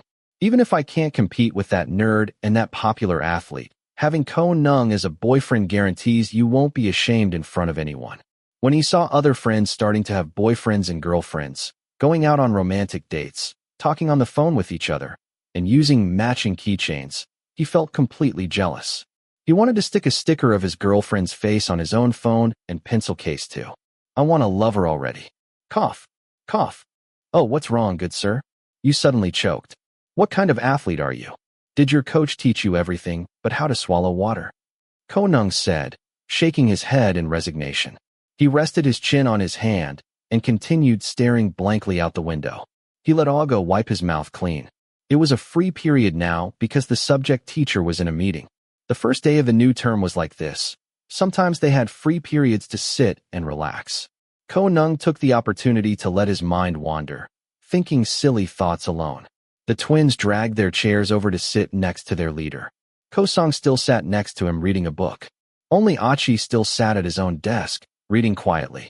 He didn't dare to involve himself because a part of him thought he wasn't close enough to that group. If they wanted him to join, they would call him themselves. I doubt you'll get one, with a stubborn personality like yours. Hey, August, this is the third time today. What's wrong, huh? Why are you always contradicting me? I'm annoyed with you. Seriously? August pretended to continue reading his comic book, ignoring the shouting of the gang's Orange Devil. But after only a few pages, he glanced at his twin and the other group member who was now sitting quietly reading a textbook, wearing headphones, completely disconnected from the outside world. You should eat more fish, you know. Aga, look at your twin. He's been insulting me since this morning. What's wrong with him, huh? Did you snatch his toy, huh? Did his food taste bad? Or did your mom give him less money than you? That he's biting me like a dog? Enough. You're too loud. Aga warned his friend, pushing Ko-Neung down onto the chair. He shook his head in resignation at his twin, who kept provoking his leader to make him angry.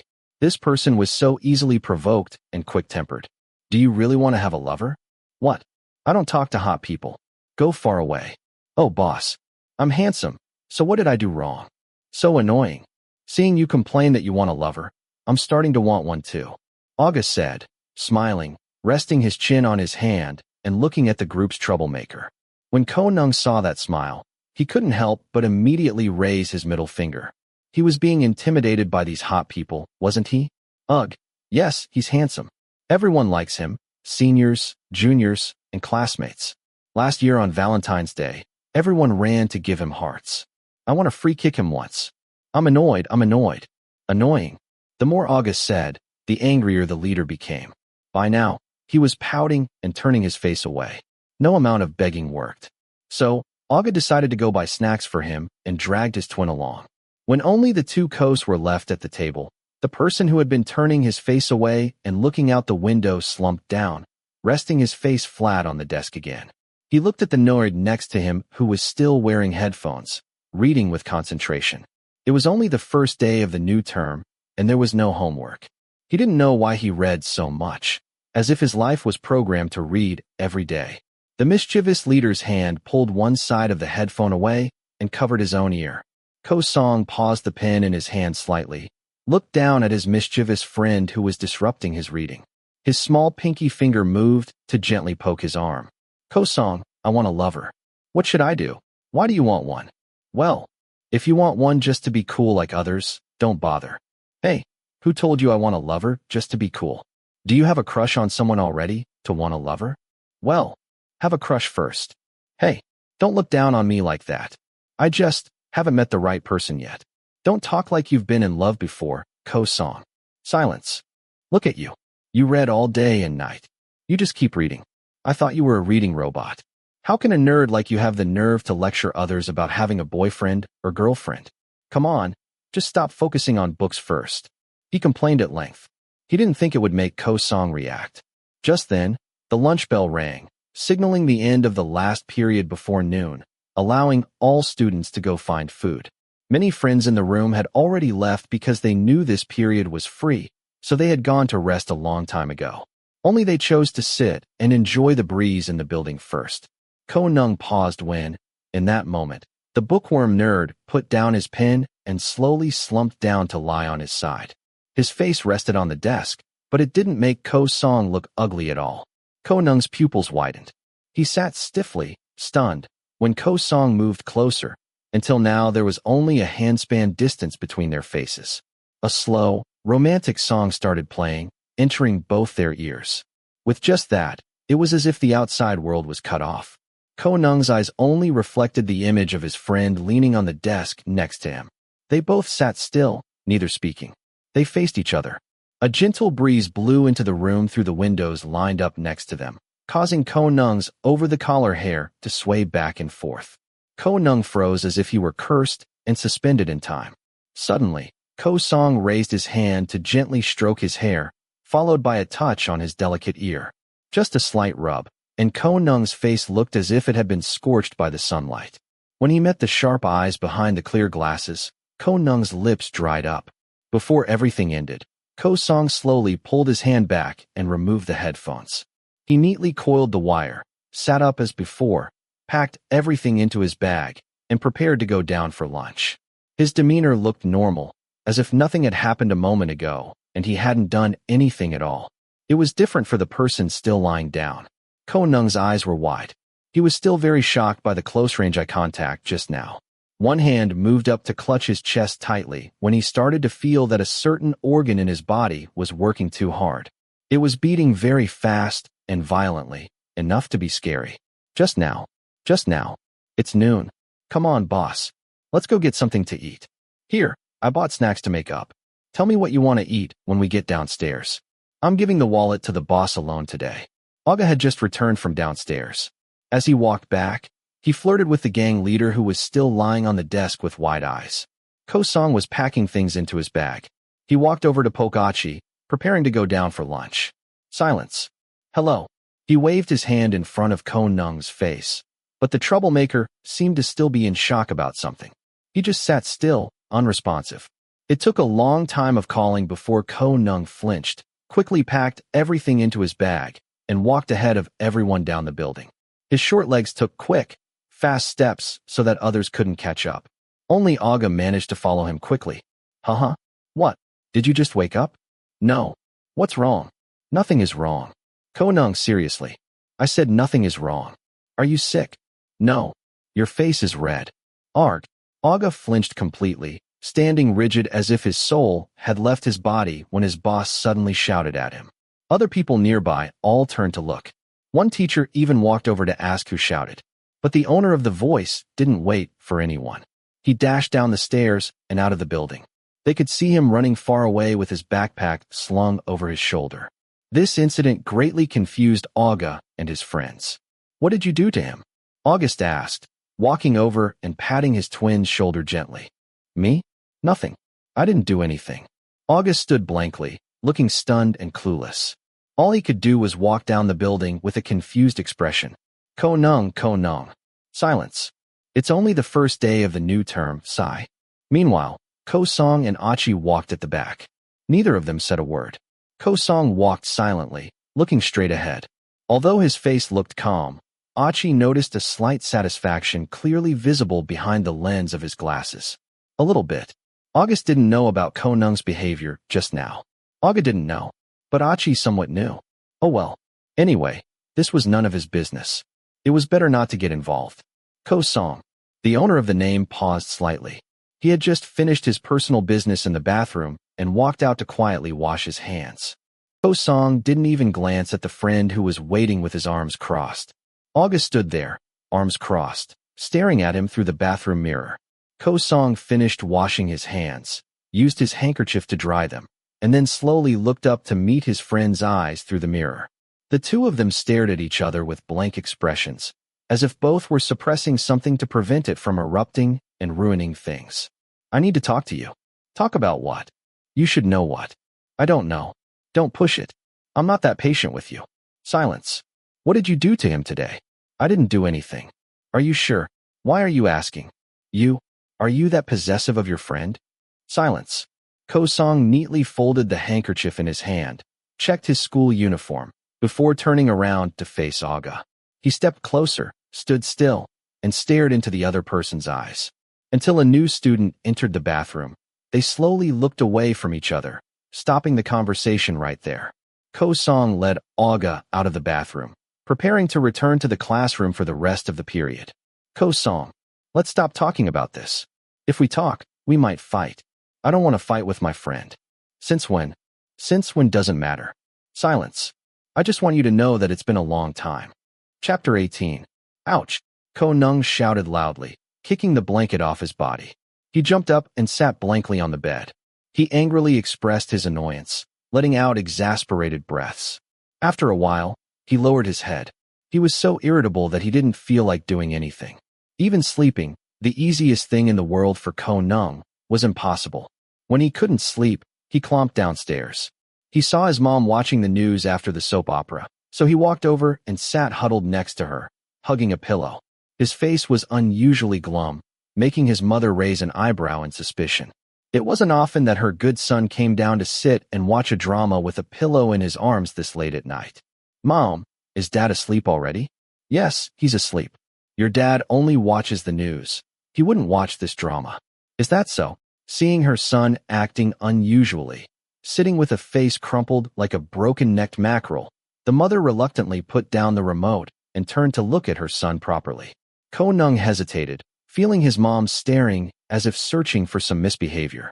So, he became restless, shouting and complaining about various things. Mom, just watch your show. What's wrong? Nothing is wrong. Is your young man's heart troubled? Am I a young man already, Mom? I suppose so. His mom pulled the cushion onto her lap, patting it a couple of times to signal for Neung to lean in. The young man obediently complied. He lay resting his head on his mother's lap, watching the cheesy drama in front of them together. He allowed his mother to gently stroke his head, alternating with scratching his ear. With just that, the troublesome one lay still, like a tame kitten. I like you. Do you really like me? I've always liked you. You, and this bouquet of flowers, I offer it to you, along with my heart. Mom, what are you watching? I'm going to throw up. It's just a drama. The flirting is too sweet. Such a big mouth, young man. Don't let Mom find out you're flirting with girls using sweet tactics like this. No way. Seeing her son make a disgusted face repeatedly, she laughed. Sometimes this child seemed grown up, but sometimes he was no different from the skinny little boy who liked running around the alley. This year, he was grown up, a grade 11 boy, and he would soon graduate high school, yet he still worried his mother constantly. A genuine troublemaker and stubborn one. Mom. How did Dad woo you back then? Uh-huh. Neung really has a girlfriend now, doesn't he? No. Oh, I'm just asking. Why do you always connect it to that? Do you want Neung to have a girlfriend so much? You can have one, but don't go spreading your stuff to other people's daughters, all right? Mom. No. I won't listen. What are you saying? The mother smiled when she saw her son lying there with a bright red face. He was a young man, but still shy about romantic matters. She couldn't help but reach down and pinch his soft cheek affectionately. She was so busy answering her good son's questions that she forgot what scene the drama was on. The only thing she was interested in was the questions her mischievous son was asking. Now, more than half of her mind believed that the mischievous Neung had a crush on someone for sure, which was why he was secretly asking her this. Just normal courting. Eating out, watching movies, buying snacks, singing songs for each other. See? Friends can do that too, right? How is that different from going out with friends? Oh, this young man. She was truly annoyed by his constant arguing. He had such a big mouth. When he spoke, he chattered nonstop and argued relentlessly. She thought she raised him well, expecting him to be a good, cute, and slightly obedient, slightly well-behaved child. But as he grew up, his mischief and stubbornness never stopped. Ugh, Mom, don't pinch my cheek. It hurts. It has to be different. Otherwise, would they call him a special person? How is it special? Well, going out, eating snacks, and watching movies can be done with friends, that's true. But it's not the same as when you go with someone you like. The feeling of specialness is different. How is it different? Hey, you don't ask Mom about your homework in such detail, do you? Mom, don't tease Neung. You little troublemaker. After going downstairs, he whined to his mom for a long time. He made a sulky face and was unhappy when his mom twisted his ear lightly out of affection. Without getting an answer, he pulled away and returned to slump onto his bed in his room. He huffed and puffed, getting up and sitting down like someone restless. Finally, he made his way to the windowsill of his room. He opened the wooden window and gripped the frame. The house's obstinate one sat up there, stretching his legs out onto the roof outside.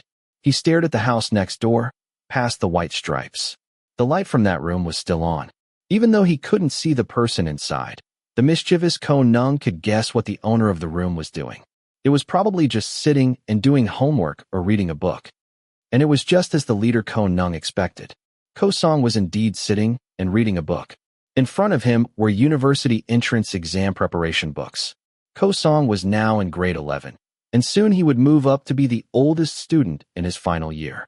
It was getting close to the official university entrance exam time. That's why he had to hurry up and read to prepare himself. He wanted to be less stressed in grade 12. But before he could turn the page of the book, his mobile phone displayed a notification. An incoming call from someone made Song immediately put down his pen. He answered quickly, as if afraid the person on the other end would whine and hang up first. Yes.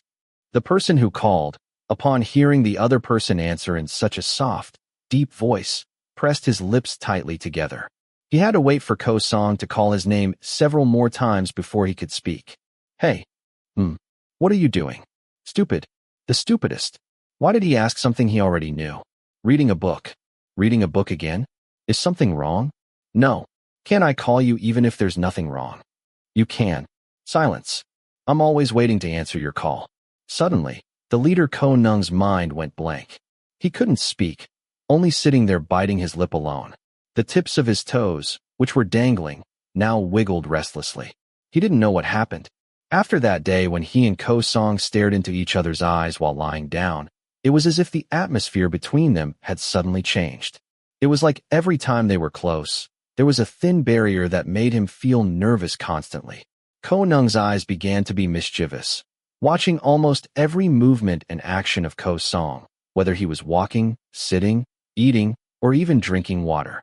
He didn't know why he felt it was more interesting than usual, even though they had known each other for a long time and were close friends for a long time. Why was he getting nervous now? Hello. My phone credit is running out. Sam, you don't have any problems, do you? Why do you think I have a problem? Silence. What? Nothing. It's good that you don't have any problems. It's very late. If you're not reading, go to sleep now. Silence. I'm going to hang up now. Wait. Silence. I want an orange. Now. I want an orange. The leader Neung commanded his neighbor slave, then pressed the hang-up button. He slowly walked downstairs again. His mom raised an eyebrow in confusion, wondering where he was going this late at night. But when he said he was going to talk to Song for a bit, his mom didn't stop him. Neung then walked out to the front of his house, pacing back and forth. The air was quite cool now. Other houses had turned off their lights and gone to bed. The entire alley was completely silent, but Neung was still standing there alone awkwardly. It was terribly lonely. He didn't have to wait long. The neighbor's gate opened. It was Song walking out of the house. He was still wearing dark pajamas. Song was wearing glasses. His face was fair and handsome, even though he was about to go to bed. The other person walked over to him with sweet oranges in a plastic bag. He estimated there were about 3 or 4 oranges, alternating between small and large. Song walked to stand in front of him and handed him the bag. You need to brush your teeth before bed after eating. Just rinsing my mouth is fine. Brush your teeth too. I know. Ko-song sighed. He watched his friend hug the bag of oranges to his chest. It was past 10 p.m. now. It was unbelievable that Ko-Neung bothered to call him just to ask him to bring oranges to eat. He couldn't refuse. Before he could say anything, Ko-Neung hung up on him. In the end, he had to come down from his bedroom and go pick fresh oranges from the tree. He had to choose good ones, ripe ones that were ready to eat, not too sweet, not too sour. Otherwise, no matter how many cartloads he brought, Ko-Neung wouldn't eat them. The orange devil was getting more and more demanding every day. Today, Ko-Neung was acting suspiciously and unusually demanding. Suddenly calling him just to ask for oranges? He started thinking that Ko-Neung definitely had something on his mind. What are you looking at? You really don't have any problems, do you? Why do you think I have a problem? Well, what? Never mind. It's good if you don't have a problem. Silence. Or if you do, you can tell me anything. You can tell me anything. I won't mind. Silence. I'm worried about you, you know. The hand holding the bag of oranges clenched tighter. The leader Ko-Neung bit his lip, trying to suppress some chaotic feeling in his heart. He suddenly felt itchy all over, like ants were crawling. He didn't know why. Ko-Neung could only clear his throat and turn his face toward his house. When he looked at Ko-Song, it felt strangely glaring, somehow. Go inside. Mosquitoes will bite you. I want more oranges tomorrow. Okay, I'll bring some. Tomorrow, I want to see your homework too. Okay, if there's any part you don't understand, I'll teach you.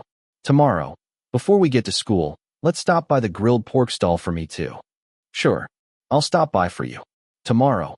Silence. I'll do everything for you. Silence.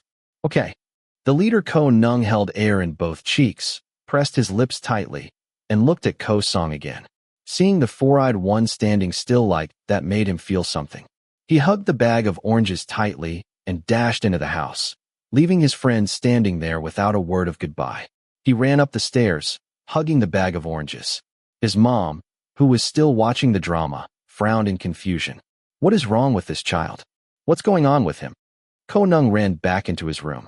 He put the bag of oranges on the floor. He messed up his hair with both hands. He sat groaning nonstop. He didn't know what was wrong with this feeling, like he wanted to thrash around on the floor. That's Ko-Song, the nerd, the bookworm. Now he's Four Eyes. He's just that friend, right?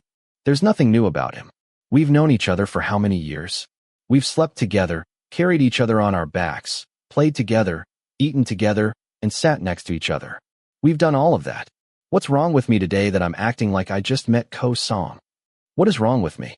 Ouch. He wasn't used to it. Why did he feel so uncomfortable with Ko-Song's gaze like this? Since when did that bookworm look at him with such a ticklish gaze? Hey, what's up, boss? What are you spacing out about?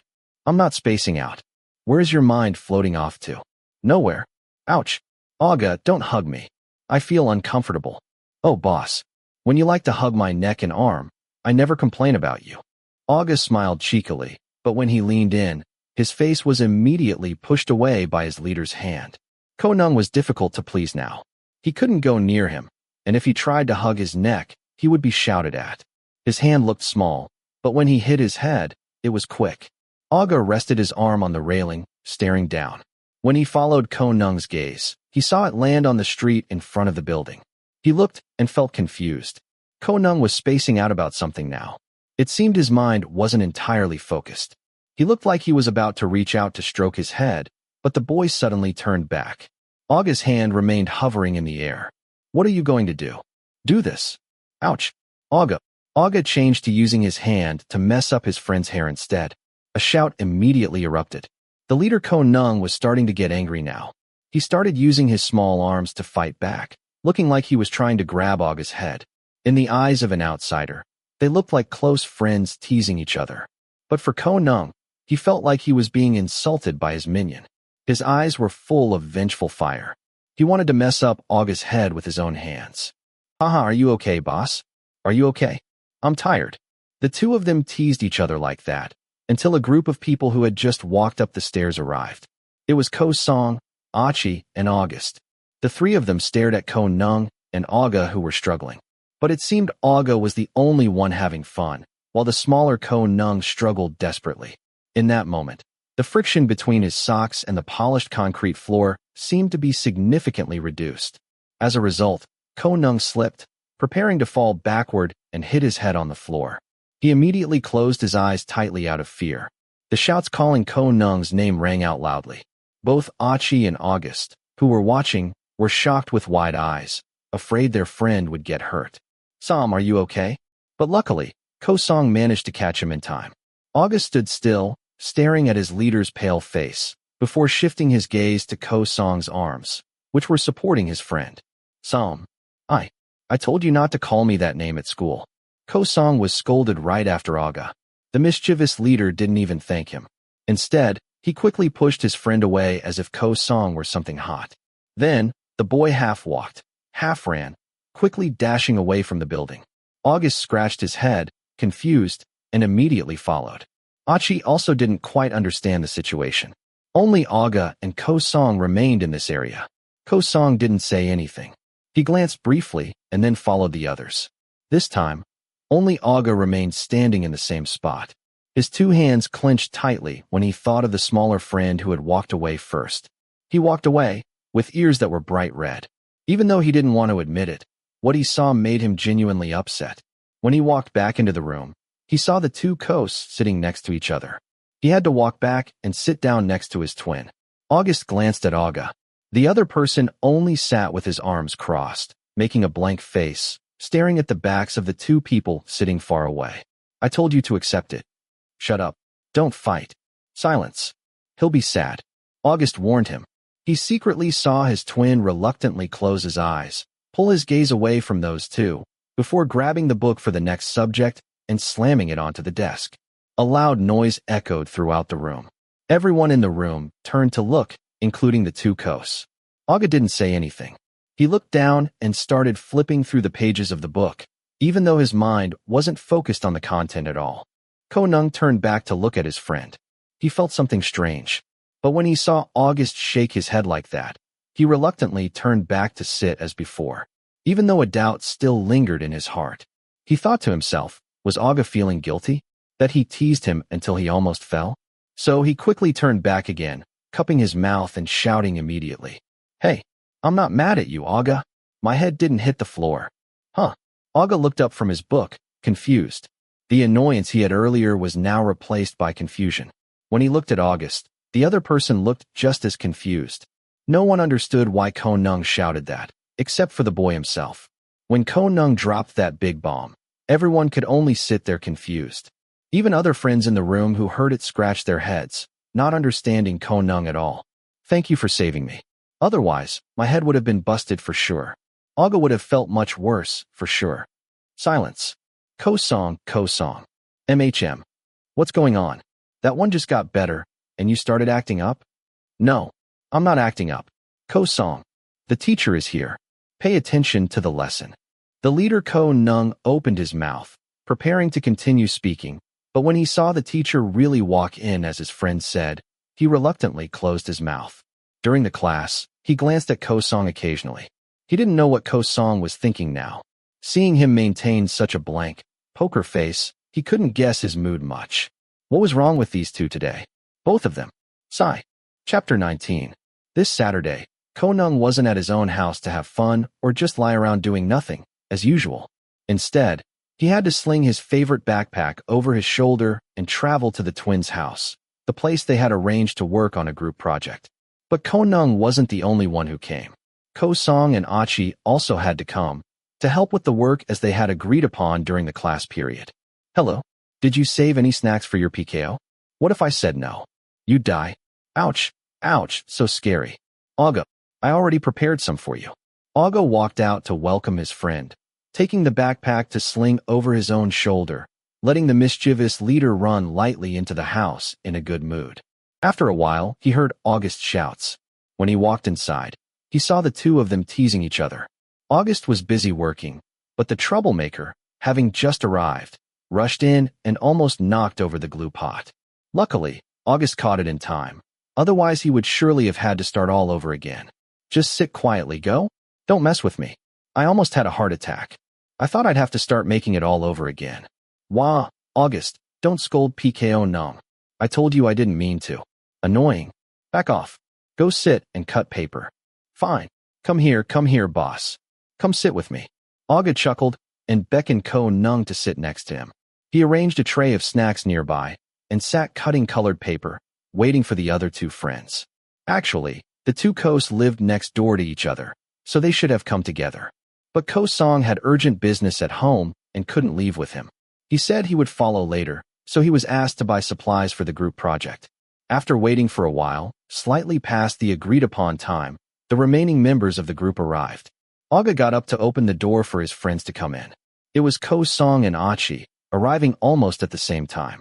They carried a big bag of supplies, having bought everything on the required list for the group work today. Orange. Ko Song had just walked in and hadn't even sat down yet when the gang's villain held out his hand and wiggled his fingers, asking for his favorite fruit immediately. Ko Song shook his head lightly and handed him the bag of oranges. Aga glanced at them silently, not saying anything, and continued cutting paper. Ko Neung sat between Aga and Ko Song. He peeled and ate the oranges, boasting and chattering loudly throughout the area. His two cheeks were full of chewing oranges. August could only sigh, constantly urging the troublemaker to stop talking and work. Meanwhile, the small friend Achi just sat blinking, not saying anything, quietly working on his own part. Ouch! Ko Neung. Ow, let go. It's nothing, honestly. Did you hurt yourself? The naughty Ko Neung had only been working for a moment when suddenly a cry rang out. Everyone froze their work and turned to look at Ko Neung. Aga was the quickest.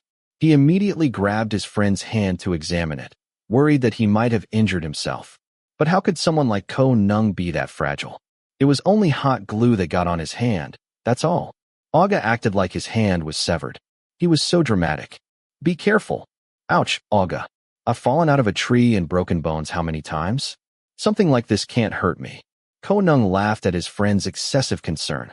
He pulled his hand back and gently pushed his friend's forehead, then turned back to whistle and continue working. Ko Neung's hands deftly and skillfully assembled everything into a piece of work. Although he usually liked to act like a lazy human covered in fur, when he applied himself to a task with concentration and fun, Ko Neung was quite capable of doing it well. He really loved sitting and working with his friends. They chatted together, sometimes telling jokes, and sharing snacks with each other. Even though it was Saturday and they weren't going anywhere far, for Ko Neung, this was already a lot of fun. Ko Song, pass that thing over to your brother. What? That thing? Which thing? Oh, you're not getting it. Ko Neung complained, then leaned closer to reach for the item. The item in question was the spool of rainbow thread Ko Song had bought. His short arm stretched out. He wiggled his fingers until he managed to grab it. He leaned over until he was practically resting on his friend's lap. One hand held onto his friend's shoulder for balance. Once he got the item he wanted, he slowly returned to his original seat. It was then that the troublemaker suddenly realized how close he had been to his friend. Ko Neung's pupils widened. He immediately pushed Ko Song away as if he were something hot and bounced back to his seat. Suddenly, his hands trembled. He was so flustered that he couldn't find the end of the thread. The person who used to talk loudly fell silent instantly. He only sat with his head down, lips pressed tightly together, not daring to turn back towards Ko Song. It was as if he still felt strange. His face and ears heated up. He even got angry that the fan in the twins' house wasn't blowing cold air at all. Even though it was only a few seconds, the image of Ko Song's eyes staring at him up close was firmly imprinted in the mischievous Ko Neung's head. It played over and over again. Can you please stop wearing glasses? I feel like everything has been weird since you started wearing them. The state of Ko Neung was noticed by everyone who was working. Ko Song didn't show any signs of being not normal. He continued working. His hands held various objects with the same calm demeanor. August, however, paused his hands and automatically looked at his twin. He immediately sighed when he saw August's dim look. It looked like, this time, he might finally understand everything. Hey. Achi flinched slightly when Ko Neung walked over and rested his arm on his shoulder. Now, the two of them were not wearing their normal school uniforms, but the school sports uniform because they had physical education class in the afternoon. In the grade 11 level, the sport chosen for them to learn was basketball. They had to study in the large gym, listening to the sound of the ball bouncing loudly throughout the area. Although the leader Ko Neung wasn't very skilled at this sport, He could play well enough. He could shoot into the hoop and dribble past his friends. Even if he couldn't compete with the real school team athletes like Aga, Ko Neung's playing skills weren't bad either. Aren't you going to play with them? Are you going to stand here hugging the basketball for the whole period? It's okay. Sigh seriously. These studious kids. Ko Neung heard his friend reply in such a soft voice, so he sighed, raised his hand, and ruffled Achi's head playfully. This friend had only recently joined the group. It seemed there was still a thin wall separating them, preventing him from being as close to them as the others. Even though they had been together, eaten together, played together, and worked on group projects together, a feeling of nervousness still lingered. Ko Neung could only hope that he and Achi would become closer after this. They only had a few more years left to study together. He didn't want to graduate and become just a stranger who once attended the same high school. The teacher had just finished teaching how to shoot a basketball, so they let the students split up to practice individually. They were told to take turns for the test towards the end of the period. The teacher said one successful shot per person was enough. He didn't expect everyone to be able to make 3 or 5 consecutive shots. Each student had different foundational skills. Some might even be handling a basketball for the first time in their lives. Of course, Aga and Ko Neung easily passed the test. After that, they went to teach the other friends in the group so they could pass the basketball shooting test together. August wasn't much of a concern, but Ko Song and Achi, the two bookworms of the gang, were clearly struggling.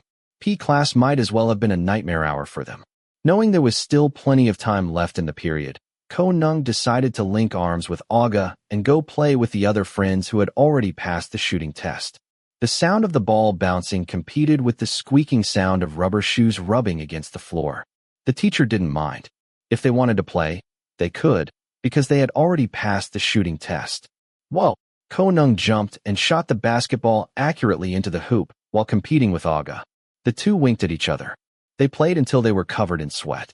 The mischievous gang leader stood with his hands on his hips, rolling up his sleeves to his shoulders, and scanning the area for his friends. Aga was playing with him, while August was hiding in a corner reading the new comic book he bought yesterday. And poor Achi was still struggling with the shooting test. It was almost the end of the period, yet he hadn't even made one shot. As for Ko Song, he was walking, holding the basketball as if he were about to put it away. Seeing that, Ko Neung quickly ran over and dragged his friend by the arm to join his basketball game. Ko Song tried to refuse, but how could he win against a stubborn person like Ko Neung? In the end, he had to stand awkwardly under the hoop. Aga walked closer and invited him to play together, telling Ko Song to be the attacker and he would be the defender. Ko Neung, seeing that Ko Song wasn't good at sports, decided to help by being on the same team. They played 2-on-1, competing against the school's basketball player. Go! Ko Neung passed the ball to Ko Song, expecting him to run in and shoot, with Aga defending. Even though they were the same height, Ko Song couldn't easily evade Aga. Of course, Aga was an athlete on the school team. He had competed against how many other schools? In the end, the ball was snatched away. Ko Song stood still, slightly pushing up his glasses when Aga looked at him with a slight look of mockery. Oh, can't you go easy on your friend? What? I'm already letting you play 2-on-1. TCH. Come on, come here. We should try to block him instead. This time they switched sides, with Aga becoming the shooter. The two Kos, who shared only a name but were polar opposites in every other way, had to stand with their arms and legs spread, trying to snatch the ball to prevent their friend from scoring. As soon as Aga moved, Ko Neung quickly rushed in to snatch the ball. Aga teased him, moving left and right for a long time, but Ko Neung couldn't block him and only stood stomping his feet angrily, watching Aga run quickly toward Ko Song. Ko Song didn't know how to deal with it. He only remembered that he had to try to snatch the ball from Aga's hands, so he moved left and right, defending half-heartedly. He didn't expect to win against Aga anyway. But who would have thought that Aga not only wouldn't let him snatch the ball, but also ran into him, colliding hard and knocking Ko Song down onto the floor. This greatly surprised the others who were watching. Many people who saw the incident frowned in confusion because it seemed like Aga intentionally bumped into his friend hard. Aga didn't seem to hold back at all, even though it was his own friend. Aga, who had just realized what happened, also stood still in shock. He seemed to have lost control for a moment. Seeing Ko Song fall and slump onto the floor, he was horrified and turned pale. August quickly ran to stand next to his twin. He frowned, sending a look that was half confused, half reproachful. Neung rushed over to help his friend stand up properly, then helped dust him off and asked about his injuries with a worried expression. Seeing his friend flustered, Song looked down and shook his head lightly in reply, hoping to ease his friend's mind. I'm fine. I'm not badly hurt. Olga, you're playing too rough. You know this guy can't compete with you. Silence. Olga didn't reply, only standing still, watching his childhood friend constantly ask Song questions with worry and concern. Everything showed in his expression, eyes, and actions. Then, he shifted his gaze to Song. The two of them stared at each other silently before Song pushed his glasses back into place and slowly walked toward him. I'm fine. I'm not angry, Song said, speaking his true feelings. He wasn't angry, even though he knew well in his heart how Olga truly felt about him. He was just disappointed that Olga expressed it through such an action. No matter what, they were friends. There shouldn't be any bitterness between them like this. It was fortunate that Neung didn't know anything. He still thought it was because Olga's athlete's blood was running hot, so he couldn't stand losing to anyone, and he thought Olga showed that behavior because he didn't like being insulted. Song glanced at Olga silently, took a deep breath, and dismissed all feelings. He decided not to pursue the matter, fearing that others, including Neung, would think they were fighting. So, he decided to go back and wait with the other friends in the classroom, leaving his friends to continue playing basketball. The teacher is about to call everyone together. I'm going to go wait. If you continue playing, be careful. The floor is slippery. Song spoke in a calm voice and walked past. Olga pressed his lips together, standing silently, not replying at all. He looked down at the basketball in his hand, alternating with looking at Neung, who had stopped playing basketball and was now quickly running after Song to the spot where almost the entire class was gathering. August saw the look in his twin's eyes as he followed and could only sigh deeply. He raised his hand to gently squeeze the young athlete's shoulder. Calm down. Silence. Song is your friend. MHM. Don't forget to apologize to him. MHM. It's okay. I'm sure Song isn't angry with you, just like he said. August squeezed his shoulder gently, then patted his back 2 or 3 times. After a while, they heard the teacher calling everyone together, a sign that this class period was over.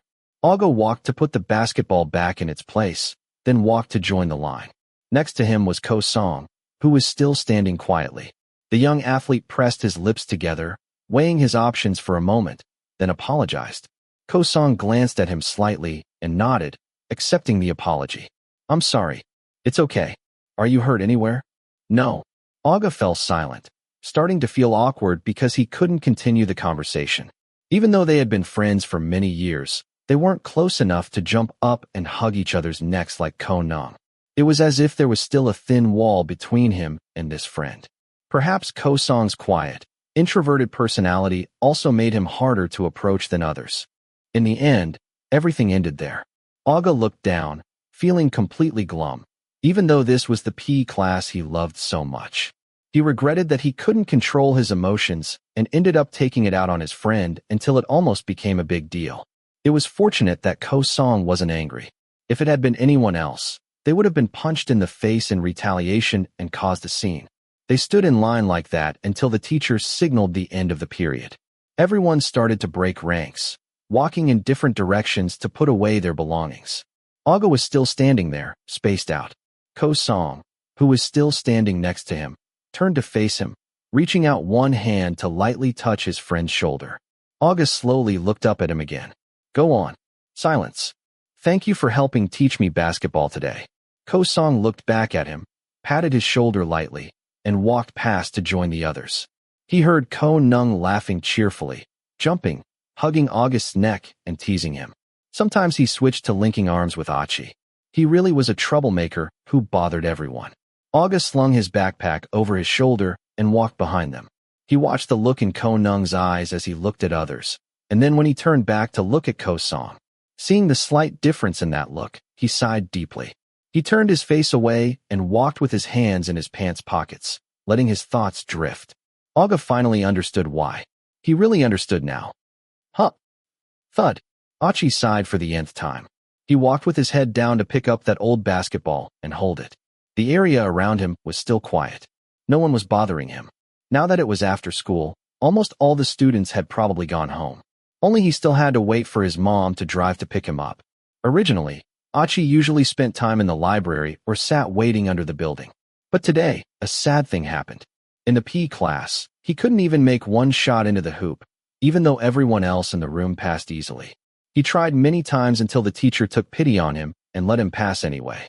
But the fact that he couldn't score even 1 point still made Achi feel bad. No, very bad. Even though the teacher only set a goal of 1 shot per person, he still couldn't do it. That's why he dragged his feet to the old basketball court outside. The new basketball court inside the gym still had a number of people playing. Achi didn't want to get involved there, so he just took the basketball someone left behind and played alone at the old court at the back. It was so old that the concrete floor was cracked into long grooves, with green weeds growing through. The wooden backboard was completely rotten. It looked extremely lonely and desolate.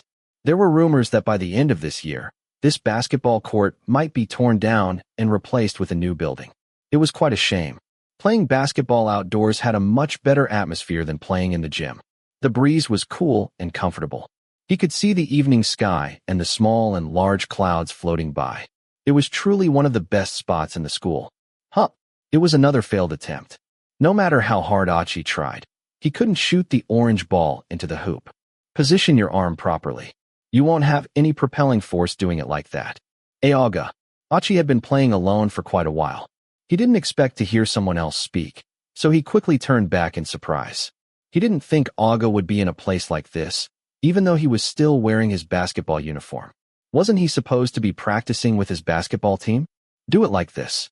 Achi stepped back slightly, allowing the real basketball player to demonstrate. Aga stood firmly with his legs spread. He slowly lifted the basketball above his head, pushing the force through both arms. Before long, the basketball easily flew into the crooked metal hoop. Achi walked to pick up the ball. He remembered the posture Aga used and tried to shoot the ball the same way. But the result was still the same. And he became even more nervous now that someone was standing there watching. When the ball flew haphazardly like that, Aga's sigh was immediately heard. Aga stood with his arms crossed next to him, watching every movement and posture of Achi. As a member of the school's basketball team, all he could do was sigh. He thought Ko-song was bad at playing, but Achi had absolutely no foundation. He couldn't even stand correctly. His small arms barely had the strength to throw the ball far enough to reach the hoop. Hold it like this. Finally, Aga couldn't take it anymore. When he saw Achi raise the basketball, preparing to shoot into the hoop again, he moved to stand behind him, telling his friend how to cradle the ball. He moved Achi's small hands into the correct position and tried moving them back and forth to show Achi how he should move his arm when throwing the ball. Understand? MHM. Use a lot of force. Achi nodded repeatedly. He felt a little relieved when Aga moved away. He gathered his focus, took a deep breath, and put all the force he had into his arm. He flicked the orange ball into the air, but ultimately failed. It didn't hit the target as he hoped. He had been practicing for so long, tried so many times. Why couldn't he do it? Achi suddenly felt irritated. His small eyebrows furrowed together. A sulky expression, like someone who was annoyed, appeared in Aga's sight. Aga raised his eyebrows slightly in surprise. Since they had been together, he had never seen Achi look this irritated even once. Calm down. Don't worry if you can't do it. Teacher Samchai always gives good grades. Almost all the scores come from the midterm and final exams. If you know the rules a little, you can get a grade of 4. Really? Yes. Achi felt some of his worries dissipate when he heard that. The irritated expression was gone. He walked to pick up the basketball and held it again. He rotated it in his hand. The basketball was truly heavy. He couldn't believe some of the school's basketball players could shoot it from several meters away. How much arm strength must they have? Why don't you go play inside the gym? People are playing there. So, you came out to play on this court alone? Yes. Aga shook his head slightly. He walked over and snatched the basketball, holding it. He tossed it back and forth between his 2 hands, then spun it on his fingertip, as if showing off to his small friend. He winked at Achi a couple of times before shooting the ball again as an example. Aga didn't usually spend much time with this friend. If Ko-song was hard to approach, Achi was even harder. This person liked to go everywhere alone. His house was further away than the others. He didn't like to talk much and preferred to sit and listen quietly. Achi often used his round eyes to look at the speaker, moving left and right. He didn't know if he understood or not, but he listened to everything. When he spoke, his voice was so soft that Aga often had to ask him to repeat himself. This was completely different from the mischievous Neung. That one was chaotic, loud, self-centered, stubborn, and naughty. He had been playing the role of the villain since childhood. It was truly strange that people who were polar opposites like this could end up in the same group. When he thought of Neung, his eyes dimmed slightly. He still felt bad about what happened today, so he shook his head to chase those negative feelings away, then returned his attention to the basketball in his hand. Go! Whoa! August suddenly turned and threw the basketball. Achi had to quickly catch it, hugging the ball with both arms. He threw it so suddenly that it almost hit his face. Try again. Thank you for teaching me, but I don't want to bother you anymore. Bother me? It's just this small thing. But, hurry up, try throwing it again. Aren't you going to practice basketball? Skipping practice one day is fine, August said, stretching his arms and yawning. Normally, he often had sports practice after school. Some weeks it was 3 or 4 days, depending on when the seniors called for it. Since joining the school's basketball team, he rarely went home with his twin anymore. Some days, when he left the gym, the sky was already dark. He had to ride his bicycle home alone all the time. Besides, he didn't feel like practicing today. He'd skip one day. Let's see who would dare come after him. Hey, does your mom often pick you up late? Well, sometimes. Is your house very far? Not really that far. Where do you live? Just past the College of Technology. That's not too far. You can take the bus home next time. You don't have to wait for your mom until evening. Silence. Oh, or are you afraid of the vocational students fighting? Well, Achi could only look down. Everything August said was true. He once took the bus home alone and encountered an unexpected incident. Even though it was a short moment, only a few tens of minutes, it was truly scary. When he went back and told his mom, she became worried too. In the end, she had to pick him up all the time. As for the mornings, he took the regular bus because there weren't many problems in the mornings. It was only in the evenings that there were frequent reports of people fighting. His house was around that area, and he always heard people talking about it. Next time you have nowhere to go, you can come sit in the gym. If we have practice, we finish late anyway. You can come. No one will mind. I think. It's okay. I'm fine. Aren't you afraid of running into Aunt Finn while sitting alone under the building? Silence. You're brave. Auga teased him, playfully bringing up the story of the old cleaning lady to scare him. Especially now, the old basketball court and the evening atmosphere, with the sky getting darker, made it perfect for talking about scary things. However, when he looked again, Achi was already pale. It was then that Auga realized he was teasing the wrong person. He was used to Neung's braveness and toughness. When he met someone like Achi, who was scared of everything, his normal teasing turned into something heavy for Achi. And now, the timid scaredy cat was standing there hugging the basketball tightly. Fine. Play. I'm going back to practice. Auga. Silence. Wait. I can go sit and wait for my mom in the gym too. Auga suppressed a laugh. He saw his friend quickly gather all his belongings in a hurry and then rush to follow him back to the gym together. It was Auga's fault for telling scary stories about the school. After initially refusing and being overly concerned about bothering him, Achi finally had to sit quietly hugging his backpack, waiting for his mom by the side of the basketball court. He watched the school's basketball players practice continuously. But then, he chose to look at that friend, the one who was running back and forth on the court tirelessly. Today, Achi felt like the wall between himself and Auga was starting to disappear little by little. Chapter 20. Hey, my bag's got a whole bag full of snacks, little bro, check it out. So the bag is bulging because of snacks? What else would it be bulging with? You just eat it all already. August shoved the backpack back to its owner. Seeing Neung sitting there with a bright, cheerful smile, he couldn't help but feel annoyed and playfully push his head once. He was too excited. It was just a field trip far away from school, yet he was so thrilled, rushing to plan the trip for days, preparing so many snacks that his bag was completely stuffed. Was he planning on getting diabetes by the end of this trip, or what? Of course, it was going to be exciting. This was a trip, all the way to the sea. Even if the sea wasn't the main destination the school wanted to visit, because, actually, the place they were going was a mangrove forest and an aquatic animal conservation center. But still, they were already in high school, and the teachers were still giving out small notebooks to record their adventures. Ugh, how incredibly boring. Ko Neung was not a little kid anymore. Because the trip was far, they had to gather at the school bright and early. Today, Ko Neung's gang only consisted of 3 people. Ko Neung himself, plus the 2 twins. As for Ko Song and Achi, they were with the Smart Kids team. They had been competing in a quiz competition since yesterday. Actually, it wasn't just those 2. There were many other students because there were several competitions, including science projects and various other contests. The actual competition day was yesterday. It seemed they won awards in almost every category they entered. Ko Neung's clever friend also won and advanced to the next rounds. It was said that today the teachers would arrange for them to follow in a van later. The school director was funding it so the students could join their friends on the field trip, treating it as a celebration for bringing great fame to the school. The school was beaming with pride because they had just received so many major awards after several years. Simply rewarding the smart children by taking them on a trip was not asking too much. But having just returned from an exhausting competition, who would have the energy to go on a trip right away? Most asked to go home and rest upon returning to school late in the evening.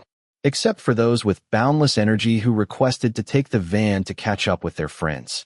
The bus left early in the morning, so those who arrived later had to take the van. As for Ko Song and Achi, let's just say the gang leader called them directly, whining and telling them to follow. That's why they had to travel to join the trip. But still, traveling in a quiet van like that was truly pitiful.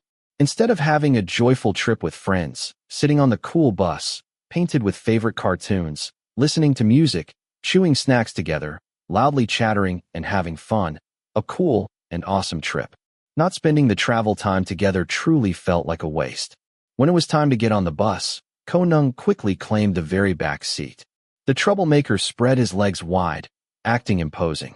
The very back area became the territory of Ko Neung's gang, and no one dared to challenge it. Plus, with the 2 twins sitting on either side like that, who would want to get involved? It wasn't that they were afraid of physical harm. They were more afraid of the noise pollution. The ringleader of chaos was sitting prominently right there. Who would want to bother? Ko Neung was full of energy. While his friends were drowsily sleeping, he kept chattering, until the person in front of him had to turn around and shush him. After a while, he began to whine and fidget. He wanted to listen to music, dance vigorously, and rock out, but he couldn't. He probably had to wait until later in the morning for his friends to wake up. So he just folded his arms and looked out at the scenery. It was still early morning, and the view looked very fresh. Ko Neung sat watching outside the window with folded arms for a long time before his phone made a sound. He picked it up to look. Upon seeing who was calling, a smile automatically appeared, which he didn't even notice. He immediately accepted the call and held the phone to his ear. "Hello, where are you?" The teacher stopped at a gas station. "Are you guys close yet?" "I have no idea. There's just forest. According to the schedule, we should arrive around 10 a.m. It shouldn't be long now." I think so too. But will the van be able to catch up?" "Probably. I brought a ton of snacks. On the way back, ditch the van and come sit with us. I'll save some snacks for you. Don't forget to drag Achi along to eat with us." "Okay." Tell the teacher to rush the driver. Tell them to hurry up. I want to go on the trip with my friends already. I just won a competition. Hurry up and take me on a trip right now. Ko Neung continued chatting away for a few minutes, then had to hang up, afraid that the other person's phone credit would run out. After that, he sat there wiggling his feet out of boredom, waiting and waiting. Finally, the sunlight outside began to grow stronger. Time passed until it was close to the first scheduled activity of the day, visiting the Aquatic Animal Conservation Center. Ko Neung clung to the window, looking at the roadside signs. He quickly elbowed his friends, shouting that they were almost there. The troublemaker's ears perked up and his eyes gleamed. He was very excited to finally get off the bus. Once they got off, they had to gather in a line. Ko Neung quickly craned his neck, looking for the Smart Kids van, but it still hadn't arrived. In the end, they had to go inside for the field trip first. Inside, there were various aquatic animals, both small and large fish. There were people providing knowledge all along the way, and spots to stop and read for information. The troublemaker Ko opened his mouth and made a woe sound. He felt like he had learned a little bit more about sea creatures. He saw strange things he had never seen before. He pointed his finger left and right in excitement, dragging the two twins from corner to corner. He was overflowing with energy, as if he'd been fully charged, ready to tour all day. After finishing the indoor tour, they dashed back outside, preparing to line up to continue the field trip to the mangrove forest. It was at that moment that the leader Ko Neung became even happier, as he saw his two other friends had arrived. He jumped up and down, waving from a distance. Ko Song then led Achi to join his friends who were waiting. Finally, you're here. Did you go inside already? Yeah, but it seemed like there were still parts that weren't finished constructing. Since there wasn't much to see, we got out quickly. August stood silently glancing at the two Kos talking, before moving to stand next to his twin. He put his hands in the pockets of the long-sleeved jacket he was wearing, looking down and kicking pebbles back and forth with a listless demeanor. After a moment, the teacher called everyone to gather, telling them to form new lines, and then slowly letting them follow the guides one group at a time. It was 11 o'clock now, and the sun was quite strong. But the troublemaker Ko Neung still had full energy, chattering continuously. Ko Song walked beside him, watching the speaker's face and listening to those stories with interest. However, shifting the focus to the other person behind, that one looked like his energy was running on fumes, about to run out. He walked listlessly, his eyes looking very tired. He had just managed to get some rest in the van, but he kept drifting in and out of sleep, not feeling comfortable at all. After getting off the car, now he had to walk through this mangrove forest too. His small legs were taking tentative steps behind the others, looking utterly unenjoyable about this trip. Achi opened his mouth in a yawn, his eyes watery. He gently rubbed his eyes back and forth before using his hand to shield the sun. He hadn't prepared for a trip at all.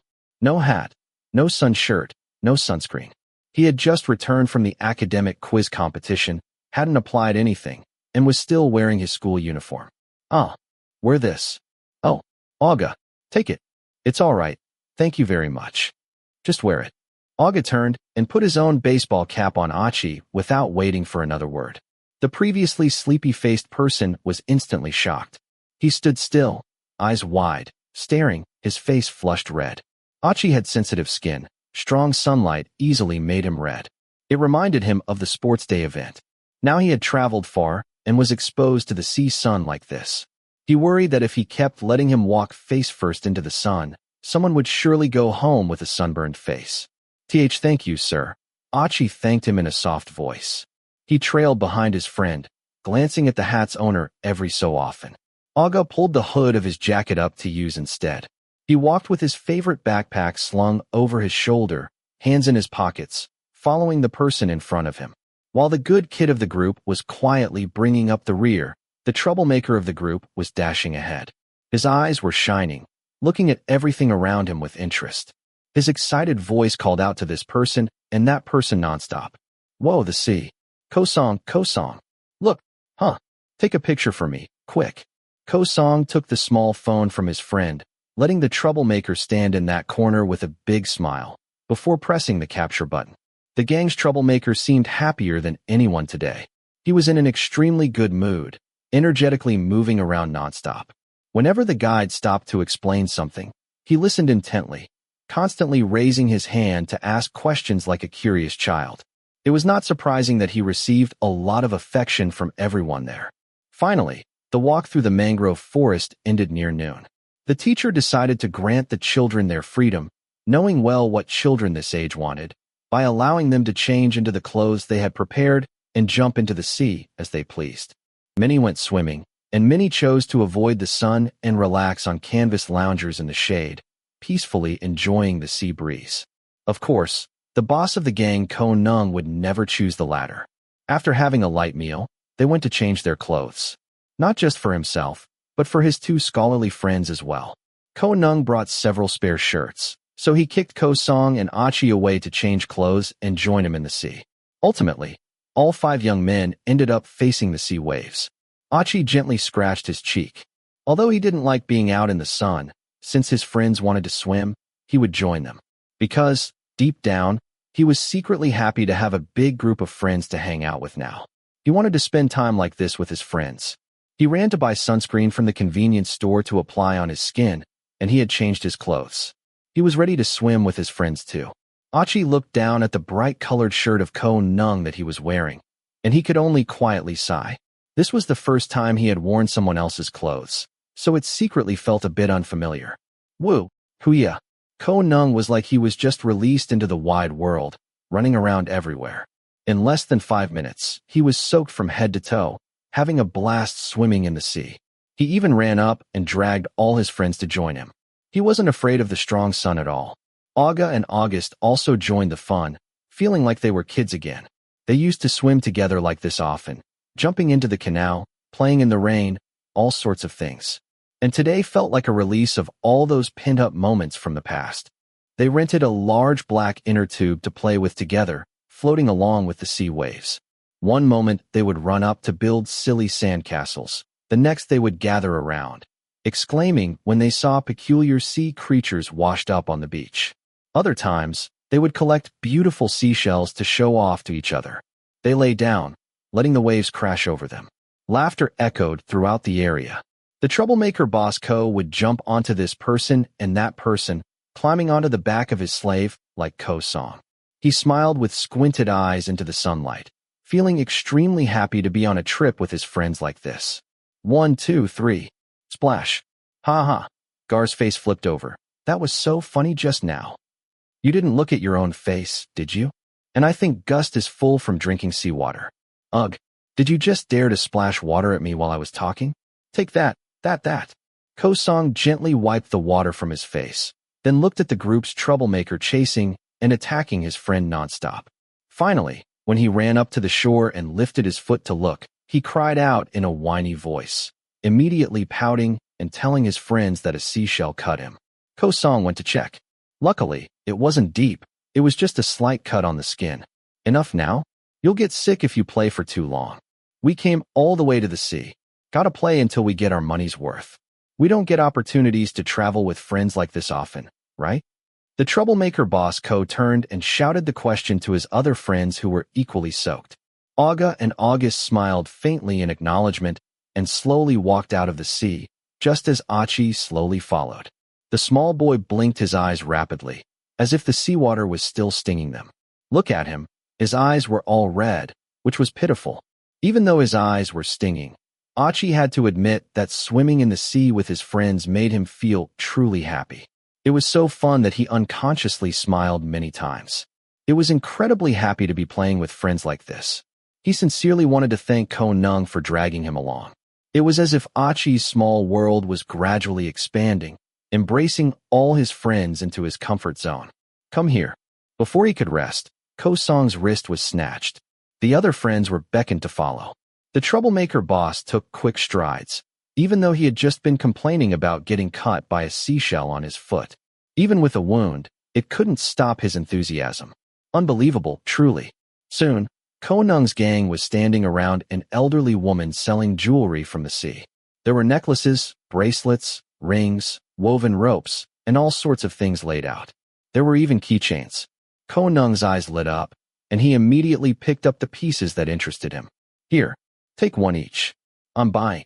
Everyone was stunned with their mouths open when the gang leader proceeded to buy a woven bracelet for everyone. He had already spent the snack money his mother gave him on this woman. Ko Song and Aga offered to chip in, but he refused, stubbornly insisting he was buying it for his friends. No one could object. In the end, all 5 young men had a woven bracelet decorated with a seashell to take home. All good things must come to an end. This period of fun was the same. They had to queue up to shower, change into new clothes, and prepare for the return journey. This time, Ko Song and Achi had joined the back seat. Achi sat by the window, followed by Aga and August, then Ko Song, and finally the skillful boss, who was lying out, taking up most of his friend's space. The bus had been moving for a while when Ko Neung slowly shifted his position, leaning down to lie on Ko Song's lap without permission. He laughed softly and held up the arm with the bracelet, spinning it around. He lay there looking at it with great satisfaction. I had so much fun today. Ko Song listened. Just as he said, Bosco truly had a lot of fun today. If we get a chance one day, let's come travel to the sea together again. How would we come? Drive here. August, who was sitting next to them with folded arms, overheard the conversation and asked, "That's right. Will your mom even let you go? You're such a troublesome person. Every time you leave the house, it's a worry. Oh, come on. Just tell her I'm going out with you guys, and mom won't worry anymore." August shook his head in disbelief before ignoring the two next to him. He let Ko Neung rest his head on Ko Song's lap and continue to chatter. His favorite slave continued his usual duty of stroking his head and scratching his ear. Looking at that charming face, the troublemaker's face looked tanned from playing in the sun for too long. He expected it would be a long time before it returned to its original light color. Ko Song. Seriously, I was so happy today. I really want to travel with you guys again. Where should we go? Let's arrange it again. Promise me that if we find another chance to go on a trip, we have to go together. I'll try. No trying allowed. Remember, the boss's order is that you have to go. No buts. The boss pointed at the person whose lap he was lying on, before gently squeezing the tip of Ko Song's nose. And in the second, he saw Ko Song's smile slowly light up. In that second, it felt like the whole world stopped spinning for a moment. His hand remained on his friend's nose. The warm breath on his hand made him instantly feel as though his strength had vanished. So he just lay still, looking into the eyes of the person gazing down at him. Promise. The bus shifted slightly, causing the boss KO's hand to slide and touch those soft lips. He immediately snatched his hand back as if he had touched something hot. He lay there startled, eyes wide. Just as the bus turned into a gas station, he quickly sprang up to sit properly, clearing his throat to dispel a strange feeling. We stopped at a gas station. Let's go. Let's go down to the restroom. Ko Neung called out loudly to his friends, turning to nudge August, who was sleeping. But he didn't expect to be shushed by Aga, who was sitting next to him with folded arms. Aga frowned and cautioned him. "Don't be loud. Your friend is sleeping," he said, pointing towards Achi, who was curled up quietly. Last he saw, he was sitting with folded arms, sleeping with his head against the car window. Now, he had slumped down to sleep on Aga's lap, covered by Aga's favorite jacket, with only a sliver of his face visible. Ko Neung looked at his friend's flushed face. Achi was sleeping soundly, his warm breath coming in and out slowly.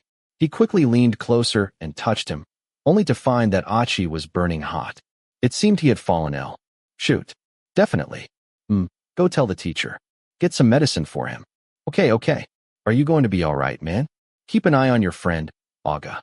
Ko Neung looked at his friend's face and couldn't help but feel guilty. He never thought his fun would cause his friend to get sick like this. So he quickly went to inform the teacher before walking down. Ko Song saw the troublemaker looking glum and walked over to gently stroke his head. "I forced Achi to swim. That's why he got sick like that. Nobody wants this to happen. Don't blame yourself yet. Achi won't be angry. He had fun playing with friends today." "Really? You're not just saying that to comfort me, Ko Song." Believe me. You know Achi only joined us in 10th grade.